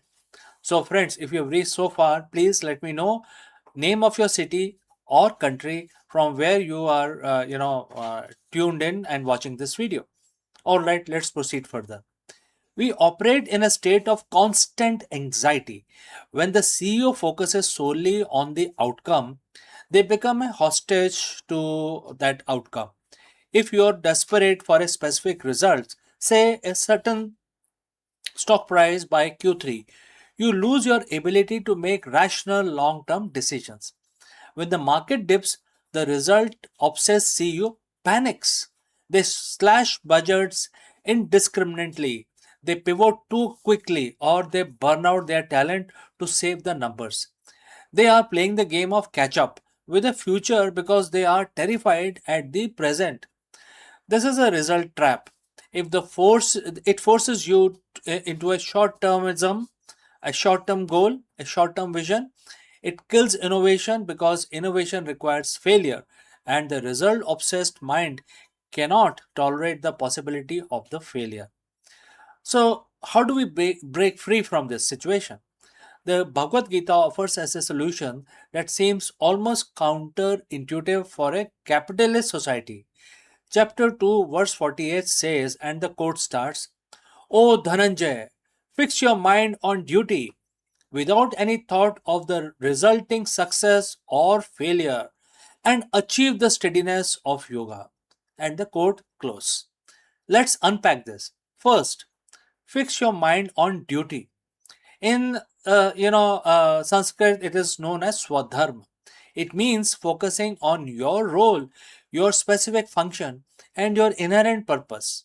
You are not the quarterly report creator. You are the leader. Your duty is to manage culture, strategy, vision, and execution. Second, without any thought of resulting success or failure. This is the core of the Nishkam Karma or detached action. It means you stop caring about profit. It means you stop letting your emotional state to be dictated by the outcome. And finally, achieve the steadiness of yoga. In this context, yoga isn't about physical posture. It's about equanimity, a state of mind that remains unshakable whether the deal closes or the market crashes. So, friends, how does this translate into your boardroom, my boardroom, our boardroom? Think of it this way. You cannot control the market. You cannot control the global economic shift. You cannot always control if a competitor launches a game changing AI tool next Tuesday. But you can control the inputs. You can control the quality of your code. You can control the transparency of your communication. You can control the rigor of your research. When you fix your mind on the duty, on the excellence of the process, the results become a byproduct, not the source of your anxiety. The best CEOs are the one who shows up to the negotiation table, the product launch, or the crisis meeting with absolute presence because they aren't mentally living in that what if of the outcome. They are present in how of the execution. They are unshakable. They aren't reacting to the noise. They are dictating the tempo. So if you want to integrate this, here are few points like a playbook for this week. First, detach from the metrics. Next time you look at the dashboard, ask yourself, am I looking at this to learn or am I looking at this to soothe my anxiety? If it is anxiety, step away from that. Number two, focus on the duty blocks. Dedicate your morning to your highest value activity, the duty that moves the needle without checking the inbox or the stock price. Third, practice equanimity. When you get bad news, pause for 10 seconds. Do not react. That 10-second gap is where you reclaim your steadiness of yoga. It allows you to respond with strategics instead of reflexes. Remember, you are the pilot, not the weather. You cannot control the turbulence, but you can control how you handle your aeroplane. The market will continue to fluctuate. The result will come and go, but the leader who acts with purpose, with precision, and with steadiness of yoga, that leader is the one who lasts the longest. Stop chasing the result, start mastering the action. Everything else will follow. If this resonated with you, hit the subscribe button. We are building a community of leaders at Akulmac, and these leaders who aren't afraid to take challenges and do not follow the status quo. So please subscribe our channel. I am CK, and I will see you very soon in the next one. The idea of robots living alongside us has been belonged to the realm of science fiction. Yet today it is edging into the reality. With the debut of AI-powered robot designed specially for home use, the boundary between futuristic imagination and everyday life is dissolving. These machines are no longer confined to factory floors or research labs.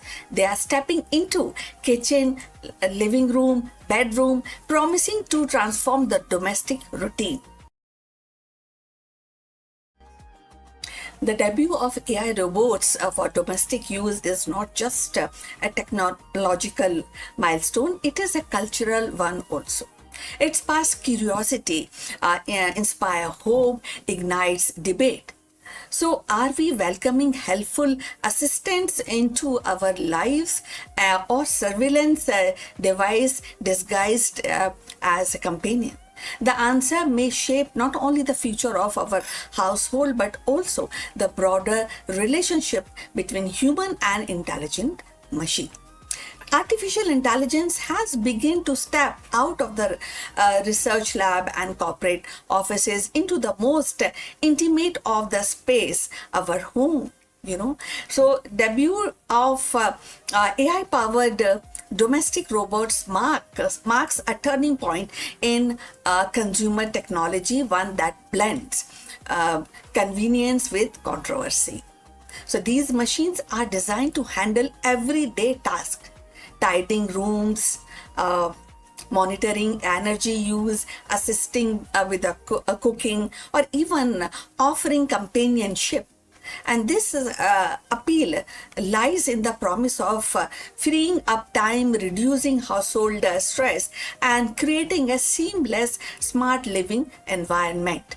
For many consumers, the idea of robot that can anticipate the need and act autonomously and feel natural is the next step after smart speakers and connected appliances. Yet, that excitement is tempered by uneasy, and that is privacy debate over flared almost immediately. Unlike a vacuum robot that simply mop your floor plans, and these new AI robots can equipped with advanced sensory cameras, microphones. So they don't just clean, they observe, interpret, and learn. That means that they are constantly collecting data from household routine, personal habits, even private conversations.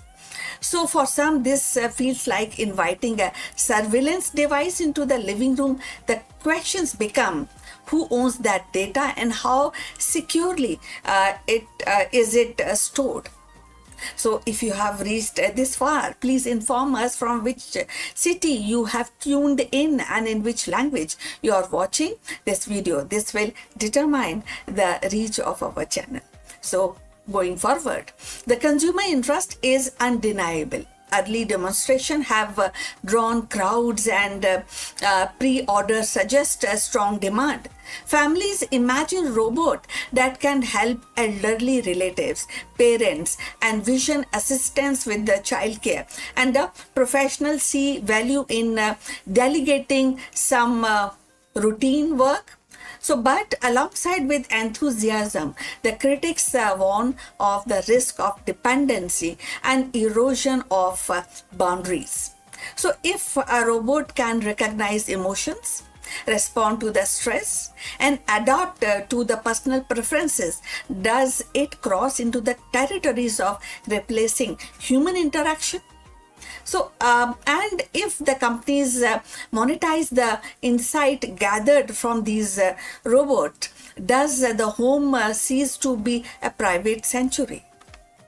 So this tension between innovation and intrusion defines the current debate. On one hand, AI robot for home use could actually revolutionize the domestic life. It can provide easiness in the domestic life, making home safer, more efficient, and more responsive. On the other hand, they raise profound ethical questions about autonomy, consent, and surveillance.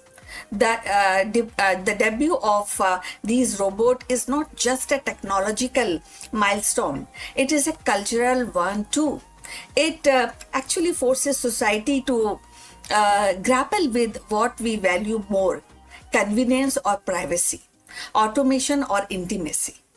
For now, the spotlight remains on consumer curiosity. The allure of futuristic living is strong, and many are eager to experiment. But as adoption spread, the conversation will inevitably shift from novelty to accountability. The home, once the most private space, is becoming the next frontier for AI, and how we navigate this frontier will shape not only our domestic life but also our broader relationship with technology. The arrival of AI robots in our home is more than a technical upgrade. It is definitely, as we are discussing, cultural shift. These machines promise efficiency, they also promise safety, and even the companionship, yet they are that is a challenge of our notion of privacy, intimacy within the household. So, as consumer embrace this, and society must also confront the deeper questions: how much of our personal lives are we willing to share with the machines, and who ultimately control that information? So that is that whether they become a trusted helper or controversial intruders will depend only on the technological itself, but also value we choose to uphold as we invite artificial intelligence into our most private corners of our lives. So we have come to the end. Thanks for watching. Please like and subscribe our channel, and see you in the next one. But before we close this live streaming, few words about our affiliate partner. Stop settling for a good enough video. If your built-in laptop camera looks like a grainy mess, it is time for an upgrade. Want to instantly level up your video presence? I like to present the Lenovo Performance FHD webcam. This is a game changer for your desktop setup. Technically, this is packed. It has a very sensitive RGB sensor, very crisp photographs it takes. Also comes with 2 microphones on board, which helps you to record very clear voice in stereophonic format. And these microphones are very sensitive. You can actually move away from the camera up to 2 meters, and these microphones will pick up your voice without any problem. This is a very strong piece. This is very sturdy. Comes with tripod ready. Comes with a very long leash, so it gives you a lot of flexibility to place the webcam wherever you want to keep in your studio. And also it has a swivel base, which is also very handy. So if you want to basically level up your game and you want to pick up this camera at a discount, please click on the link here or scan the QR code. Now let's get back to our video. Hello friends and namaskaram. In a landmark deal that reshapes the global AI landscape, Meta has officially partnered with Reliance Industries to build its first ever AI-enabled data centers in India. Located in Jamnagar, Gujarat, this 168 megawatt facility is more than just infrastructure. It is a clear signal that India is rapidly becoming the backbone of the next generation of artificial intelligence. Let us explore this further. Hello everyone, my name is CK and welcome back to Akul Mac Business. If you have been following the global tech landscape, you know the narrative has shifted. For years, the story of artificial intelligence was written almost exclusively in Silicon Valley. But today, the center of gravity is moving. Just day before yesterday, on June 10th, 2026, we saw a watershed moment. Meta has officially announced its first build-to-suit AI data center in India, located in Jamnagar, Gujarat, in partnership with Reliance Industries. We are talking about massive 168 megawatt facility that will eventually power some of the most advanced AI workloads on this planet. So friends, if you have reached this far, please inform us from which city you have tuned in and which language you are watching this video. This will help us determine the reach of our channel. Alright. But why India? Why is a global giant like Meta pouring such massive capital into our backyard? Today, we are going to peel back the layers of this strategy. This isn't just about servers, it's about the intelligence era. Let's look at the logistics. Why Jamnagar? Reliance isn't building a warehouse, because usually all the big business of Reliance, which are bulk in nature, are all located in Jamnagar. So they are building a hyperscale campus. This facility isn't just powered by the grid, it is designed for sustainability using renewable energy and desalinated seawater for cooling. Meta is covering the cost to ensure this just isn't just big, it is efficient. And look at the geography. Jamnagar sits right next to the key undersea cable landing station. Meta is connecting this facility to Project Waterworth, the world's longest subsea cable system. This allows them to tie India's digital infrastructure directly to their global nervous system. For Meta, India isn't just a market of 1.4 billion people anymore. It is becoming a compute hub.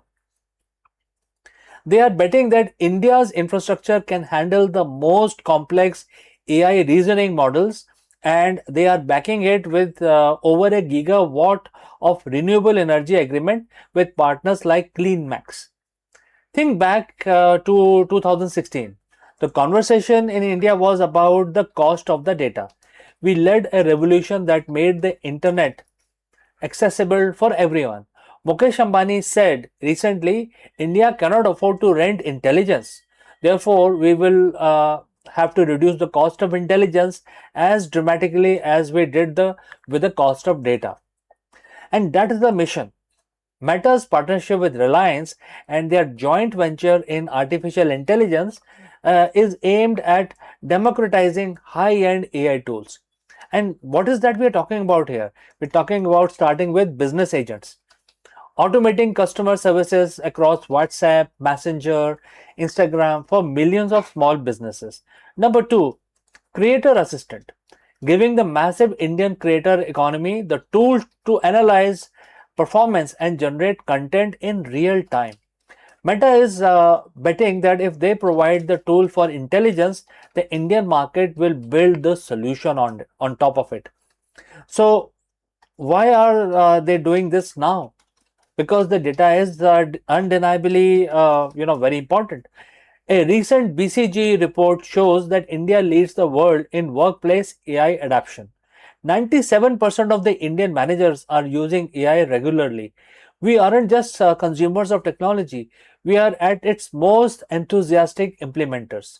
When you combine our demographic dividend, our massive technical talent pool, and now this world class infrastructure that Meta and Reliance are laying down, you got an ecosystem that is perfectly primed for a particular scaling. A global giant realized that if they want to win in AI, they don't just need to sell to India, they need to build in India. So what does this mean for people like you and me, for the developers, for the business owners, and for the students watching this channel? It means the barriers to entry for AI innovation is collapsing. With the level of infrastructure, India is transitioning from service provider to global hub for AI driven transformation. We are no longer just outsourcing work, we are insourcing the intelligence revolution. As we see these data centers come online over the next 2 years, keep a close eye on the applications being built here. We are entering an era where your local business, your education system, your career will be powered by compute capacity that was previously unimaginable. So friends, once again, my name is CK and this is Akul Make Business. If you found this deep dive valuable, hit that like button, subscribe subscribe to the channel, and let me know in the comments, do you think India will become the #1 global destination for AI development by 2030? Let us discuss it more, and I await your messages and opinions. See you in the next one.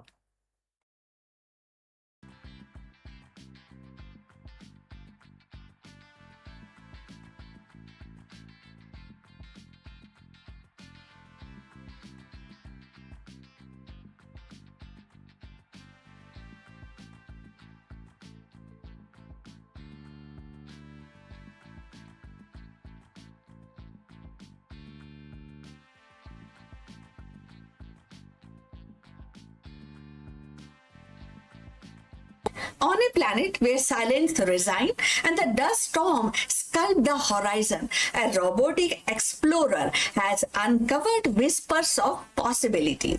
NASA's Curiosity rover has detected 7 distinct organic molecules, the richest chemical treasure yet found on Mars.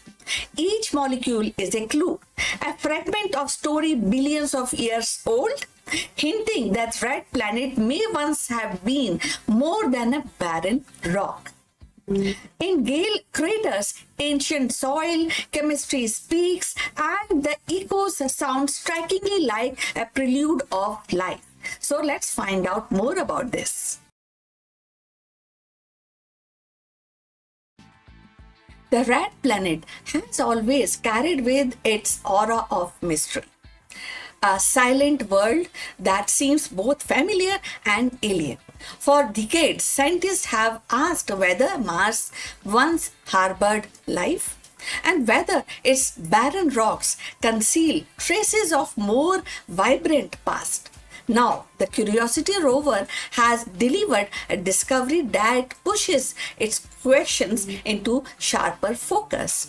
The detection of 7 new organic molecules, the most diverse collection yet found on Mars. Organic molecules are the building block of life as we know it. They are not the proof of life in themselves, but they are the chemical kind of hand-holding upon which biology is built.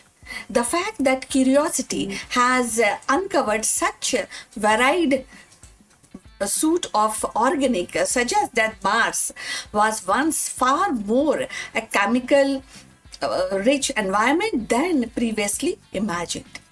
Each molecule carries with it a whisper of possibilities, a hint that Mars may have been habitable in its distant past.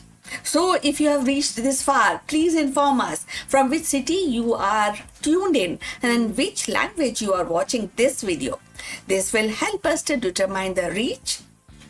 And moving forward on this interesting topic, so the rover's instruments, particularly sample analysis at Mars, SAM suit, have been strikingly actually collecting the data, and it also actually painstakingly analyzing soil and rock sample from Gale crater. This ancient basin carved by water millions of years ago has been considered one of the most promising sites for uncovering the signs of habitability. The detection of these molecules ranging from simple carbon chain to more complex structures adds weight to the idea that Mars once had the right ingredient of life. So, isn't it interesting? So, what makes this discovery remarkable is not just the presence of organics, but their diversity. Previous mission had hinted at organic compound, but often in a limited or degraded form. Now, with the 7 distinct molecules identified, scientists can begin a piece together and a more complete picture of Mars' chemical history. It suggests that planet's surface and subsurface may have hosted a dynamic chemistry, influenced by water, volcanic activities, and perhaps even biological processes. The implication ripples outward. So, if Mars could sustain such chemistry, then the boundary between lifeless rocks and living system becomes thinner. It raises the possibility that microbial life could have emerged, thrived, and perhaps even persisted in hidden niche. It also strengthened the case for the future mission, such as the Mars Samples Return project, to bring these material back to Earth for a deeper analysis. So, beyond the scientific excitement, there is a philosophical resonance. Humanity has long looked to Mars as a mirror, a world that reflects our own questions about existence. The discovery of a diverse organic does not answer the question of life, but it sharpens it actually. So if it also tells us that Mars was not sterilized, or it is not something very distinct and without any, it's a barren land. It tells us that the Mars actually a planet of potential, a world where the chemistry of life was least possible. So as curiosity continues, it slow track across Gale crater, and each drill, sample, and each analysis adds another brushstroke to the canvas of Martian history. The rover, a lone emissary of human curiosity, is revealing that Mars is not just a cold desert, but a planet with a story, one that may intersect with our own. So, in the end, the detection of 7 organic molecule is more than a scientific milestone. It is a reminder that the universe is filled with possibilities. And even in the silence of distinct world, the echoes of life's potential can be found. So Mars may yet prove to be chapter in the grand narratives of biology, a testament to resilience of chemistry and the universality of life's ingredients. So finally, we have come to the end of this video. Thanks for watching. Please like and subscribe our channel, and we will see you in the next one. But before we end, few words from our affiliate partner. Stop settling for a good enough video. If your built-in laptop camera looks like a grainy mess, it is time for an upgrade. Want to instantly level up your video presence? I like to present the Lenovo Performance FHD webcam. This is a game changer for your desktop setup. Technically, this is packed. It has a very sensitive RGB sensor, very crisp photographs it takes. Also comes with 2 microphones on board, which helps you to record very clear voice in stereophonic format. And these microphones are very sensitive. You can actually move away from the camera up to 2 meters, and these microphones will pick up your voice without any problem. This is a very strong piece. This is very sturdy. Comes with tripod ready. Comes with a very long leash, so it gives you a lot of flexibility to place the webcam wherever you want to keep in your studio. And also it has a swivel base, which is also very handy.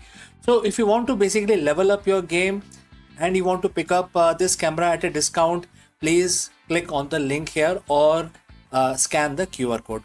Now let's get back to our video.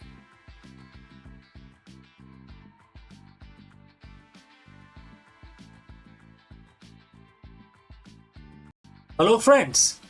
All of us sometimes get this feeling that our technical expertise or our hustle hold us back from our true potential for the true leadership. Everybody gets this kind of a feeling. Therefore, we dive deep into the most powerful leadership secrets from Bhagavad Gita. In a verse where Lord Krishna, Bhagwan Krishna tells Arjun, "O Arjun, be a yogi." But what does this mean for a modern CEO or an entrepreneur to be a yogi? Today, we are going to break down why the yogi, the leader with disciplined equanimity, consistently outperform the 3 most common type of executive. Let's go. Friends, the mystery of our third interstellar visitor has finally been solved. In this video, we dive into the groundbreaking discovery of 3I Atlas and the incredible journey astronomers took to trace its path back to its source. For years, we wondered where this high-speed wanderer originated, but the answer is more chilling than we ever imagined. While Oumuamua and Borisov gave us the glimpse into the other star systems, 3I Atlas is different. New data reveals it was born in an environment of absolute extremes and extreme cold galactical origins that challenges everything we know about how comets and the planetary system forms. Let us explore this further. In the vast silence of ocean of the cosmos, things usually stay in their place. Stars keep their clusters, planets follow their tracks, but every once in a while a ghost appears, a wanderer. In 2017, we saw Oumuamua, a bizarre cigar-shaped shard that defied explanation. In 2019, we saw 2I Borisov, a rogue comet that looked familiar but felt alien. But now in 2026, we have the third visitor, which is 3I Atlas. In fact, 2025, but we are still tracking in 2026. When it first appeared in 2025, July 1st, we knew it was fast. We knew it was big. But as it sped past our sun and began its long journey back into the void, it left us a parting gift, a chemical fingerprint. For months, the world's most powerful telescopes from Alama Array in high desert of Chile or the James Webb Space Telescope have been staring at this frozen traveler. And the data just came back, and we are now finally, we know where the 3I Atlas came from. And this truth is, it is colder than anything we have ever imagined. Alright, so friends, if you have reached this far, please inform us from which city you have tuned in and in which language you are watching this video. This will help us determine the reach of our channel. Alright, let's proceed further. To understand why 3I Atlas is so terrifying, we have to look at what it is. Astronomer calls it an interstellar object. It wasn't born in our solar system. It didn't form near Jupiter or just in the Oort cloud. It's an immigrant from another star system, likely ejected billions of years ago. On April 24th, 2026, a team from the University of Michigan led by astronomers Teresa Caureno and Luis Salazar Manzano published a paper in Nature Astronomy that changed everything. They weren't just looking at the comet's shape, they were looking at its heavy water, specifically deuterated water or HDO. In our solar system, comets have a specific ratio of regular water to heavy water. It's like a biological signature of our sun's birth. But 3I Atlas was different. Its ratio of heavy water is 30 times higher than any comet in our solar system. And it is 40 times higher than the water in our own oceans. This isn't just a slight difference. This is a neon sign screaming that this object was born in an environment we can barely comprehend. So what does this heavy water ratio tells us? It's a thermometer for the deep past. Chemical processes that create this much deuterium only happens in extreme conditions, specifically temperatures below 30 Kelvin. That is minus 406 degrees Fahrenheit or minus 253 degrees Celsius. Imagine a place so cold that even the atoms themselves seems to move in slow motion. This is where 3I Atlas was born. But here is a kicker. Astronomers think it didn't just come from a cold planet. It likely came from a loner star. Our sun was born in a crowded nursery surrounded by sibling stars that provided heat and radiation. But the home star of 3I Atlas, it was like outcasts born in a dark, isolated corners of the Milky Way, where there was no other star keeping the neighborhood warm. Scientists are calling it a cold galactic origin. This comet is essentially a 10 billion year old ice cube that has preserved the chemistry of a dead, frozen era of our galaxy.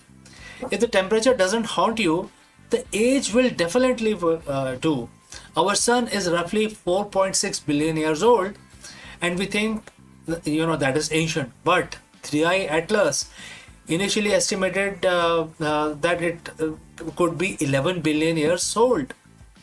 Think about that. When 3i Atlas was forming in its dark, frozen cradle, the Earth didn't even exist. Our sun didn't exist. The Milky was a completely different shape. This object has been drifting through the vacuum of space for twice as long as our entire world has been alive. It is a cosmic fossil. It has survived the death of its home star, the collision of galaxies, and the slow expansion of the universe, all to end up in our backyard for a brief month, right? You might be wondering, why does it matter if the rock is cold and old? It matters because 3i Atlas is the mirror. By studying its chemistry, we aren't just learning about the random comet, we are learning about the diversity of the universe. Until now, we thought our solar system's recipe was standard. We thought water was simply water. But 3i Atlas shows us that there are regions of galaxy where building block of life are fundamentally different. If the comet had crashed into a young planet in its home system, that planet would have ocean filled with heavy water. Would life even be possible there? Or would it be a world of heavy biology fundamentally incompatible with us? As we speak, 3i Atlas is moving at 137,000 miles per hour. It has already passed Jupiter. It is heading back into the interstellar dark, away from the warmth of our sun that briefly woke it up from its long slumber. We may never see it again. In a few years, it will be just another data point in our archives, but it leaves us with a terrifying, beautiful realization: the universe is much, much bigger, much older, and much colder than we dare to believe. We have just, warm up little campfire in a very, very cold forest, right? So friends, what do you think about this? If you have any question, do not hesitate to send it across. Thanks for joining live. Thanks for watching. And if you want to keep up with the latest from the deep freeze of space, hit that subscribe button and stay curious. This next visitor could be the right around the corner. So friends, see you in the next one. But before I leave, a word from our affiliate partner. Stop settling for a good enough video. If your built-in laptop camera looks like a grainy mess, it is time for an upgrade. Want to instantly level up your video presence? I like to present the Lenovo Performance FHD webcam. This is a game changer for your desktop setup. Technically, this is packed. It has a very sensitive RGB sensor, very crisp photographs it takes. Also comes with 2 microphones on board, which helps you to record very clear voice in stereophonic format. And these microphones are very sensitive. You can actually move away from the camera up to 2 meters and these microphones will pick up your voice without any problem. This is a very strong piece. This is very sturdy. Comes with tripod ready. Comes with a very long leash, so it gives you a lot of flexibility to place the webcam wherever you want to keep in your studio.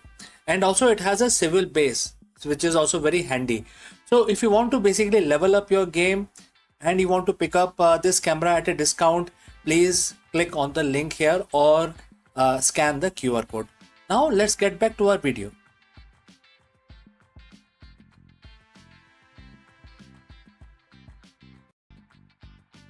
Stop! Before you hit the delete channel button or give up on your next upload, you need to watch this. Most creators quit YouTube exactly 3 feet from the gold. They see flat lines in their analytics and assume they are failing. But in reality, they are simply in a ghost phase, the period where the algorithm tests your consistency and your skills are being sharpened for the big break. In this video, we dive deep into the psychology of the content creation and why 0 views might actually be your biggest competitive advantage. How? Let us discuss this further.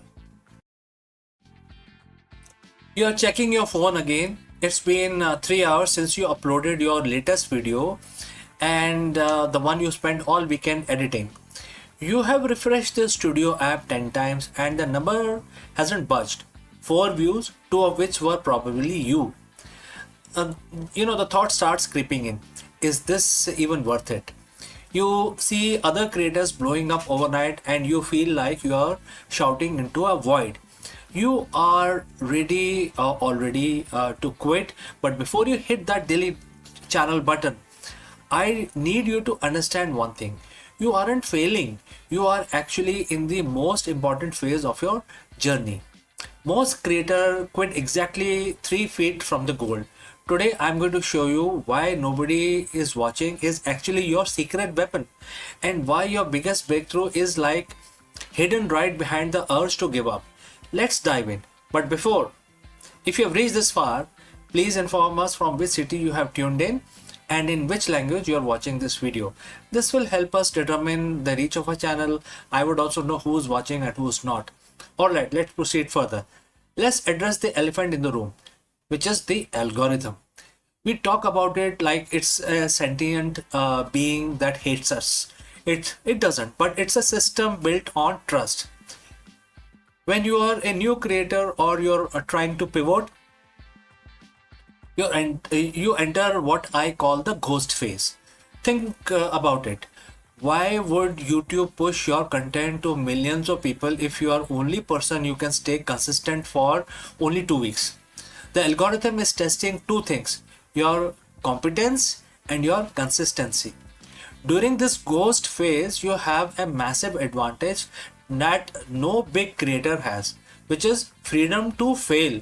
When nobody is watching, you can experiment, you can find your voice, you can mess up the lighting, and you can make terrible jokes without hundreds and thousands of people judging you. This is your training ground. You are not being ignored, you are being incubated. This is the concept from the book Atomic Habits, called the plateau of latent potential. We expect progress to be in a straight line up. We think if I put in X amount of work, I should see X amount of views. But the growth on YouTube is exponential, not linear. You spend months, maybe years, working in the valley of disappointment, and this is where you are putting in the work, but the result aren't showing yet. You are building the foundation. It's like bamboo tree. It grows underground for 5 years, developing a massive root system, and then it shoots up 80 feet in 6 weeks. So if you quit during the root building phase, the tree will never grow. Every video you make into a flop is actually a root. It's a data point. It's a lesson. It's one step closer to the 80-foot breakthrough. So why do most creators quit right before they win? It's because of the psychological phenomena called cognitive friction. The effort required to make a video feels much higher than the reward of 10 views. To survive this, you have to shift your win condition. If your win condition is to get 1000 views, you get 50, you feel like as if you have lost it. You feel defeated. But if your win condition is like getting 1% better at color grading, or write a more compelling hook, or you do that, you have won already, right? I mean, if you do all of these core competencies, regardless of the view counts, don't you think so? Winning on YouTube is a war of attrition. The pros aren't necessarily the most talented people on the platform. They are the one who refuse to go away. They stayed in the game long enough for the luck to find them. Because on YouTube, luck is just where the preparation meets the long enough timeline. Now, as a disclaimer, I'm not saying that you should keep doing exactly the same thing if it is not working. There is a difference between quitting and pivoting. If you have made 50 videos and they all have 0 views, don't quit YouTube. Change your strategy. Maybe your thumbnails are weak. Maybe your intros are too slow. Use the silence to audit yourself. When nobody is watching, you have the lowest stakes possible to reinvent yourself. Don't you think so? So ask yourself, am I making content for me, or am I making content that solves a problem or provide value for someone else? Once you align your passion with audience's need, the nobody watching problem starts to disappear. The hardest part of YouTube isn't the editing or the SEO, it is the mental game. It is showing up on Tuesday morning to film a video when your last three uploads tanked. But remember this, every major creator you admire today, from Mr. Beast to MKBHD, had a period where they were talking, making videos, but generating zero interest, zero views. They felt exactly how you feel right now. The only difference between them and millions of abundant channels is that they decided to post one more time. Your breakout video is already in your head. It's coming. It's going to come. Definitely. But you can't find it cannot find you if you weren't there to upload it, right? So don't quit. Just get 1% better today. So friends, what do you think? If you have any question or if you want to know more, please leave a comment below and I will see you again in the next one. Before I take your leave, a word about our affiliate partner. Stop settling for a good enough video. If your built-in laptop camera looks like a grainy mess, it is time for an upgrade. Want to instantly level up your video presence? I like to present the Lenovo Performance FHD webcam. This is a game changer for your desktop setup. Technically, this is packed. It has a very sensitive RGB sensor, very crisp photographs it takes. Also comes with two microphones on board, which helps you to record very clear voice in stereophonic format. And these microphones are very sensitive. You can actually move away from the camera up to 2 meters and these microphones will pick up your voice without any problem. This is a very strong piece. This is very sturdy. Comes with tripod ready. Comes with a very long leash, so it gives you a lot of flexibility to place the webcam wherever you want to keep in your studio. And also it has a swivel base, which is also very handy. So if you want to basically level up your game and you want to pick up this camera at a discount, please click on the link here or scan the QR code. Now let's get back to our video.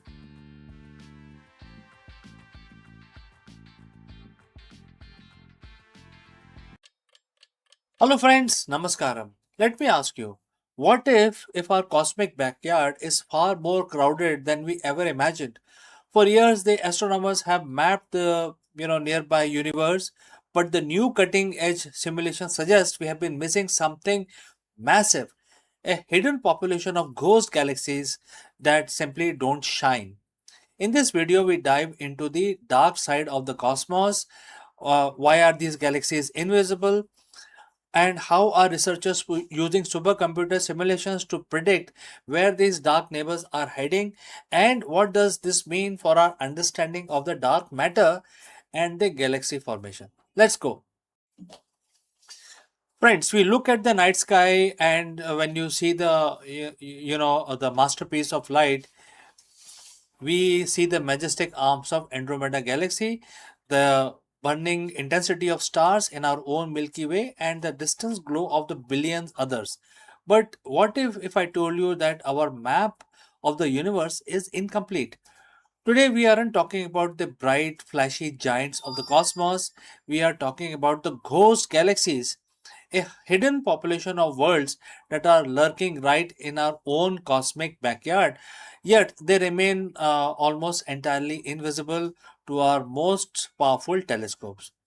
Why are they invisible? Because they don't shine, and yet new simulations are proving that they are not only there, they are essentially, we need to understand the very structure of the universe itself may change completely.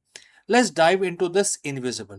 But before that, friends, if you have reached so far, please let us know from which city you have tuned in into this video. Alright, let's proceed with our analysis. To understand the ghost galaxies, we have to talk about how we observe the universe. Historically, we use light. If a galaxy is bright, we see it. If it is dense with stars, it pops out on our sensors. But there is a catch here. In astrophysics, we have a simple term called surface brightness. Think of this like a contrast on your computer monitor. If the object is so faint that its light is spread out over a vast area, it just blends into the background noise of the sky. These ghost galaxies, often called ultra diffuse galaxies or dark galaxies, are essentially ghosts. There are very few stars in these galaxies, and those stars are spread out so thin they don't produce concentrated light signature. They are the unseen workforce of the universe. They are there, they have mass, they exert gravitational influence, but optically they are invisible. So, how do we find something we cannot see? This is where the intersection of the technology and theory becomes very powerful. Rely on the cosmological simulation, and that is why we need these very huge supercomputers. Think of this like building a digital twin of the universe.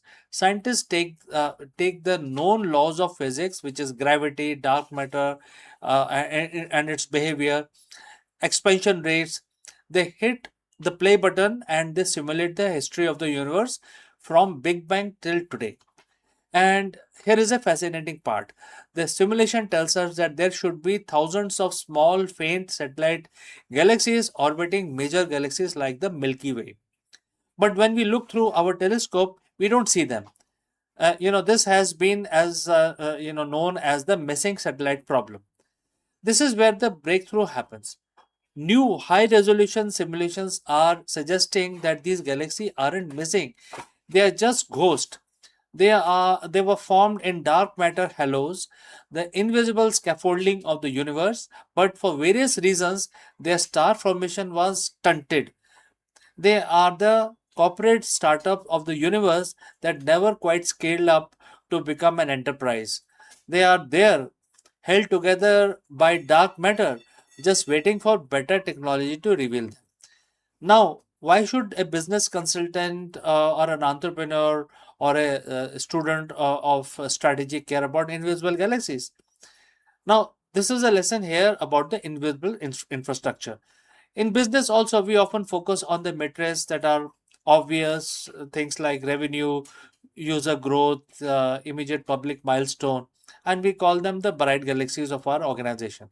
But the stability of a company, the long term sustainability, often relies on the dark matter, the unseen processes, the organization culture, and the underlying infrastructure, and the quite steady work that doesn't generate headline but holds the entire enterprise together.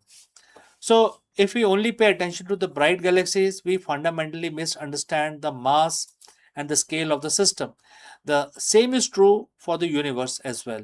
By ignoring ghost galaxies, we were essentially miscalculating the mass of our own local group. We were miscalculating the distribution of the dark matter also. When we start acknowledging the invisible, we start seeing the real map. So, friends, what next? We are entering a new era of ghost hunting with the sensitivity of James Webb Space Telescope and the upcoming missions like the Roman Space Telescope. We are finally getting the resolution required to see the unseeable. We aren't just looking for the bright light anymore. We are looking for the subtle gravitational ripple and the faint, diffuse glimmers that betray the presence of these hidden worlds. We are on the verge of mapping our cosmic neighborhood with level of precision that humanity has never achieved before. We are moving from a universe of what we see to universe of what we understand. The universe is far more crowded, more complex, more mysterious when it looks than it looks in the first glance, and perhaps that is the most exciting part. So, friends, what do you think? Are we on the verge of discovering that our local group is twice as populated as we thought previously? And what other invisible phenomena are shaping our reality without us even knowing it? Let me know your thoughts in the comments below. And if you enjoyed this journey into the invisible, don't forget to like and share, subscribe Akul Mac channel for more deep dives into space technology and strategy. I am CK and I will see you again very soon in the next one. In 2026, as humanity navigates in an era defined by artificial intelligence, quantum computing and digital economics, it is striking to realize that most advanced systems will rest upon the foundation laid nearly 1400 years ago by Brahmagupta. His recognition of zero as a number, his rules for negative values, his algebraic formulations are not a relic of antiquity, but living principle embedded in every algorithm, blockchain and ledger and machine learning model today. When we speak of data science and or when we speak of coding language that drives modern innovations, we are echoing Brahmagupta's vision of mathematics as a universal language, now capable of describing both void and infinite. So, in the world where the billions of calculations occur every second, Brahmagupta's insight actually reminds us that the progress is always built upon the courage of pioneers who dare to redefine the possible.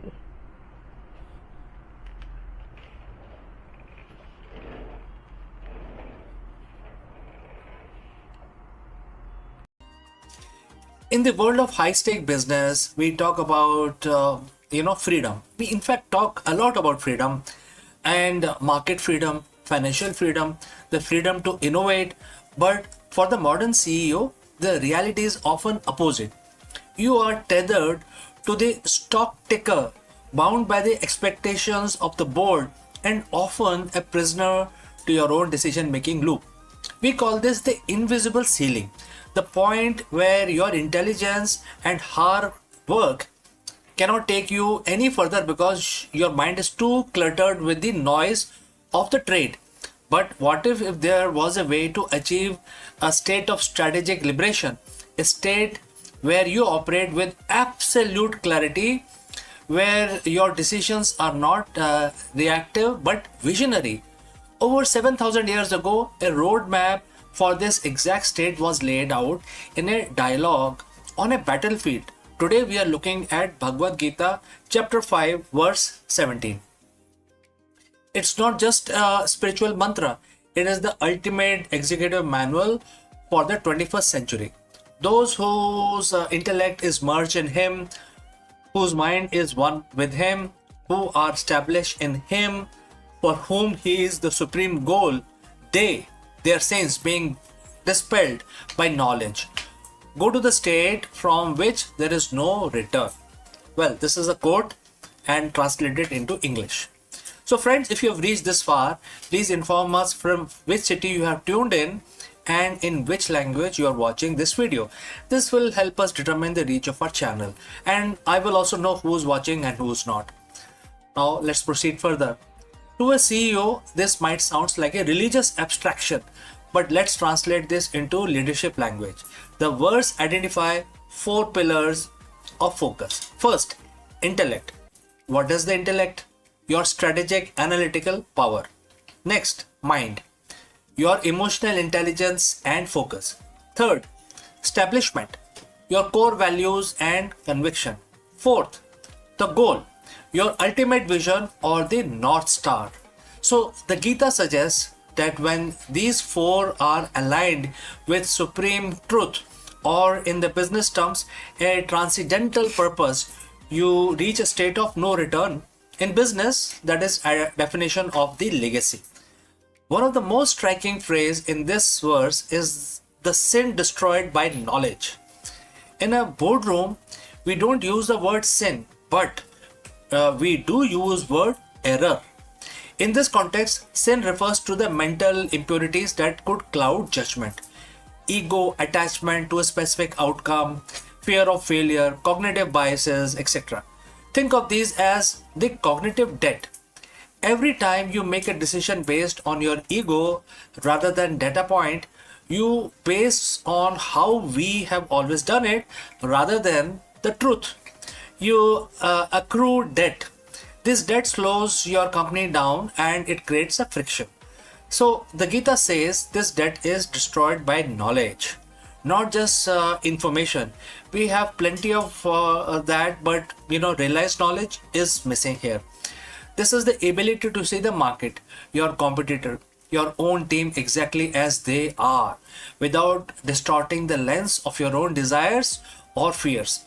When knowledge destroys error, liberation begins. The verse ends with bold promise, the path of liberation where there is no rebirth. The spiritual terms, this is the moksha. In the boardroom, this is the high performance flow state. No rebirth means you stop repeating the same mistake. Have you ever noticed that how some company seems to hit the same wall every 5 years?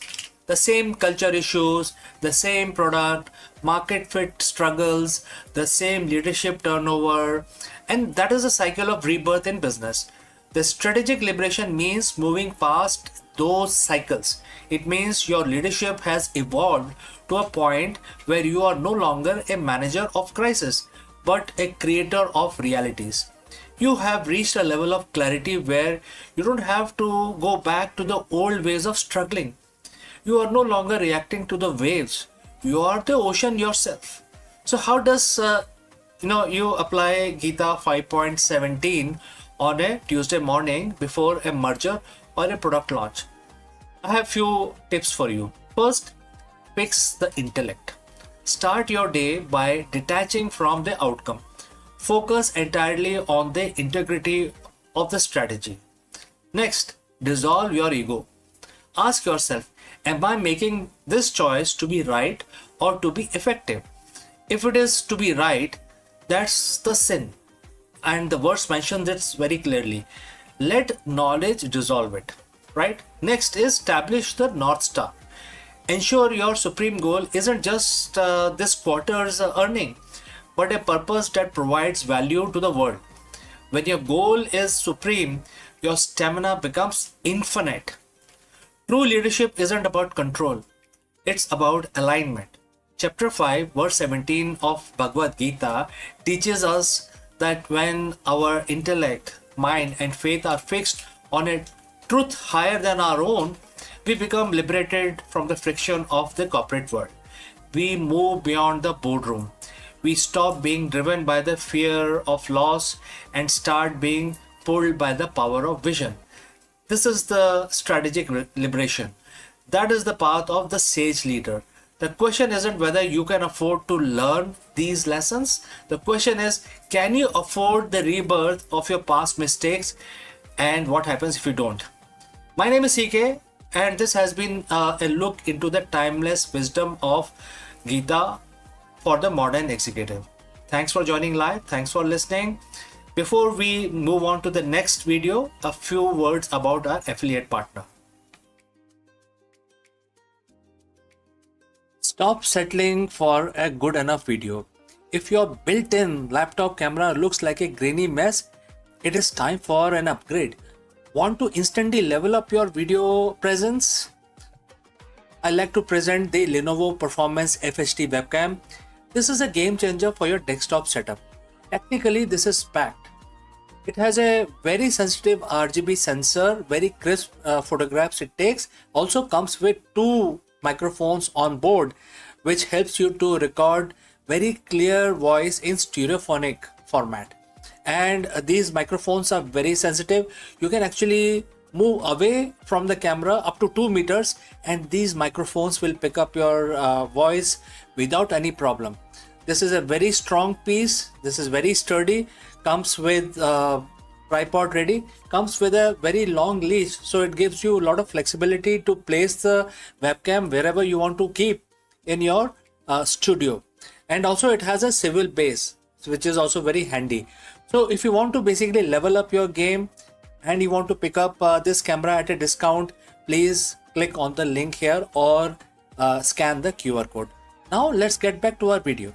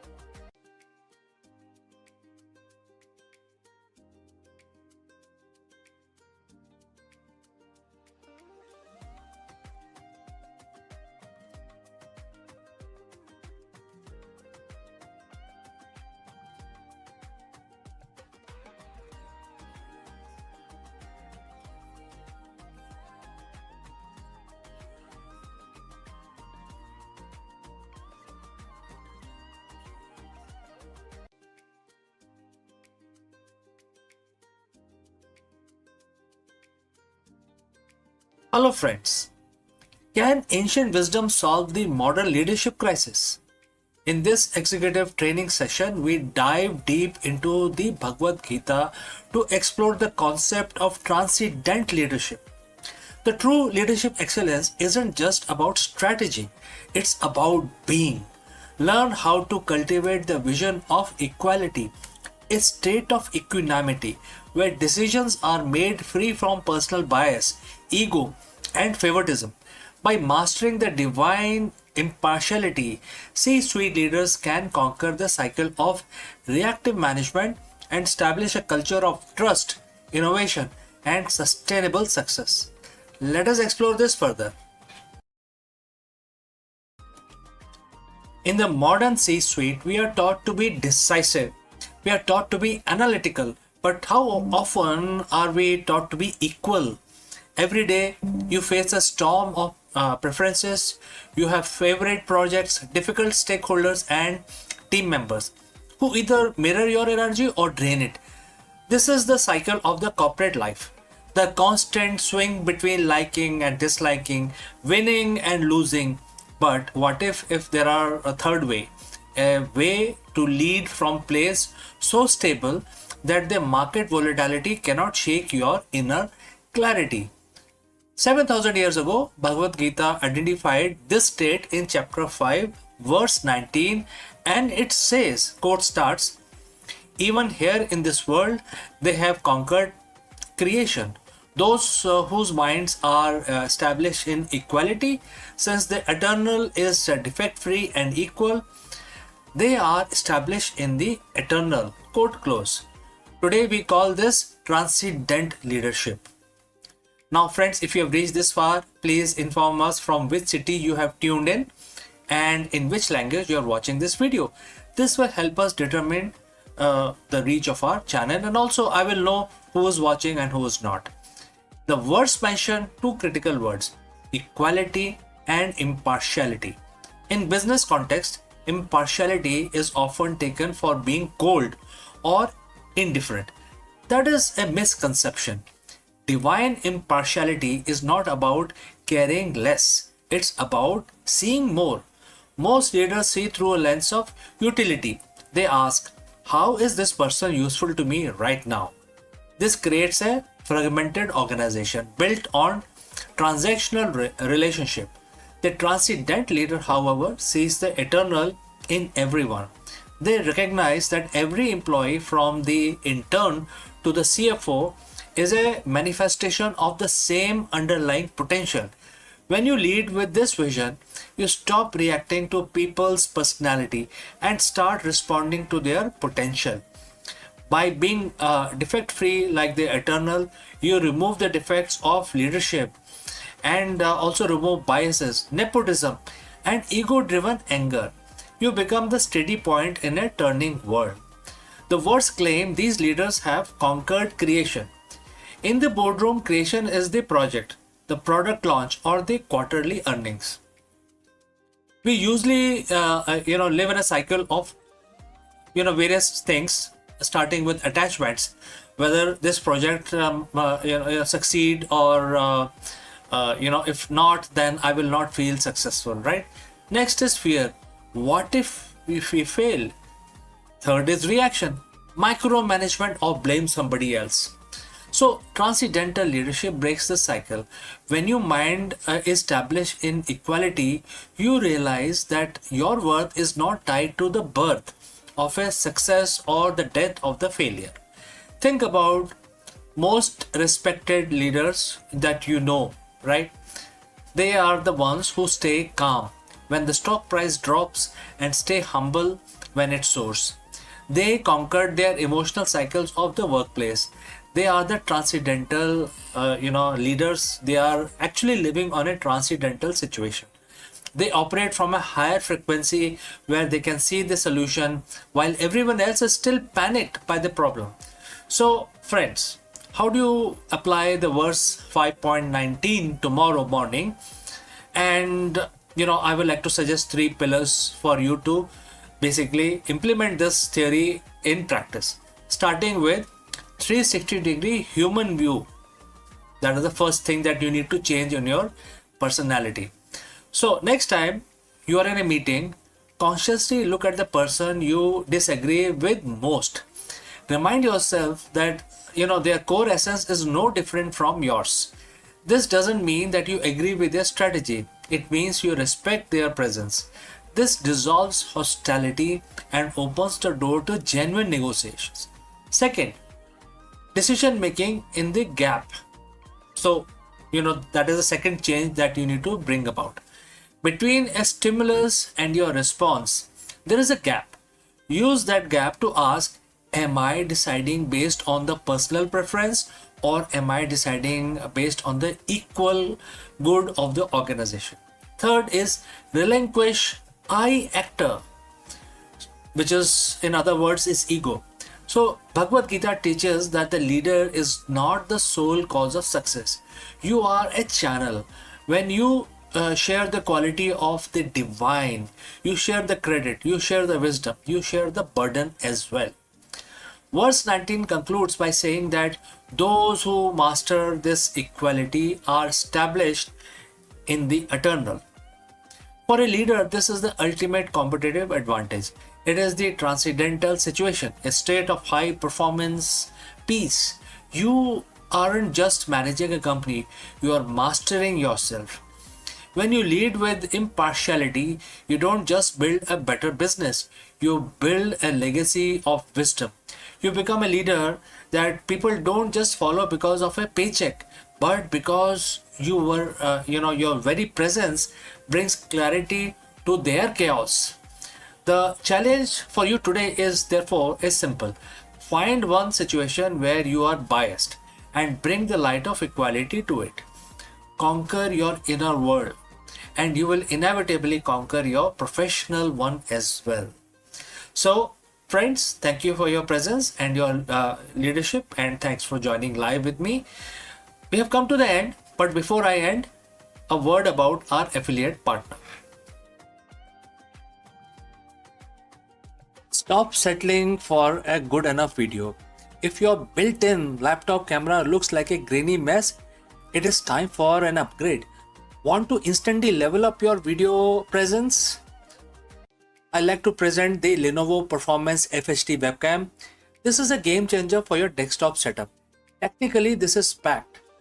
It has a very sensitive RGB sensor, very crisp photographs it takes. Also comes with 2 microphones on board, which helps you to record very clear voice in stereophonic format. And these microphones are very sensitive. You can actually move away from the camera up to 2 meters, and these microphones will pick up your voice without any problem. This is a very strong piece. This is very sturdy.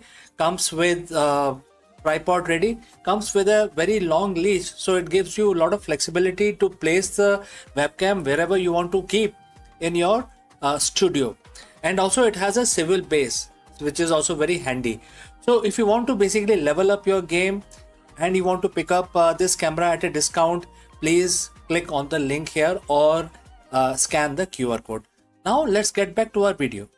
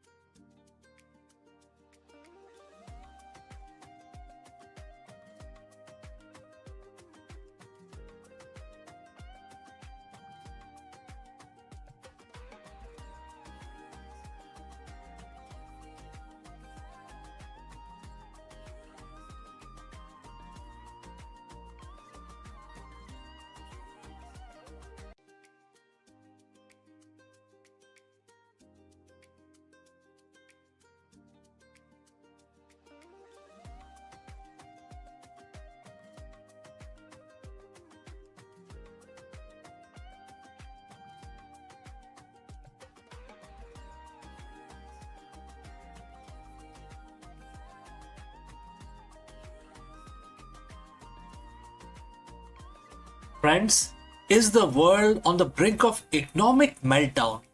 In this video, we break down the explosive news as President Trump announces a staggering 50% tariff on Chinese imports. This massive escalation comes on the heel of the collapsed Islamabad Peace Summit, sending shockwaves through global market and intensifying the fear of all-out trade war once again.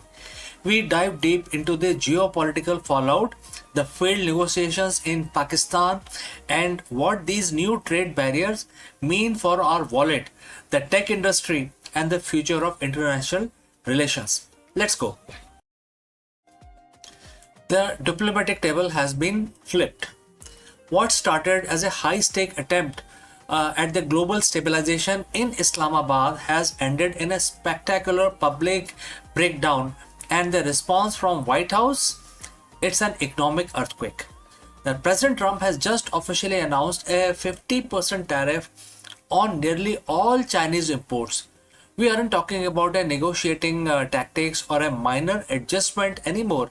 This is the nuclear option of a trade policy.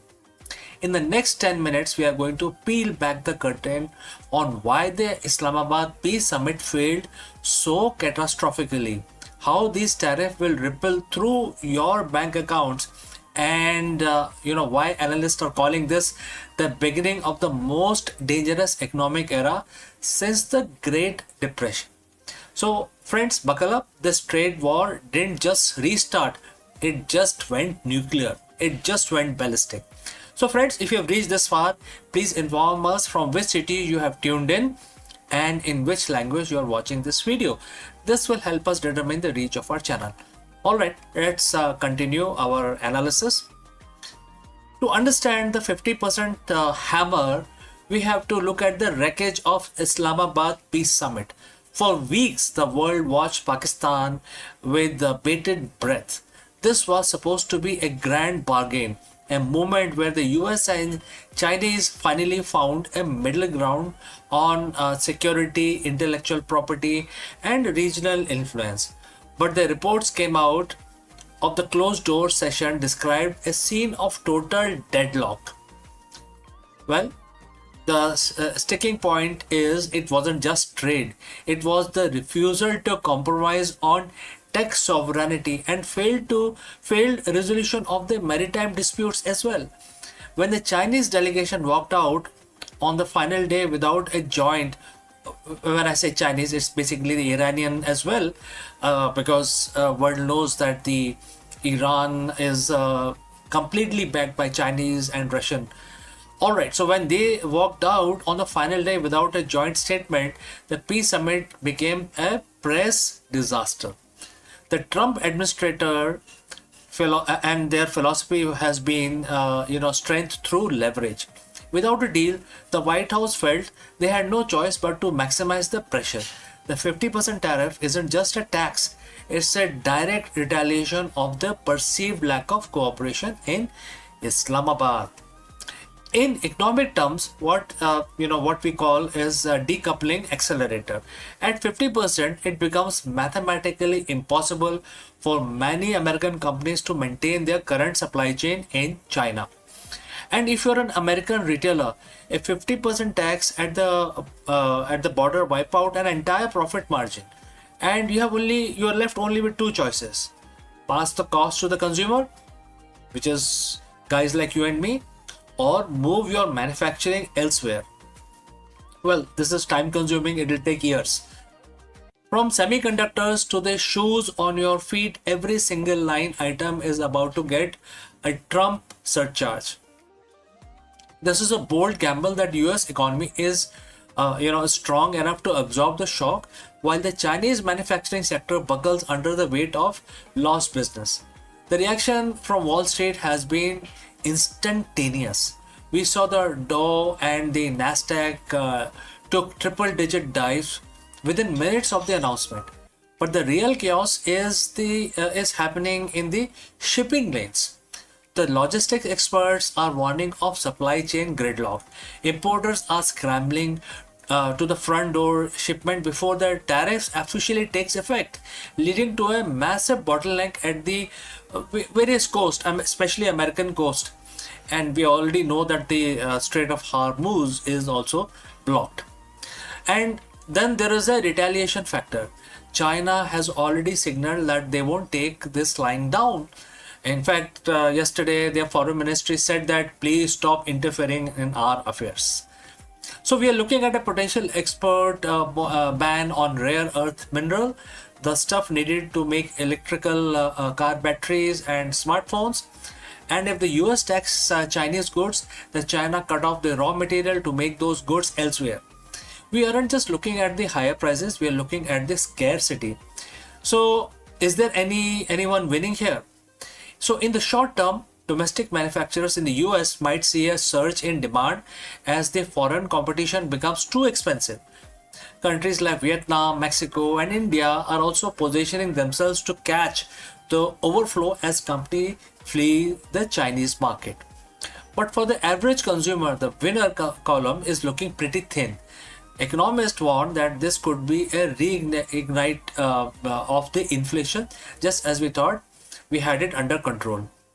If $1,000 iPhone suddenly costs $1,400 because of the trade levy, the consumer spending, the engine of the American economy, could stall. So let's discuss pros and cons. What are the pros? Reshoring of the jobs, increased leverage in future deals, reduced dependency on rival. And what are the cons? Higher inflation, stock market volatility, and strained relation with allies who are caught up in different crossfires across the world. So where do we go from here? The 50% tariff is more than just a policy. It's a line in the sand. It signals that the era of globalism at any cost is officially over. We are moving into a bipolar world where you are either in the Western trade bloc or you are not, or you're out basically.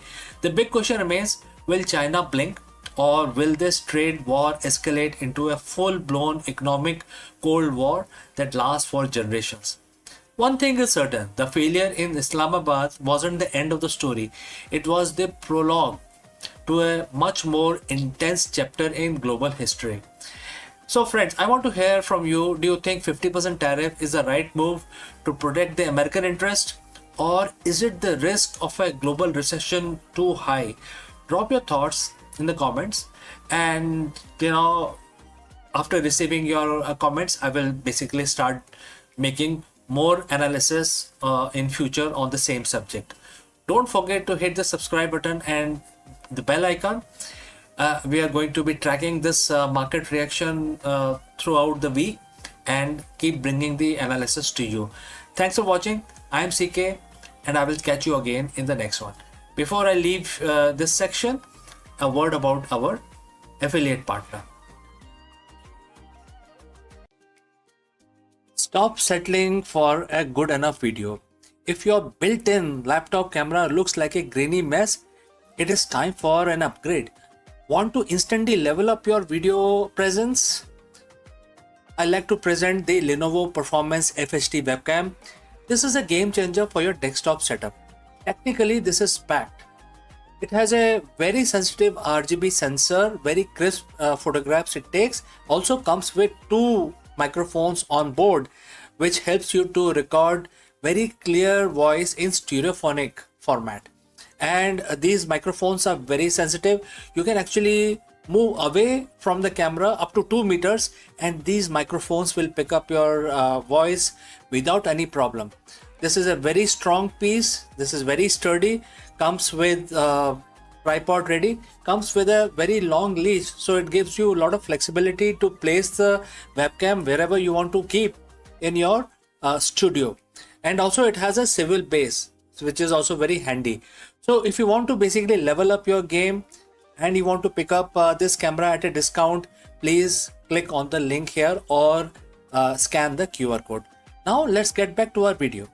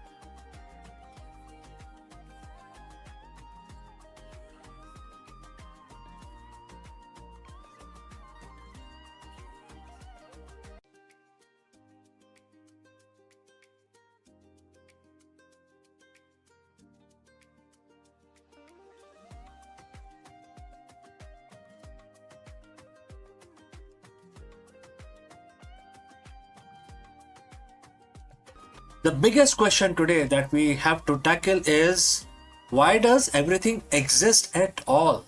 For decades, the physicists have been haunted by the antimatter mystery. The fact that the Big Bang should have produced equal amount of matter and antimatter, leading to total annihilation and an empty universe. But a groundbreaking theory suggests that answer lies in the exploding black holes.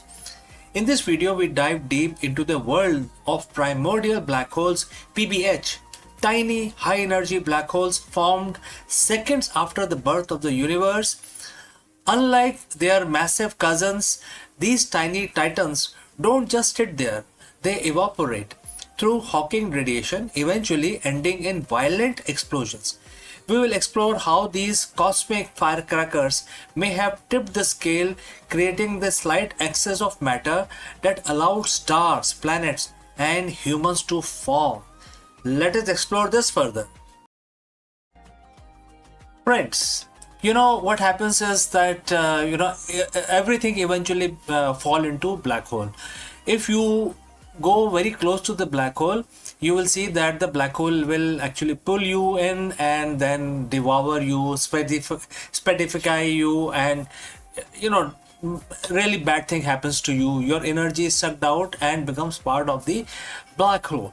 And so scientists used to wonder, what will happen to black hole. Are they eternal? And it turns out that the Stephen Hawking said no, they are not, because they are also radiating, and that radiation, very minute radiation, very faint, is now what we call the Hawking radiation. This video is not about Hawking radiation, but the important part is that even black hole, which are the biggest sucker of the universe, also radiate, and therefore if they are radiating, that means their mass is going to reduce eventually, and then they will have to completely evaporate.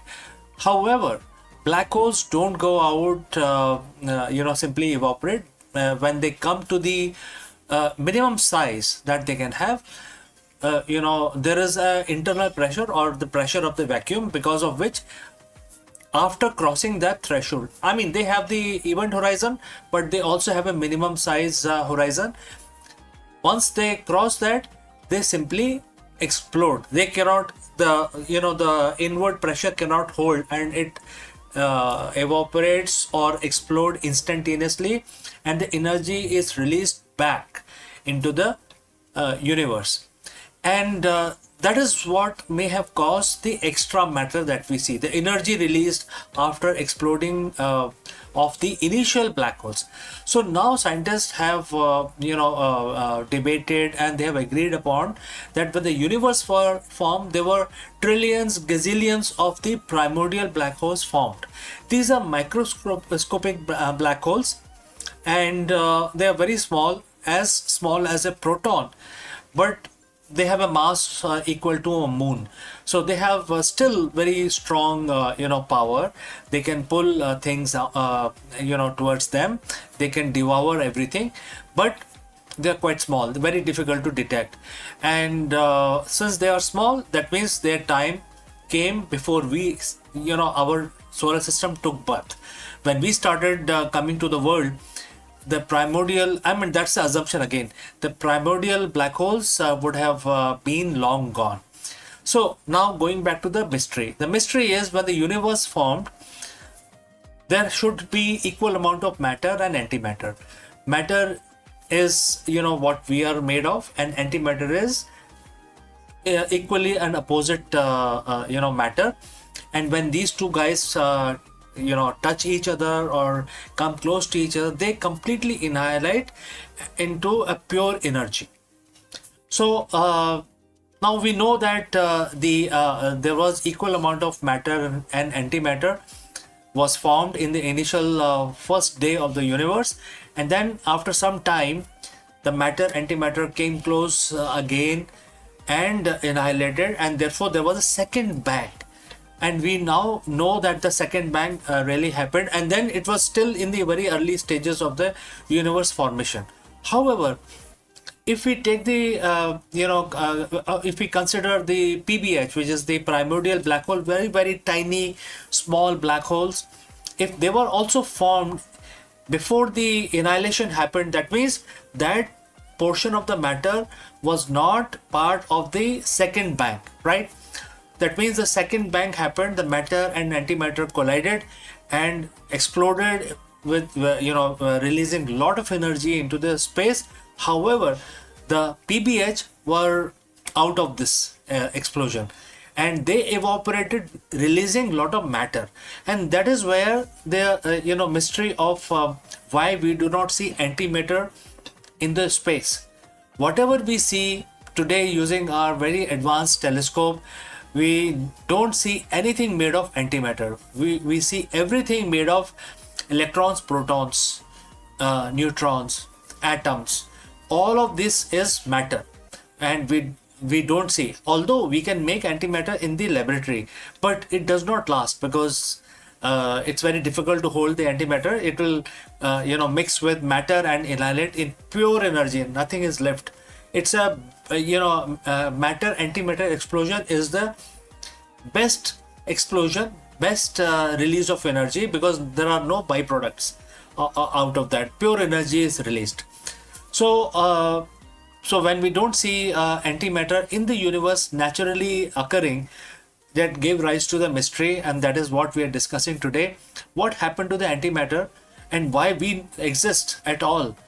I mean, when matter and antimatter were produced, and then the second bang happened, then from where this matter remained in the universe, of which we are all made of, all the stars in the heavens, all the planets, all the living beings are made of matter. So scientists are now saying that the PBH may be responsible, because PBH would have survived the second bang, and then later they evaporated, releasing the energy, which then condensed into matter. And there was no question of antimatter, that energy condensing into antimatter. And that is why, if this is true, well, it is very difficult to prove or disprove this, but if this is true, this explains why we exist, why the universe exists, why stars, why the physics exist, right? So this is something which I wanted to discuss in the universe section today. If you have any thoughts, any comments, please share those in the comment section below. Thanks for joining live, and I will catch you again in the next one.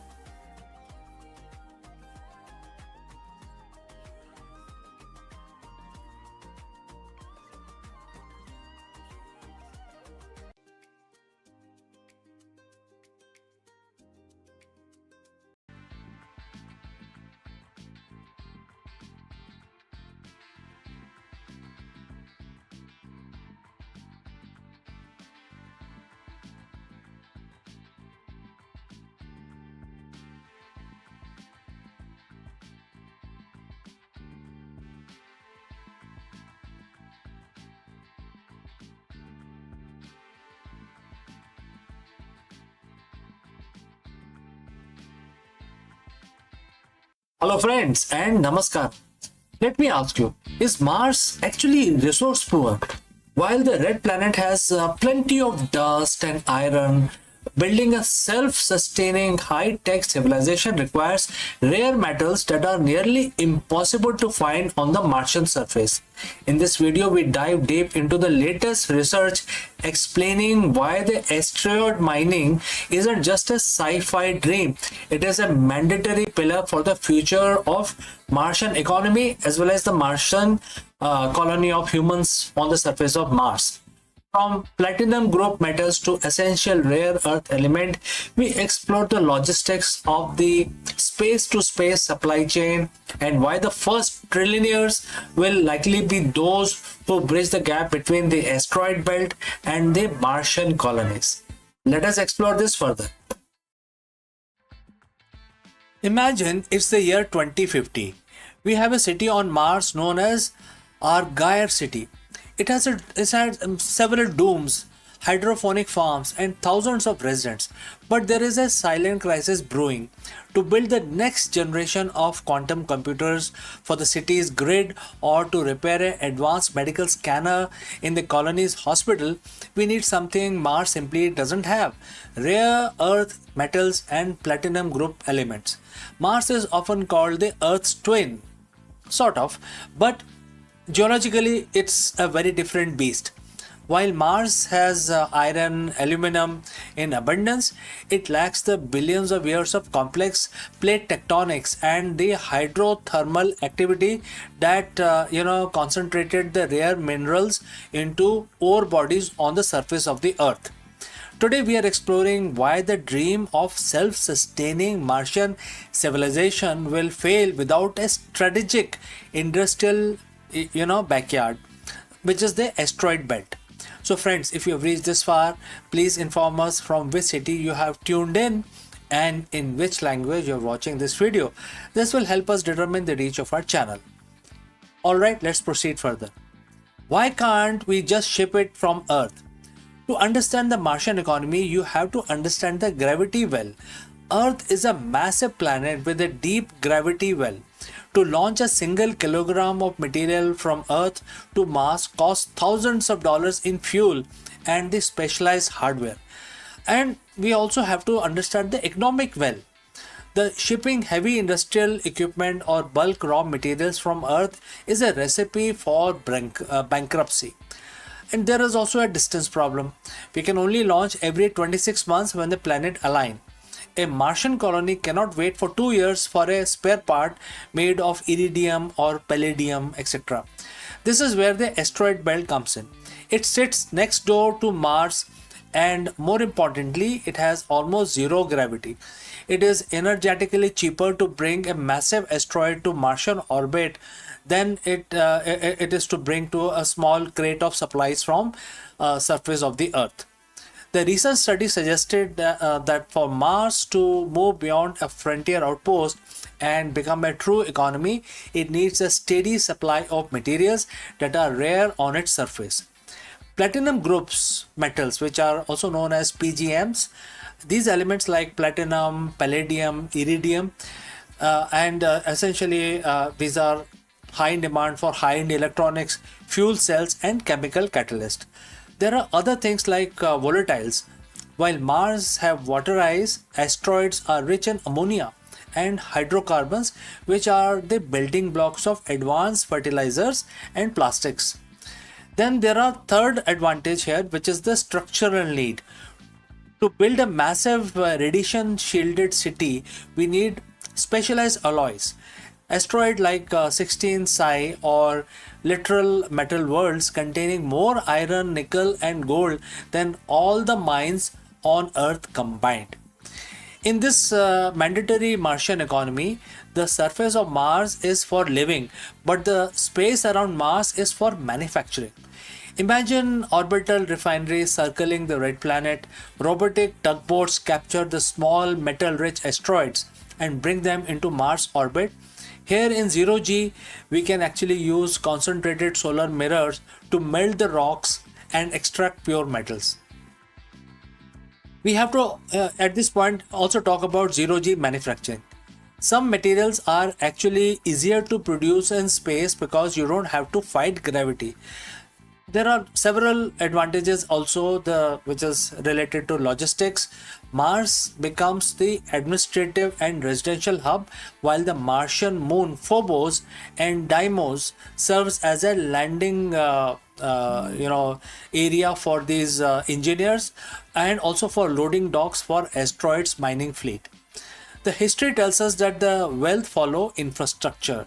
The first trillionaires of the Martian era won't just be those who build the houses. They will be the ones who control the supply chain of rare minerals. And then therefore there will be era of strategic alliances. We are already seeing the groundwork for this today with partnership between legacy aerospace companies and AI driven startup focusing on agentic AI, which are autonomous systems that can mine those rocks without human intervention. Then it will also create economic sovereignty.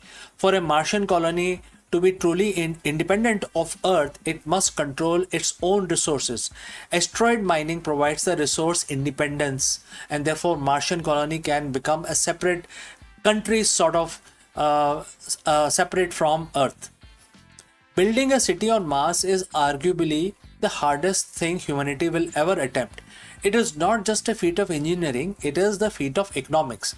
A Martian city without asteroid mining is just a high-tech camp on life support. But a Martian city with asteroid mining, that a civilization becomes much more advanced and will be resource rich. It's the moment we stop being visitors in space and start being a truly multi-planetary species. So the next time when you look at a shooting star, don't just see a streak of light, see the steel, gold and the future of our next home. My name is EK. Thanks for watching. Thanks for joining live. Don't forget to like and subscribe for more deep dives into the future of space and strategy.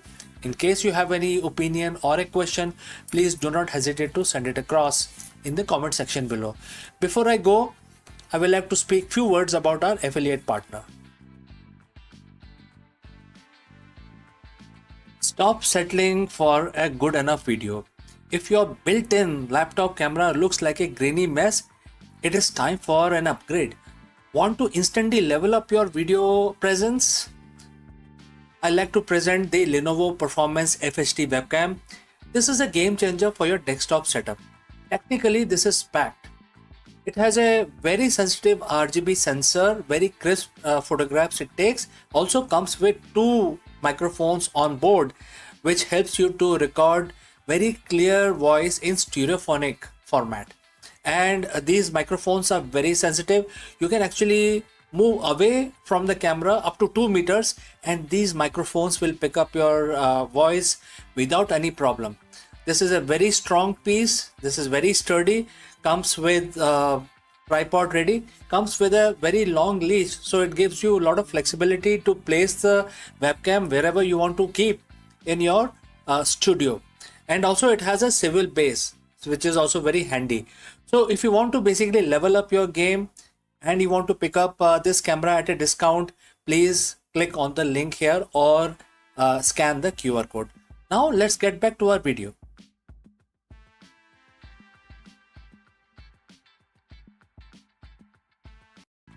Hello friends.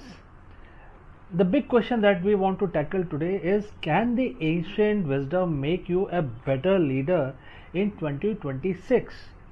In this video, we dive deep into Bhagavad Gita chapter 6 verse 8 to uncover the secret of equanimity for modern executives, which is very essential.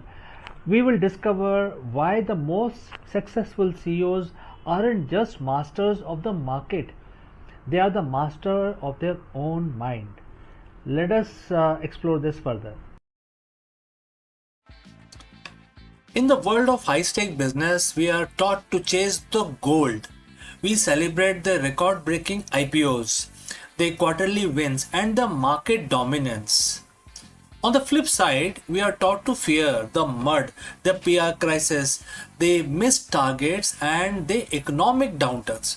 But as a CEO, and all CEO knows this constant oscillation between euphoria and anxiety is quite exhausting.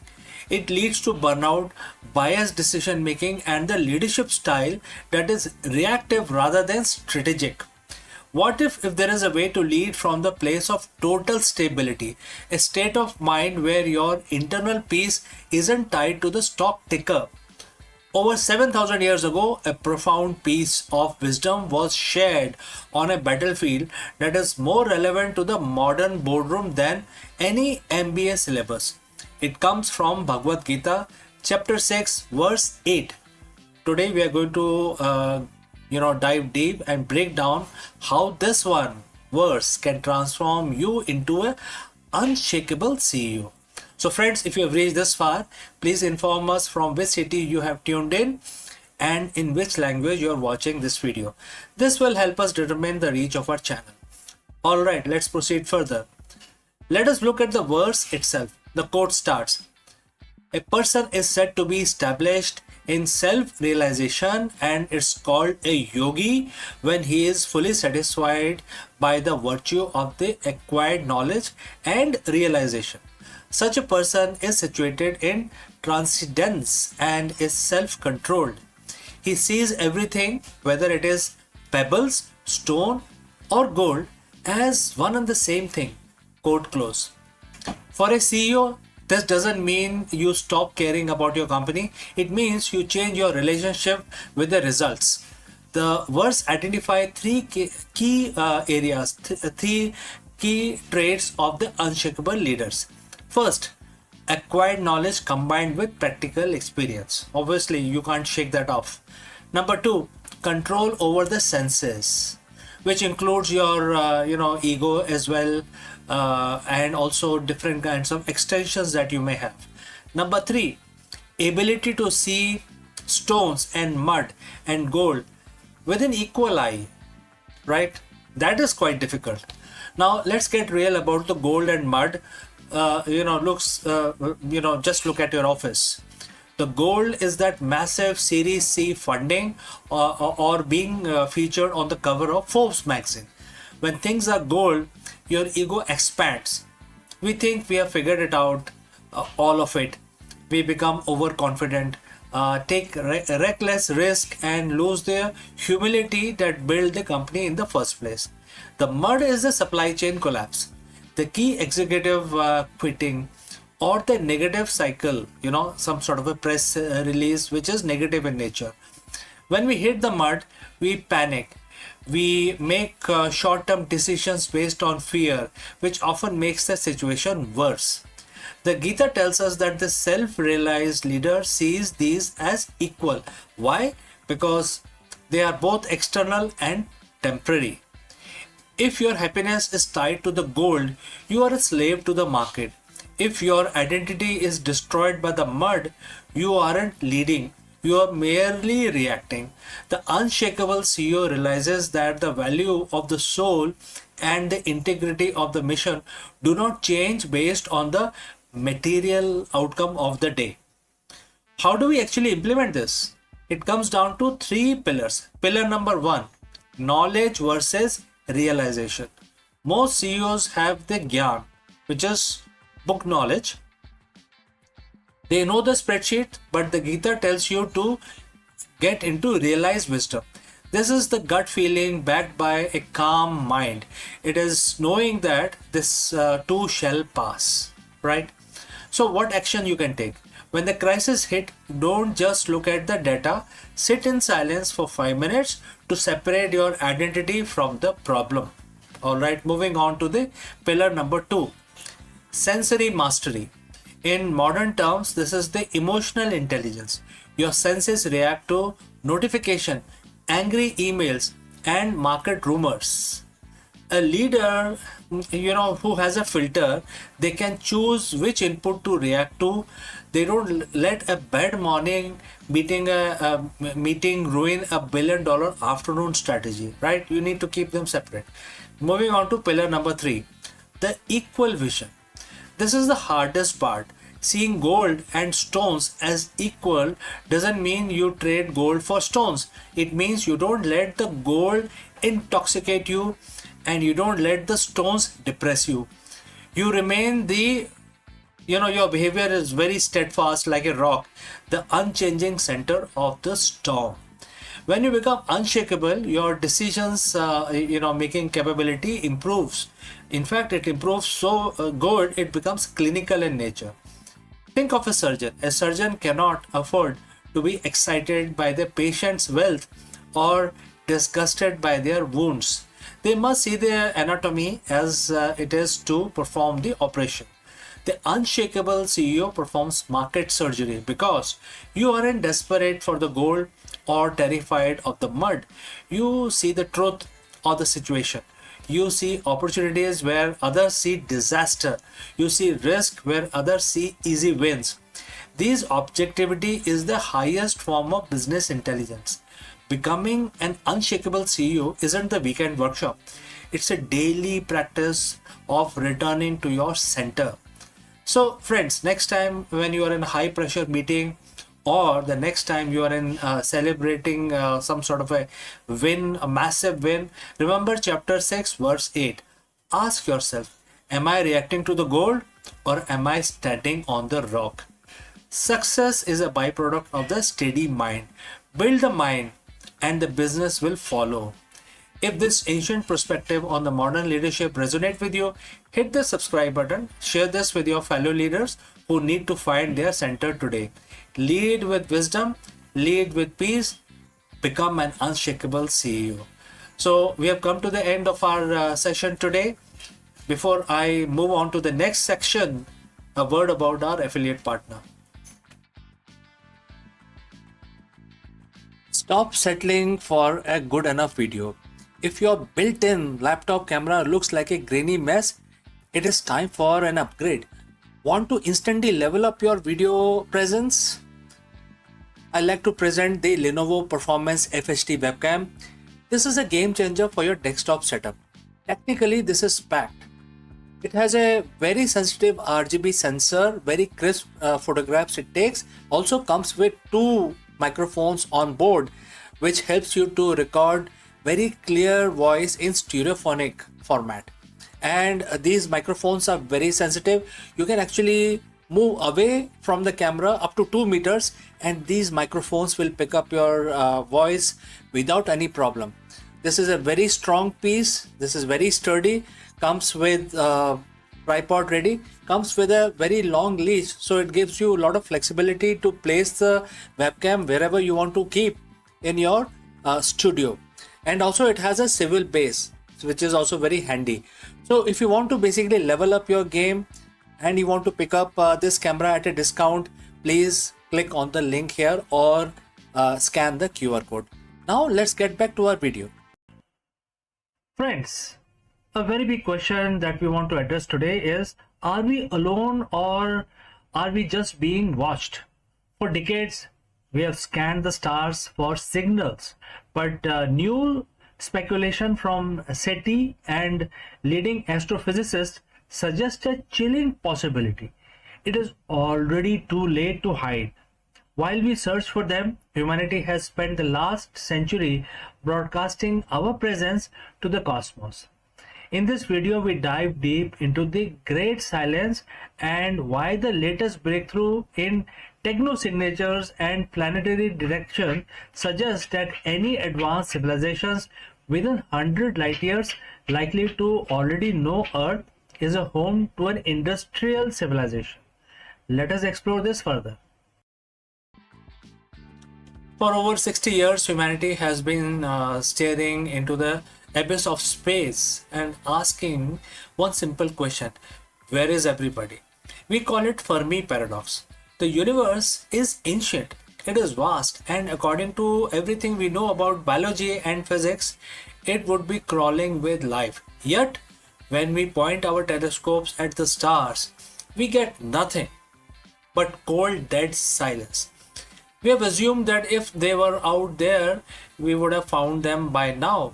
We have treated the search for the extraterrestrial intelligence, which is SETI, like a game of cosmic hide and seek, where we are the ones doing the seeking.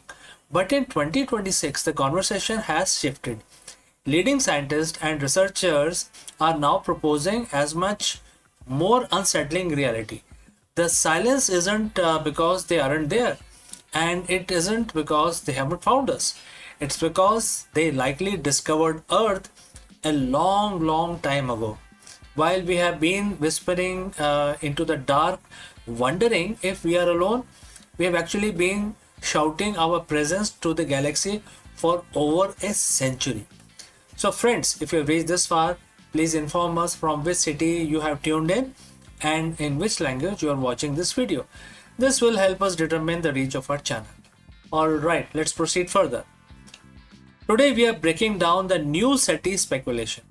We are looking at why it is officially too late to hide, how our own atmosphere is betraying us, and startling new research that suggests alien signals might be hiding in plain sight right in our own data. To understand why we are already visible, we have to look at what we call the technosignature. Since the early 20th century, Earth has been surrounded by an over-expanding bubble of radio waves. This radio bubble is now over 200 light years wide. Inside the bubble are thousands of star systems. If there is a civilization within 100 light years of us with even slightly better technology than ours, they don't need us to send them a hello message. They have already heard our earlier radio broadcasts, our television signals, and most importantly, our high frequency military radars. But it is not just radio. In the last year, researchers have found while exploring the exoplanet, because exoplanets search has reached a fevering pitch right now. We have been using the James Webb Space Telescope to look at the atmospheres of distant worlds, searching for methane, oxygen, carbon dioxide, the building block of life. Now the flip side of this perspective is, if an alien astronomer 50 light years away pointed a telescope similar to JWST or something much more advanced at Earth, what would they see? They wouldn't see the Great Wall of China or our cities. They would see our atmospheric fingerprint. They would see a planet with an atmosphere is in chemical disequilibrium. They would see an abundance of oxygen and nitrogen that shouldn't be there unless life was producing it. And since the Industrial Revolution, they would see technological pollutant, things like CFC and nitrogen dioxide, etc. To a distant observer, Earth isn't just a rock. It's glowing neon sign that says industrial civilization inside here. All right. So if we are so visible, then why haven't we heard anything back?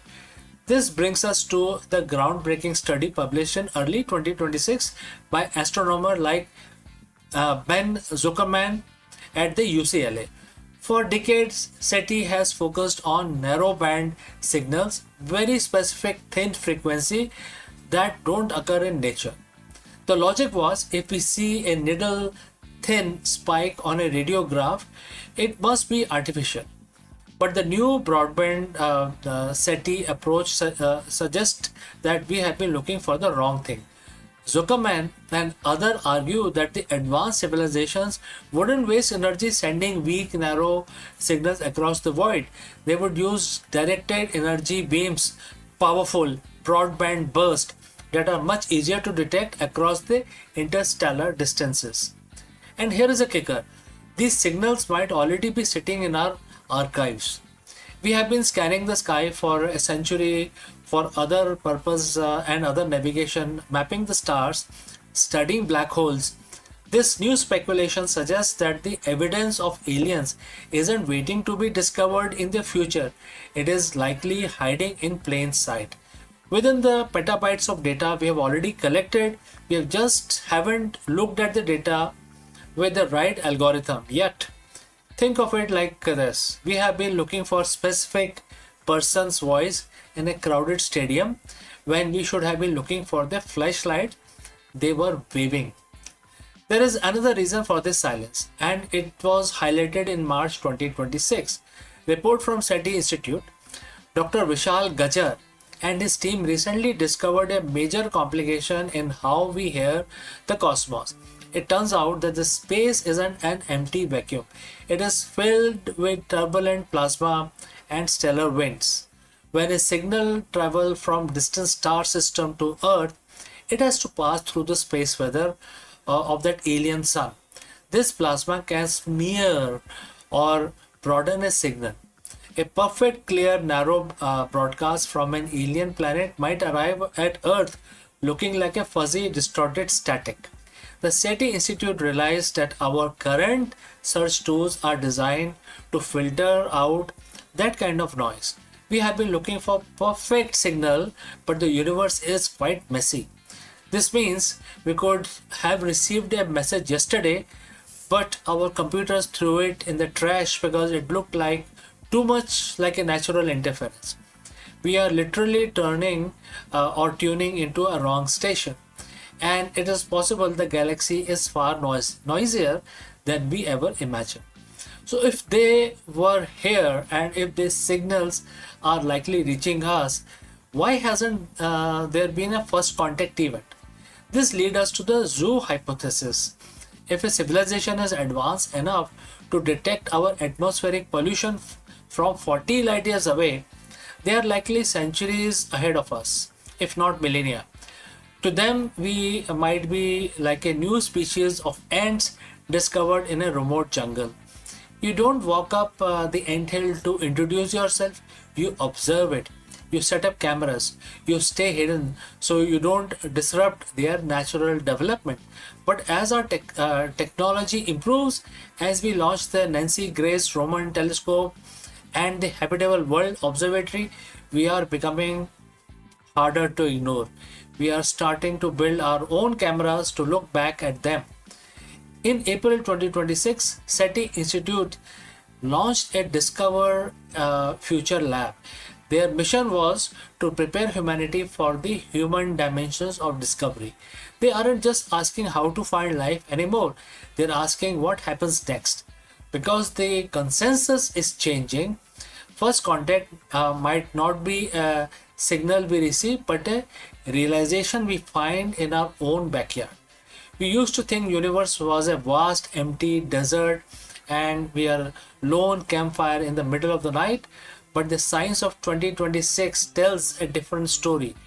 The desert is full of life and our campfire has been blazing signal fire over 100 years.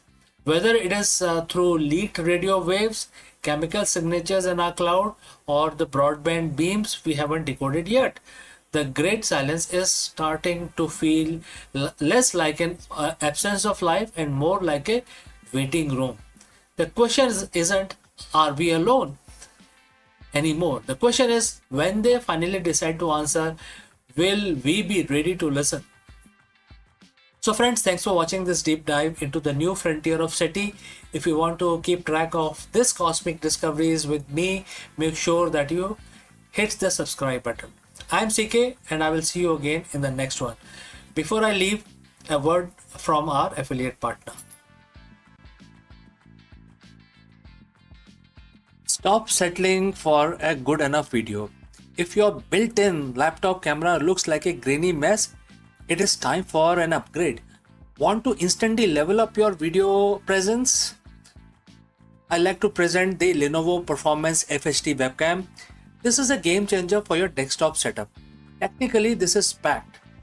It has a very sensitive RGB sensor, very crisp photographs it takes. Also comes with two microphones on board, which helps you to record very clear voice in stereophonic format. And these microphones are very sensitive. You can actually move away from the camera up to 2 meters and these microphones will pick up your voice without any problem. This is a very strong piece. This is very sturdy.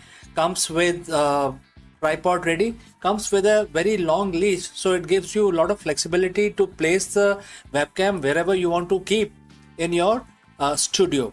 And also it has a swivel base, which is also very handy. So if you want to basically level up your game and you want to pick up this camera at a discount, please click on the link here or scan the QR code. Now let's get back to our video. Hello friends and namaskaram. The National Stock Exchange, also known as NSE, has officially filed its draft for red herring prospectus for a massive 30 billion IPO.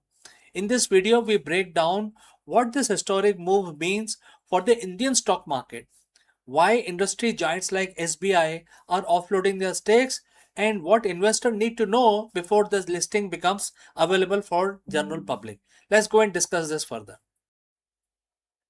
Imagine a company that sits at the very heart of the Indian economy. It doesn't build cars, it builds stock markets. It doesn't sell consumer goods. It doesn't run factories, but every single day millions of people trust it with their life savings. That company is the National Stock Exchange, the NSE. After decades of waiting, regulatory battles, and massive anticipation, it is finally happening. On June 17, 2026, the NSE officially filed its draft red herring prospectus. We are looking at a potential 30,000 crore IPO valuing this financial giant at over 5 lakh crores. So friends, if you have reached this far, please let us know from which city you have tuned in. Now let's move ahead. This isn't just an IPO, it is the biggest financial event of the year in India. Today, we are going deep into the DRHP to find what is actually happening, why SBI and other giants are cashing out, and what this means for your portfolio. Well, it is the historic first. Let's put the numbers in perspective. This IPO is expected to be the largest in Indian history, surpassing the massive listing of the Hyundai Motor India and even the LIC.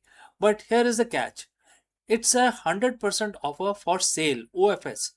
That means no fresh money is going into the exchange to build new tech or expand offices. Instead, it's all about existing shareholders offloading their stakes. We are talking about 14.89 crore share hitting the market. Investors are effectively buying into the infrastructure of Indian wealth, not a startup chasing growth. Why are the big players like SBI selling off their stakes now? SBI, along with other state-owned giants, is positioning to offload millions of shares. Some of these institutions bought in years ago at incredibly low price. In some cases, for less than a rupee per share.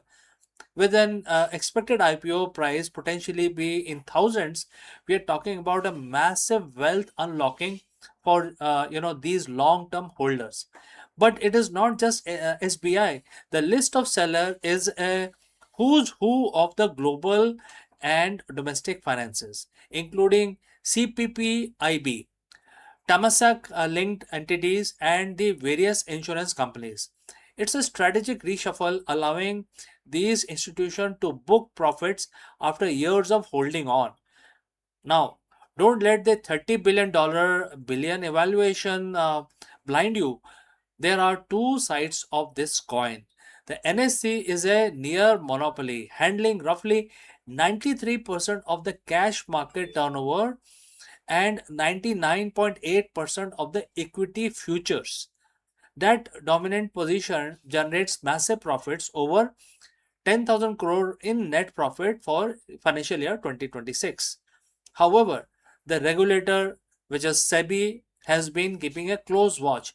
Issues like the co-location cases have haunted the exchange for years. Furthermore, SEBI is actively trying to cool down the retail frenzy in the derivative market, which ironically is where the huge chunk of the NSE's revenue comes from. Buying this stock means betting that exchange can continue to thrive even as a regulator tighten the rules on very product that derives its earning. So is this a bargain? Right now, shares are trading in the unlisted market at roughly rupees 2000 to 2050. Analysts are cautious. The actual valuation will depend on the final price, which is a band going to be set after the regulatory review. For long-term investors, the NSE is a proxy for the growth of Indian capital market. But for short-term traders, the priced in hype is something to watch closely. The NSE IPO isn't just a stock listing, it is a milestone in India's financial journey. Whether you plan to subscribe or just watch from the sideline, this is a story that will define the market mood for rest of 2026. So friends, what do you think? Is a 5 lakh crore valuation justified, or is the market getting ahead of itself? Let me know in the comments below, and if you have found this deep dive helpful, hit that subscribe button. We'll be covering the price band and the final allotment dates as soon as they are dropped. Thanks for joining live. Thanks for watching, and I will see you very soon in the next one.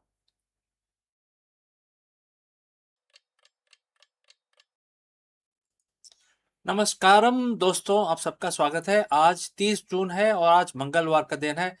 सब जानते हैं कि जो मंगलवार का दिन होता है वो हनुमान जी के लिए समर्पित है। तो आज हम अपना दिन शुरू करेंगे हर रोज की तरह पूजा करके, और आज हम हनुमान चालीसा का पाठ करेंगे।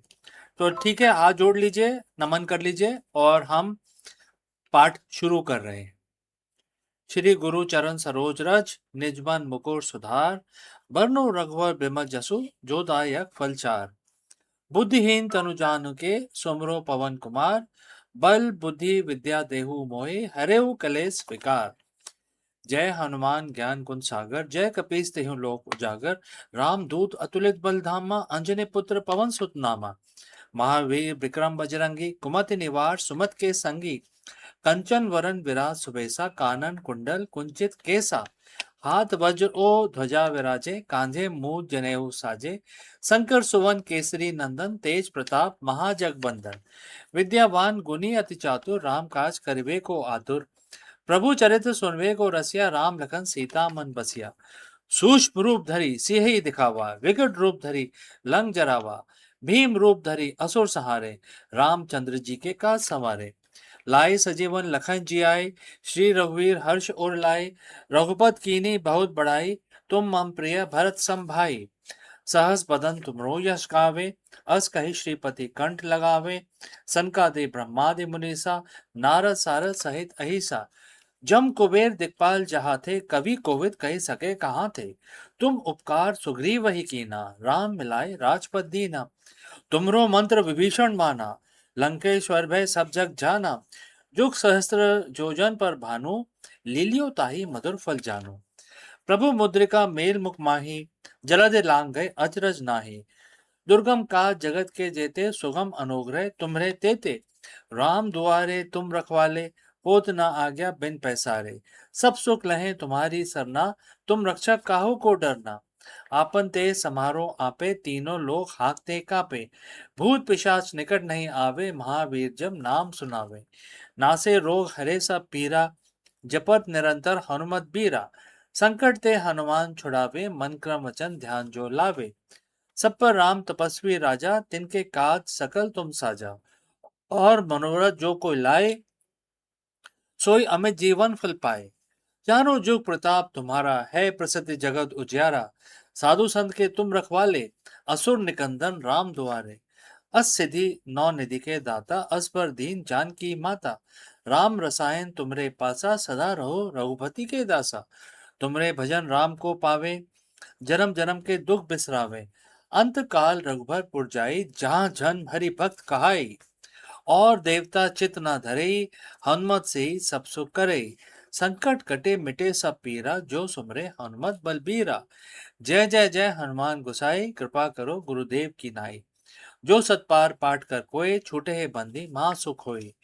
जो ये पढ़े हनुमान चालीसा, होए सिद्धि साखी गौरी सा। तुलसीदास सदा हरिचेरा, कीजे नाथ हृदय में डेरा। पवन तनय संकट हरन, मंगल मूरत रूप। राम लखन सीता सहित हृदय बसो सुरभूप। जय श्री राम, जय श्री राम। तो दोस्तों, आज हमारी पूजा संपन्न हुई। अब हम अपना दिन शुरू करेंगे। हमारी तरह आपका दिन भी शुभ रहे, इसी कामना के साथ इस वीडियो को हम यहीं समाप्त करते हैं। जल्दी मिलता हूं दूसरे वीडियो में। हेलो दोस्तों, नमस्कार। आप सबका स्वागत है। आज 6 जुलाई है और आज सोमवार का दिन है। और आप सबको पता है कि जो सोमवार का दिन होता है वो भगवान शिव के लिए समर्पित होता है। तो आज हम अपना दिन शुरू करेंगे पूजा करके। हर रोज की तरह हम हर रोज पूजा करते हैं, तो आज शिव जी की पूजा हम करेंगे। हर रोज की तरह हम जैसे पूजा करते हैं, मंत्र का उच्चारण करते हैं। तो ये काउंटर मैं यूज करता हूँ। आप जैसे आपको सहूलियत हो, जैसे आपको अच्छा लगे, आप माला का इस्तेमाल कर सकते हैं और आप मन में भी गिन सकते हैं। लेकिन हमारा जो मंत्र है वो 11 दफा करना है। तो आज हम महामृत्युंजय का जाप करेंगे 11 दफा। तो ध्यान रहे, इस चीज का आप अच्छी तरह पालन करें। भगवान शिव का ध्यान कर लें, हाथ जोड़ के नमन कर लें। और अब हम अपना पाठ शुरू करते हैं, महामृत्युंजय का मंत्र। ठीक है, ऑल राइट। ओम त्र्यंबकं यजामहे, सुगंधिं पुष्टिवर्धनम्, उर्वारुकमिव बन्धनान्, मृत्योर्मोक्षीयमामृतात्। सद्यो जातं प्रपागामि, भगवन् मृत्युं जय शिवम् आवाहयामि। ओम त्र्यंबकं यजामहे, सुगंधिं पुष्टिवर्धनम्, उर्वारुकमिव बन्धनान्, मृत्योर्मोक्षीयमामृतात्। सद्यो जातं प्रपागामि, भगवंत मृत्युम जय शिवम अभयामी। ओम त्र्यंबकम अजामहे सुगंधिम पुष्टिवर्धनम उर्वाकरुक्मिव बंधनान् मृत्योर्मोक्षीय महामृतात् सज्ञो जातम प्रपाघमि भगवंत मृत्युम जय शिवम अभयामी। ओम त्र्यंबकम अजामहे सुगंधिम पुष्टिवर्धनम उर्वाकरुक्मिव बंधनान् मृत्योर्मोक्षीय महामृतात् सज्ञो जातम प्रपाघमि भगवंत मृत्युम जय शिवम अभयामी। ओम त्र्यंबकम अजामहे सुगंधिम पुष्टिवर्धनम उर्वाकरुक्मिव बंधनान् मृत्योर्मोक्षीय महामृतात् सज्ञो जातम प्रपाघमि भगवंत मृत्युम जय शिवम अभयामी। ओम त्र्यंबकम अजामहे सुगंधिम पुष्टिवर्धनम उर्वाकरुक्मिव बंधनान् मृत्योर्मोक्षीय महामृतात् सज्ञो जातम प्रपाघमि भगवंत मृत्युम जय शिवम अभयामी। ओम त्र्यंबकम अजामहे सुगंधिम पुष्टिवर्धनम उर्वाकरुक्मिव बंधनान् मृत्योर्मोक्षीय महामृतात् सज्ञो जातम प्रपाघमि भगवंत मृत्युम जय शिवम अभयामी। ओम त्र्यंबकम अजामहे सुगंधिम पुष्टिवर्धनम उर्वाकरुक्मिव बंधनान् मृत्योर्मोक्षीय महामृतात् सज्ञो जातम प्रपाघमि भगवंत मृत्युम जय शिवम अभयामी। ओम त्र्यंबकम अजामहे सुगंधिम पुष्टिवर्धनम उर्वाकरुक्मिव बंधनान् मृत्योर्मोक्षीय महामृतात् सज्ञो जातम प्रपाघमि भगवंत मृत्युम जय शिवम अभयामी। ओम त्र्यंबकम अजामहे सुगंधिम पुष्टिवर्धनम उर्वाकरुक्मिव बंधनान् मृत्योर्मोक्षीय महामृतात् सज्ञो जातम प्रपाघमि भगवंत मृत्युम जय शिवम अभयामी। ओम त्र्यंबकम अजामहे सुगंधिम पुष्टिवर्धनम उर्वाकरुक्मिव बंधनान् मृत्योर्मोक्षीय महामृतात् सज्ञो जातम प्रपाघमि भगवंत मृत्युम जय शिवम अभयामी। ओम नमः शिवाय, ओम नमः शिवाय, ओम नमः शिवाय। तो दोस्तों, आज हमारा पूजा हमारी समाप्त हुई। अब हम अपना दिन शुरू कर सकते हैं। तो आपका दिन और आपका हफ्ता सप्ताह अच्छा बीते, मंगलमय हो, इसी कामना के साथ अब हम आपसे विदा लेते हैं, लेकिन जल्दी ही मिलते हैं दूसरे वीडियो में। धन्यवाद।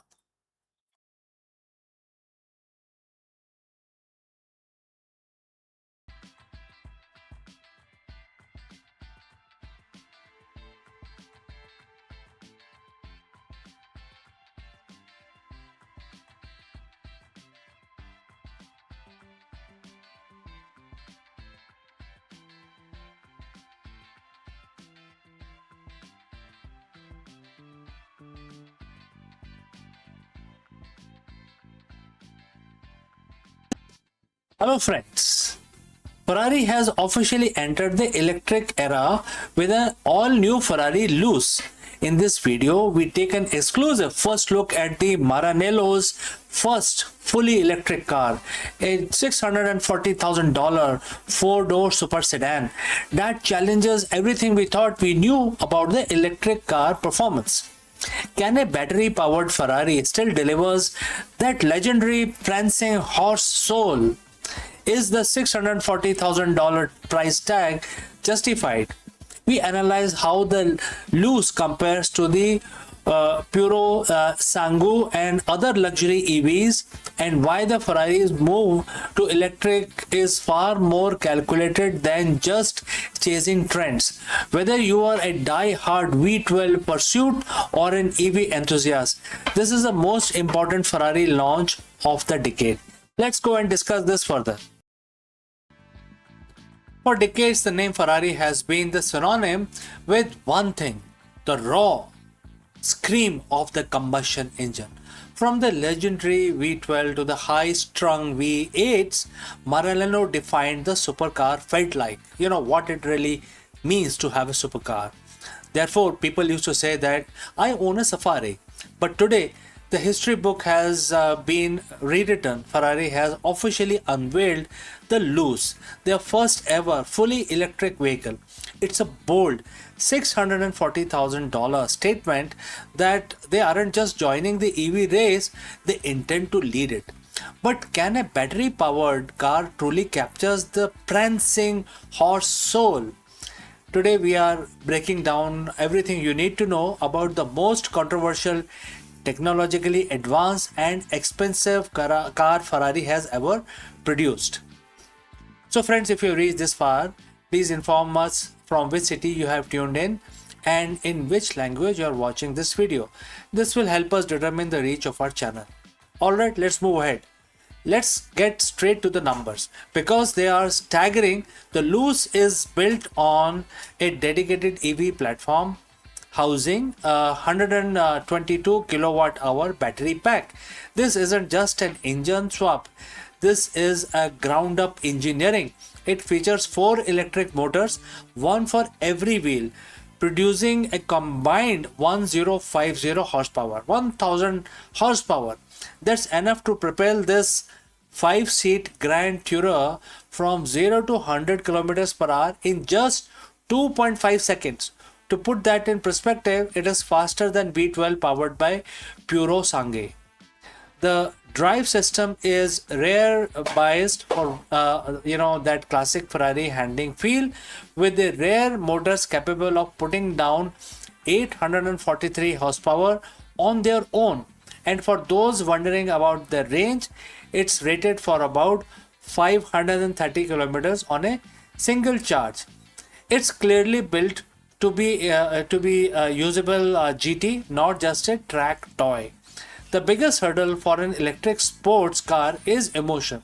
Without the roar of V12, where is the passion? Ferrari spent 5 years with 40,000 kilometers of testing to answer this question. Instead of playing a synthetic fake engine noise through speakers, Luce use an innovative amplified hum. They place a sensor on the rear axle to capture the actual mechanical vibration of the motor, which are then processed and amplified. It's meant to be an honest mechanical feedback loop that keeps the driver connected to the machine. It's not trying to be a gas engine, it is trying to be the most exciting electric car engine possible. So you might notice the design looks different, and therefore that's because Ferrari collaborated with love from the design firm co-founded by former Apple design chief John Ive. The Luce abandons the classic mid-engine proportion we are used to. It's a 4-door, 5-seat layout with a long wheelbase and a sloping roofline. Up front, you get a clean, full width lightning signature and an illuminated badge instead of a grille. The rear, however, keeps the classic 4-round taillight and aesthetic hidden behind a sleek black panel. It is minimalist, aerodynamic, and depending on who you ask, either a masterpiece of modern design or a massive departure from tradition. Let's step inside the the Apple designed or Apple influenced, and therefore when you get in, it is undeniable. The cabin is minimalist, focusing on 12.5-inch OLED display that mimics analog dials. There is always a clever 10-inch infotainment screen that moves, so both the drivers and passenger can adjust it. Crucially, they have kept a physical toggle for key control, and for the first time ever, you can seat 5 people comfortably in a Ferrari. The rear doors are rear hinged, making accessible incredibly easy. A touch of the luxury that provides this car is meant to be driven every day. So the big question is it worth $640,000? The car isn't just about the specs. It's about Ferrari proving it can survive the electric transition without losing its prestige. It's the second most expensive car in their lineup, trailing only to the Extreme F80. And deliveries start this autumn in Europe. while we'll have to wait until spring 2027 to see them on other continents, starting with America and rest of the world. Whether the lose becomes a future classic or a polarizing experiment, one thing is certain: Ferrari has officially left the age of gasoline behind. And friends, therefore, what do you think? Has Ferrari succeeded, or is this a step too far? Let me know in the comments below. Don't forget to like and subscribe for more deep dives into the changing world of supercars. And friends, I will see you again very soon in the next one. Before I go, I will have to say a few words about our affiliate partner. Stop settling for a good enough video. If your built-in laptop camera looks like a grainy mess, it is time for an upgrade. Want to instantly level up your video presence? I like to present the Lenovo Performance FHD webcam. This is a game changer for your desktop setup. Technically, this is packed. It has a very sensitive RGB sensor, very crisp photographs it takes. Also comes with two microphones on board, which helps you to record very clear voice in stereophonic format. And these microphones are very sensitive. You can actually move away from the camera up to 2 meters, and these microphones will pick up your voice without any problem. This is a very strong piece. This is very sturdy. Comes with tripod ready. Comes with a very long leash, so it gives you a lot of flexibility to place the webcam wherever you want to keep in your studio. And also it has a swivel base, which is also very handy. So if you want to basically level up your game and you want to pick up this camera at a discount, please click on the link here or scan the QR code. Now let's get back to our video.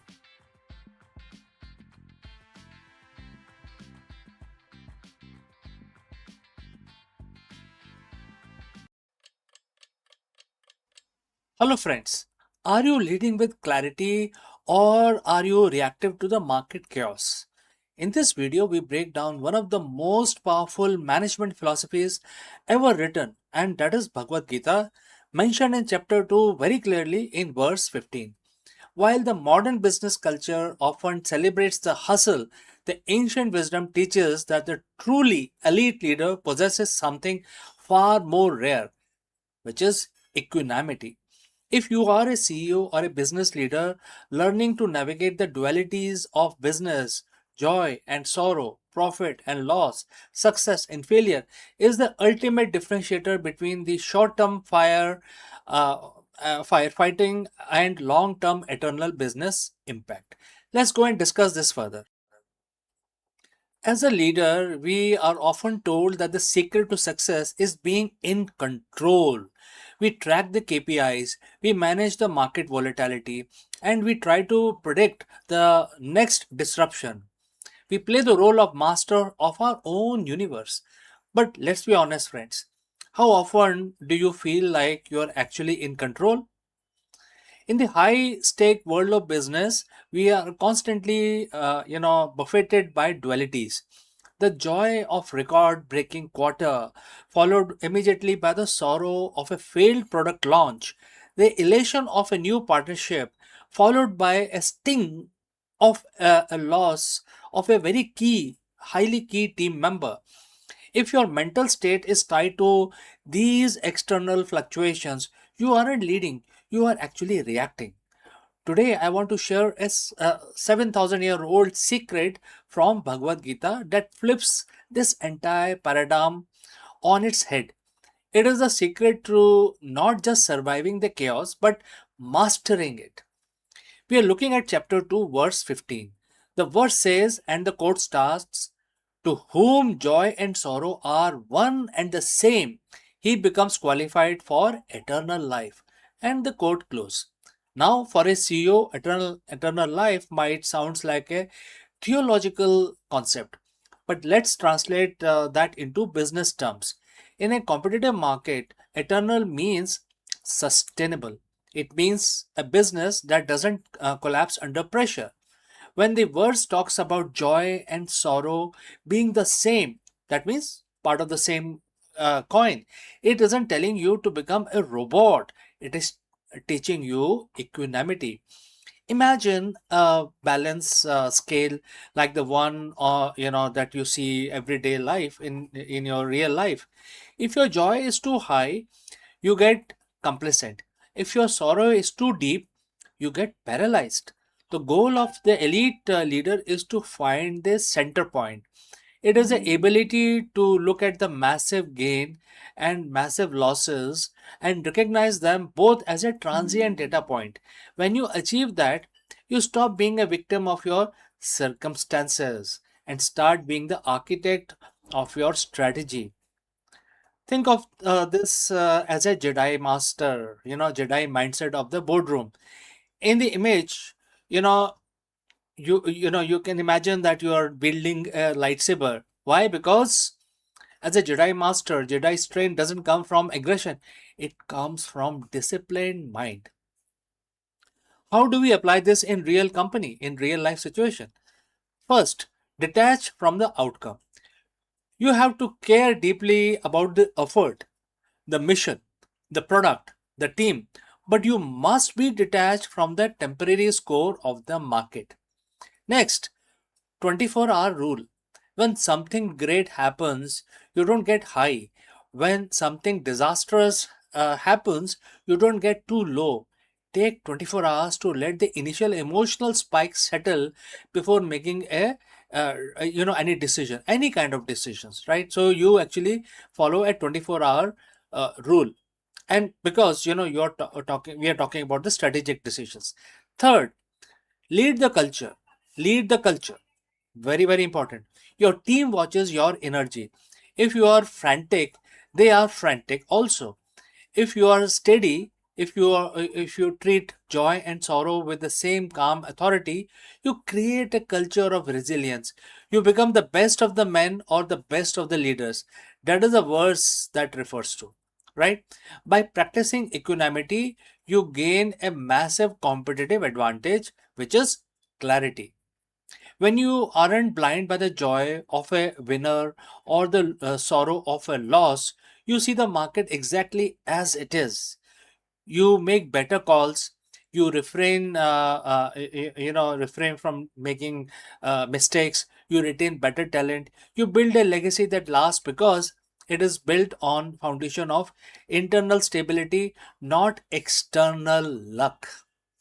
The secret isn't a new software tool or a disruptive growth hack. The secret is the unshakable leader. And therefore, before I wind up, I like to challenge you this week is in your next board meeting or crisis, kindly pause, recognize the duality, step back into that center point, lead from a place of calm, not as a from a place of reaction. This is your challenge for today. Friends, if you found this perspective helpful, hit the subscribe button for more deep dives and how can we marry the ancient wisdom for the modern C-suite?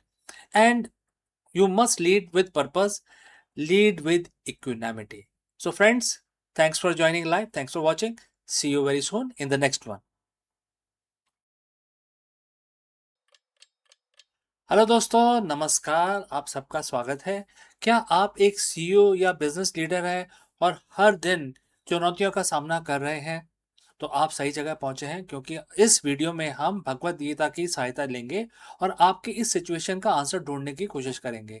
हम ये जानेंगे कि जो सीख मिलती है हमें भगवत गीता से, वो एक मंत्र युद्ध क्षेत्र में एप्लीकेबल ही नहीं है, बल्कि हर एंटरप्रेन्योर के लिए एक जीवन दर्शन है जो आपकी टीम का नेतृत्व में करने में सहायता करता है।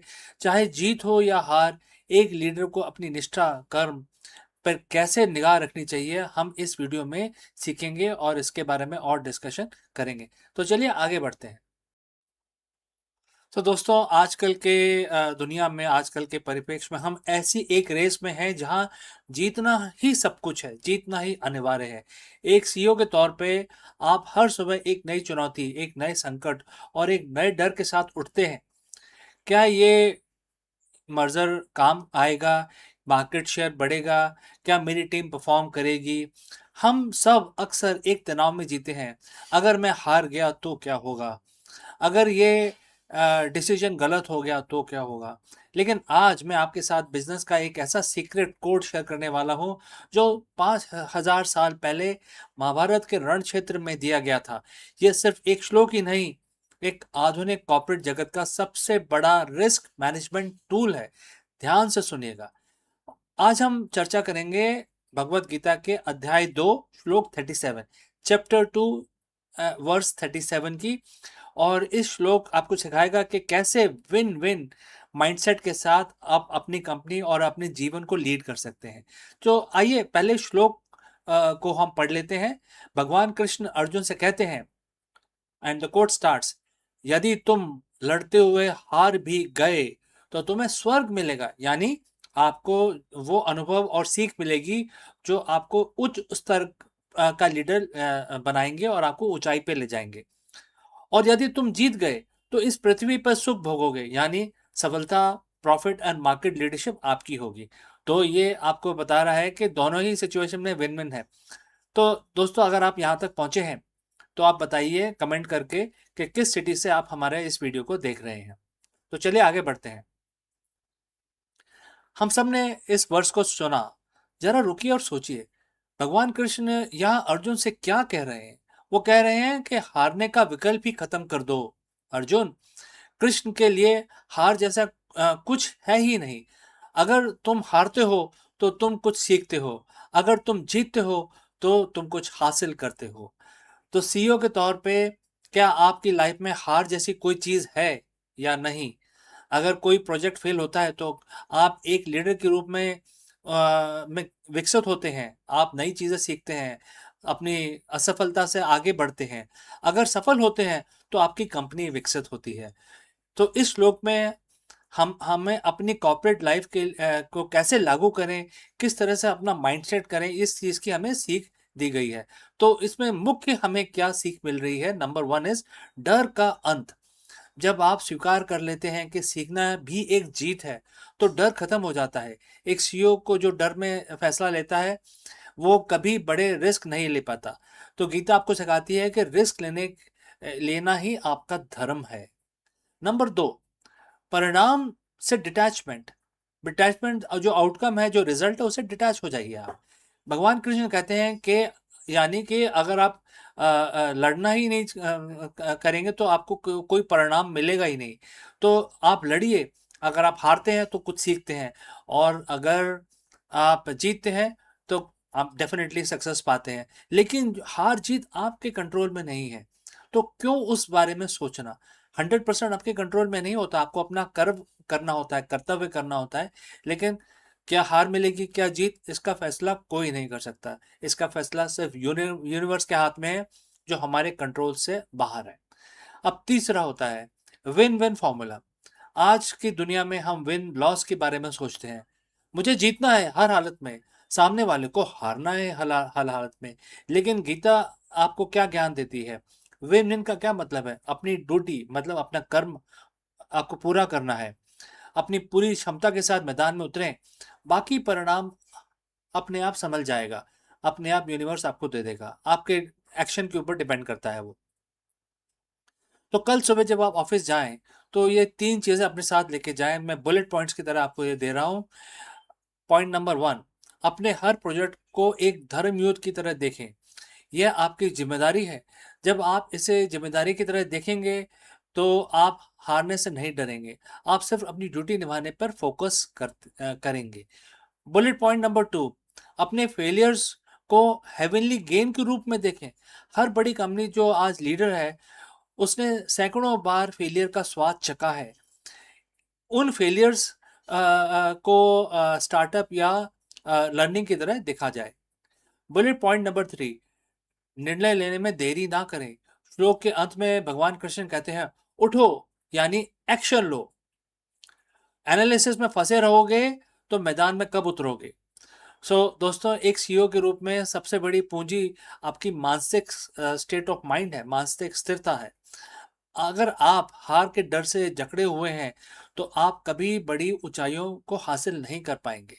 आज से अपनी डिक्शनरी में फेलियर शब्द को हटा दीजिए और आप ये समझ लीजिए कि आप जीतेंगे, हर हाल में जीतेंगे और अपने जो थॉट प्रोसेस है उसको अपग्रेड करिए। तो इसमें भगवान बोलते हैं कि उठो, फाइट करो और जीतो। अगर आपको ये विन विन श्लोक का जो इम्प्लीमेंटेशन है बिजनेस फील्ड में अगर पसंद आया है तो कमेंट करके ये लिखें कि मैं तैयार हूँ और हाँ मैं तैयार हूँ, ये कमेंट करके आप मेरे पास भेजें। और अगर आपको लगता है कि गीता का ज्ञान बिजनेस में उतारने के लिए आप और डिटेल चाहते हैं तो ज़रूर हमसे संपर्क करें।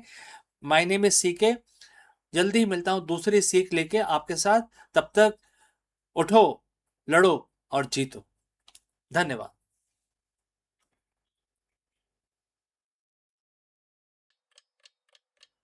Hello friends, Namaskaram. You're most welcome. Prime Minister of India Indira Gandhi's decision to impose national emergency sent shockwaves through India, leading to 21 months of suspended civil liberties, mass arrest of political opposition, and strict press censorship. In this video, we dive deep into the emergency, a defining, controversial, and often misunderstood chapter in Indian political history. Was it a necessary step to stabilize the nation or the death knell of Indian democracy? We explore the events leading up to the declaration, the life changing impact of the citizens of India, and the lasting legacy of this period left on the nation's political landscape. Let's go. It was a quiet night in June 1975. The homes across India, families were turning into the All India Radio, expecting the usual news. But on the morning of June 26th, the broadcast was different. The voice on the radio, calm and measured, announced that the president had proclaimed an emergency. Civil liberties were suspended, the press was censored, and the political opposition, they were being rounded up as we speak. That was a voice that mentioned during the All India Radio transmission. In a single stroke, the world's largest democracy went dark. For 21 months, India lived under a shadow. Today, we aren't just looking at history, we are looking at the warning. This is the story of the 1975 emergency, the time when the foundation of India were tested to their very breaking point. To understand the emergency, we have to understand the India of the early 1970s.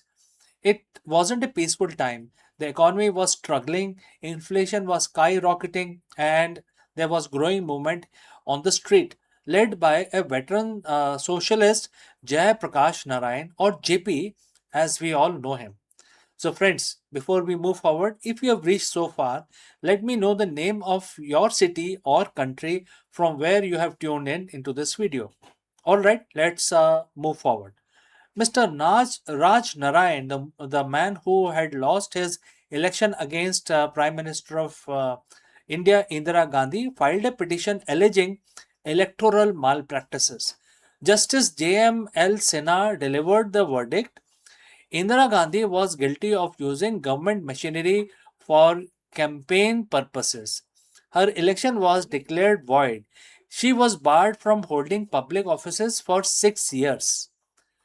For any leader, this was a political death sentence, but Indira Gandhi was not any leader. She refused to resign, and as the pressure from the opposition mounted, the decision was made. If she couldn't win the political battle, she would change the rules of the game entirely. It was the night of June 25th, 1975, while the nation slept, a massive coordinated operation was launched. Under the cover of darkness, the police began a nationwide sweep. By the next morning, the press was gagged. Electricity was cut to the newspaper offices in Delhi to prevent the printing of protest stories. When the papers did not return, they were blank or filled with government approved propaganda. The democracy that had been built on the dreams of independence was now effectively a one person rule. The constitution was amended, The judiciary was curtailed and the executive branch held absolute power. So, what was the life like during those 21 months? For an average citizen, it was time of fear and uncertainty. The government, driven heavily by Indira Gandhi's son Sanjay Gandhi, launched initiatives that were touted as development but implemented with lot of brutality. The sterilization drive became very, very infamous. In a desperate, misguided attempt to control population growth, hundreds of thousands of people were coerced into sterilization. For many, the choice was simple: comply or lose your job, your ration card, or even your freedom. Then there was the beautification drive. The cities like Delhi slums were razed to the ground, displacing the poor to the outskirts of the city. All the names of which were basically eyesores were cleared. There was no one to complain to. The courts were hamstrung. You couldn't speak in public. You couldn't write in the paper. Certainly couldn't organize a protest. It was suffocating silence that lasted nearly 2 years. But the authoritarian regime have a fatal flaw. They stopped listening to the people. Indira Gandhi, perhaps believing her own propaganda that the people were happy, called for election in the year 1977. She miscalculated. The Indian electorate, despite being silenced for 21 months, had not forgotten. In one of the most powerful display of democracy in history, the people of India voted the emergency government out of power in a landslide. Indira Gandhi lost her own seat. It was the first time the Congress party had lost a general election in independent India.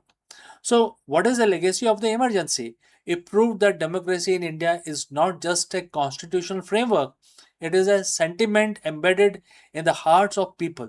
It served as a violent reminder that freedom cannot be taken away in a single night, and it requires a constant vigilance to protect it. In the 1975 emergency remains the darkest chapter in India's modern history.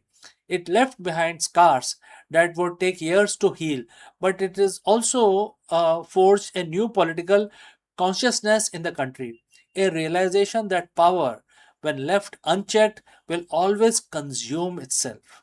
So, as we look back, the lesson is clear: democracy is fragile, it's a garden that needs to be tended in every single day. The 21 month of 1975 taught India that while the government can silence the press, close the courts, imprison the dissenters, it can never fully break the spirit of people who have tasted freedom.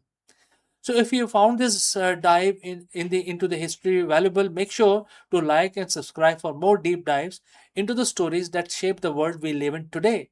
Thanks for watching, and I look forward to receiving your comments. See you in the next one.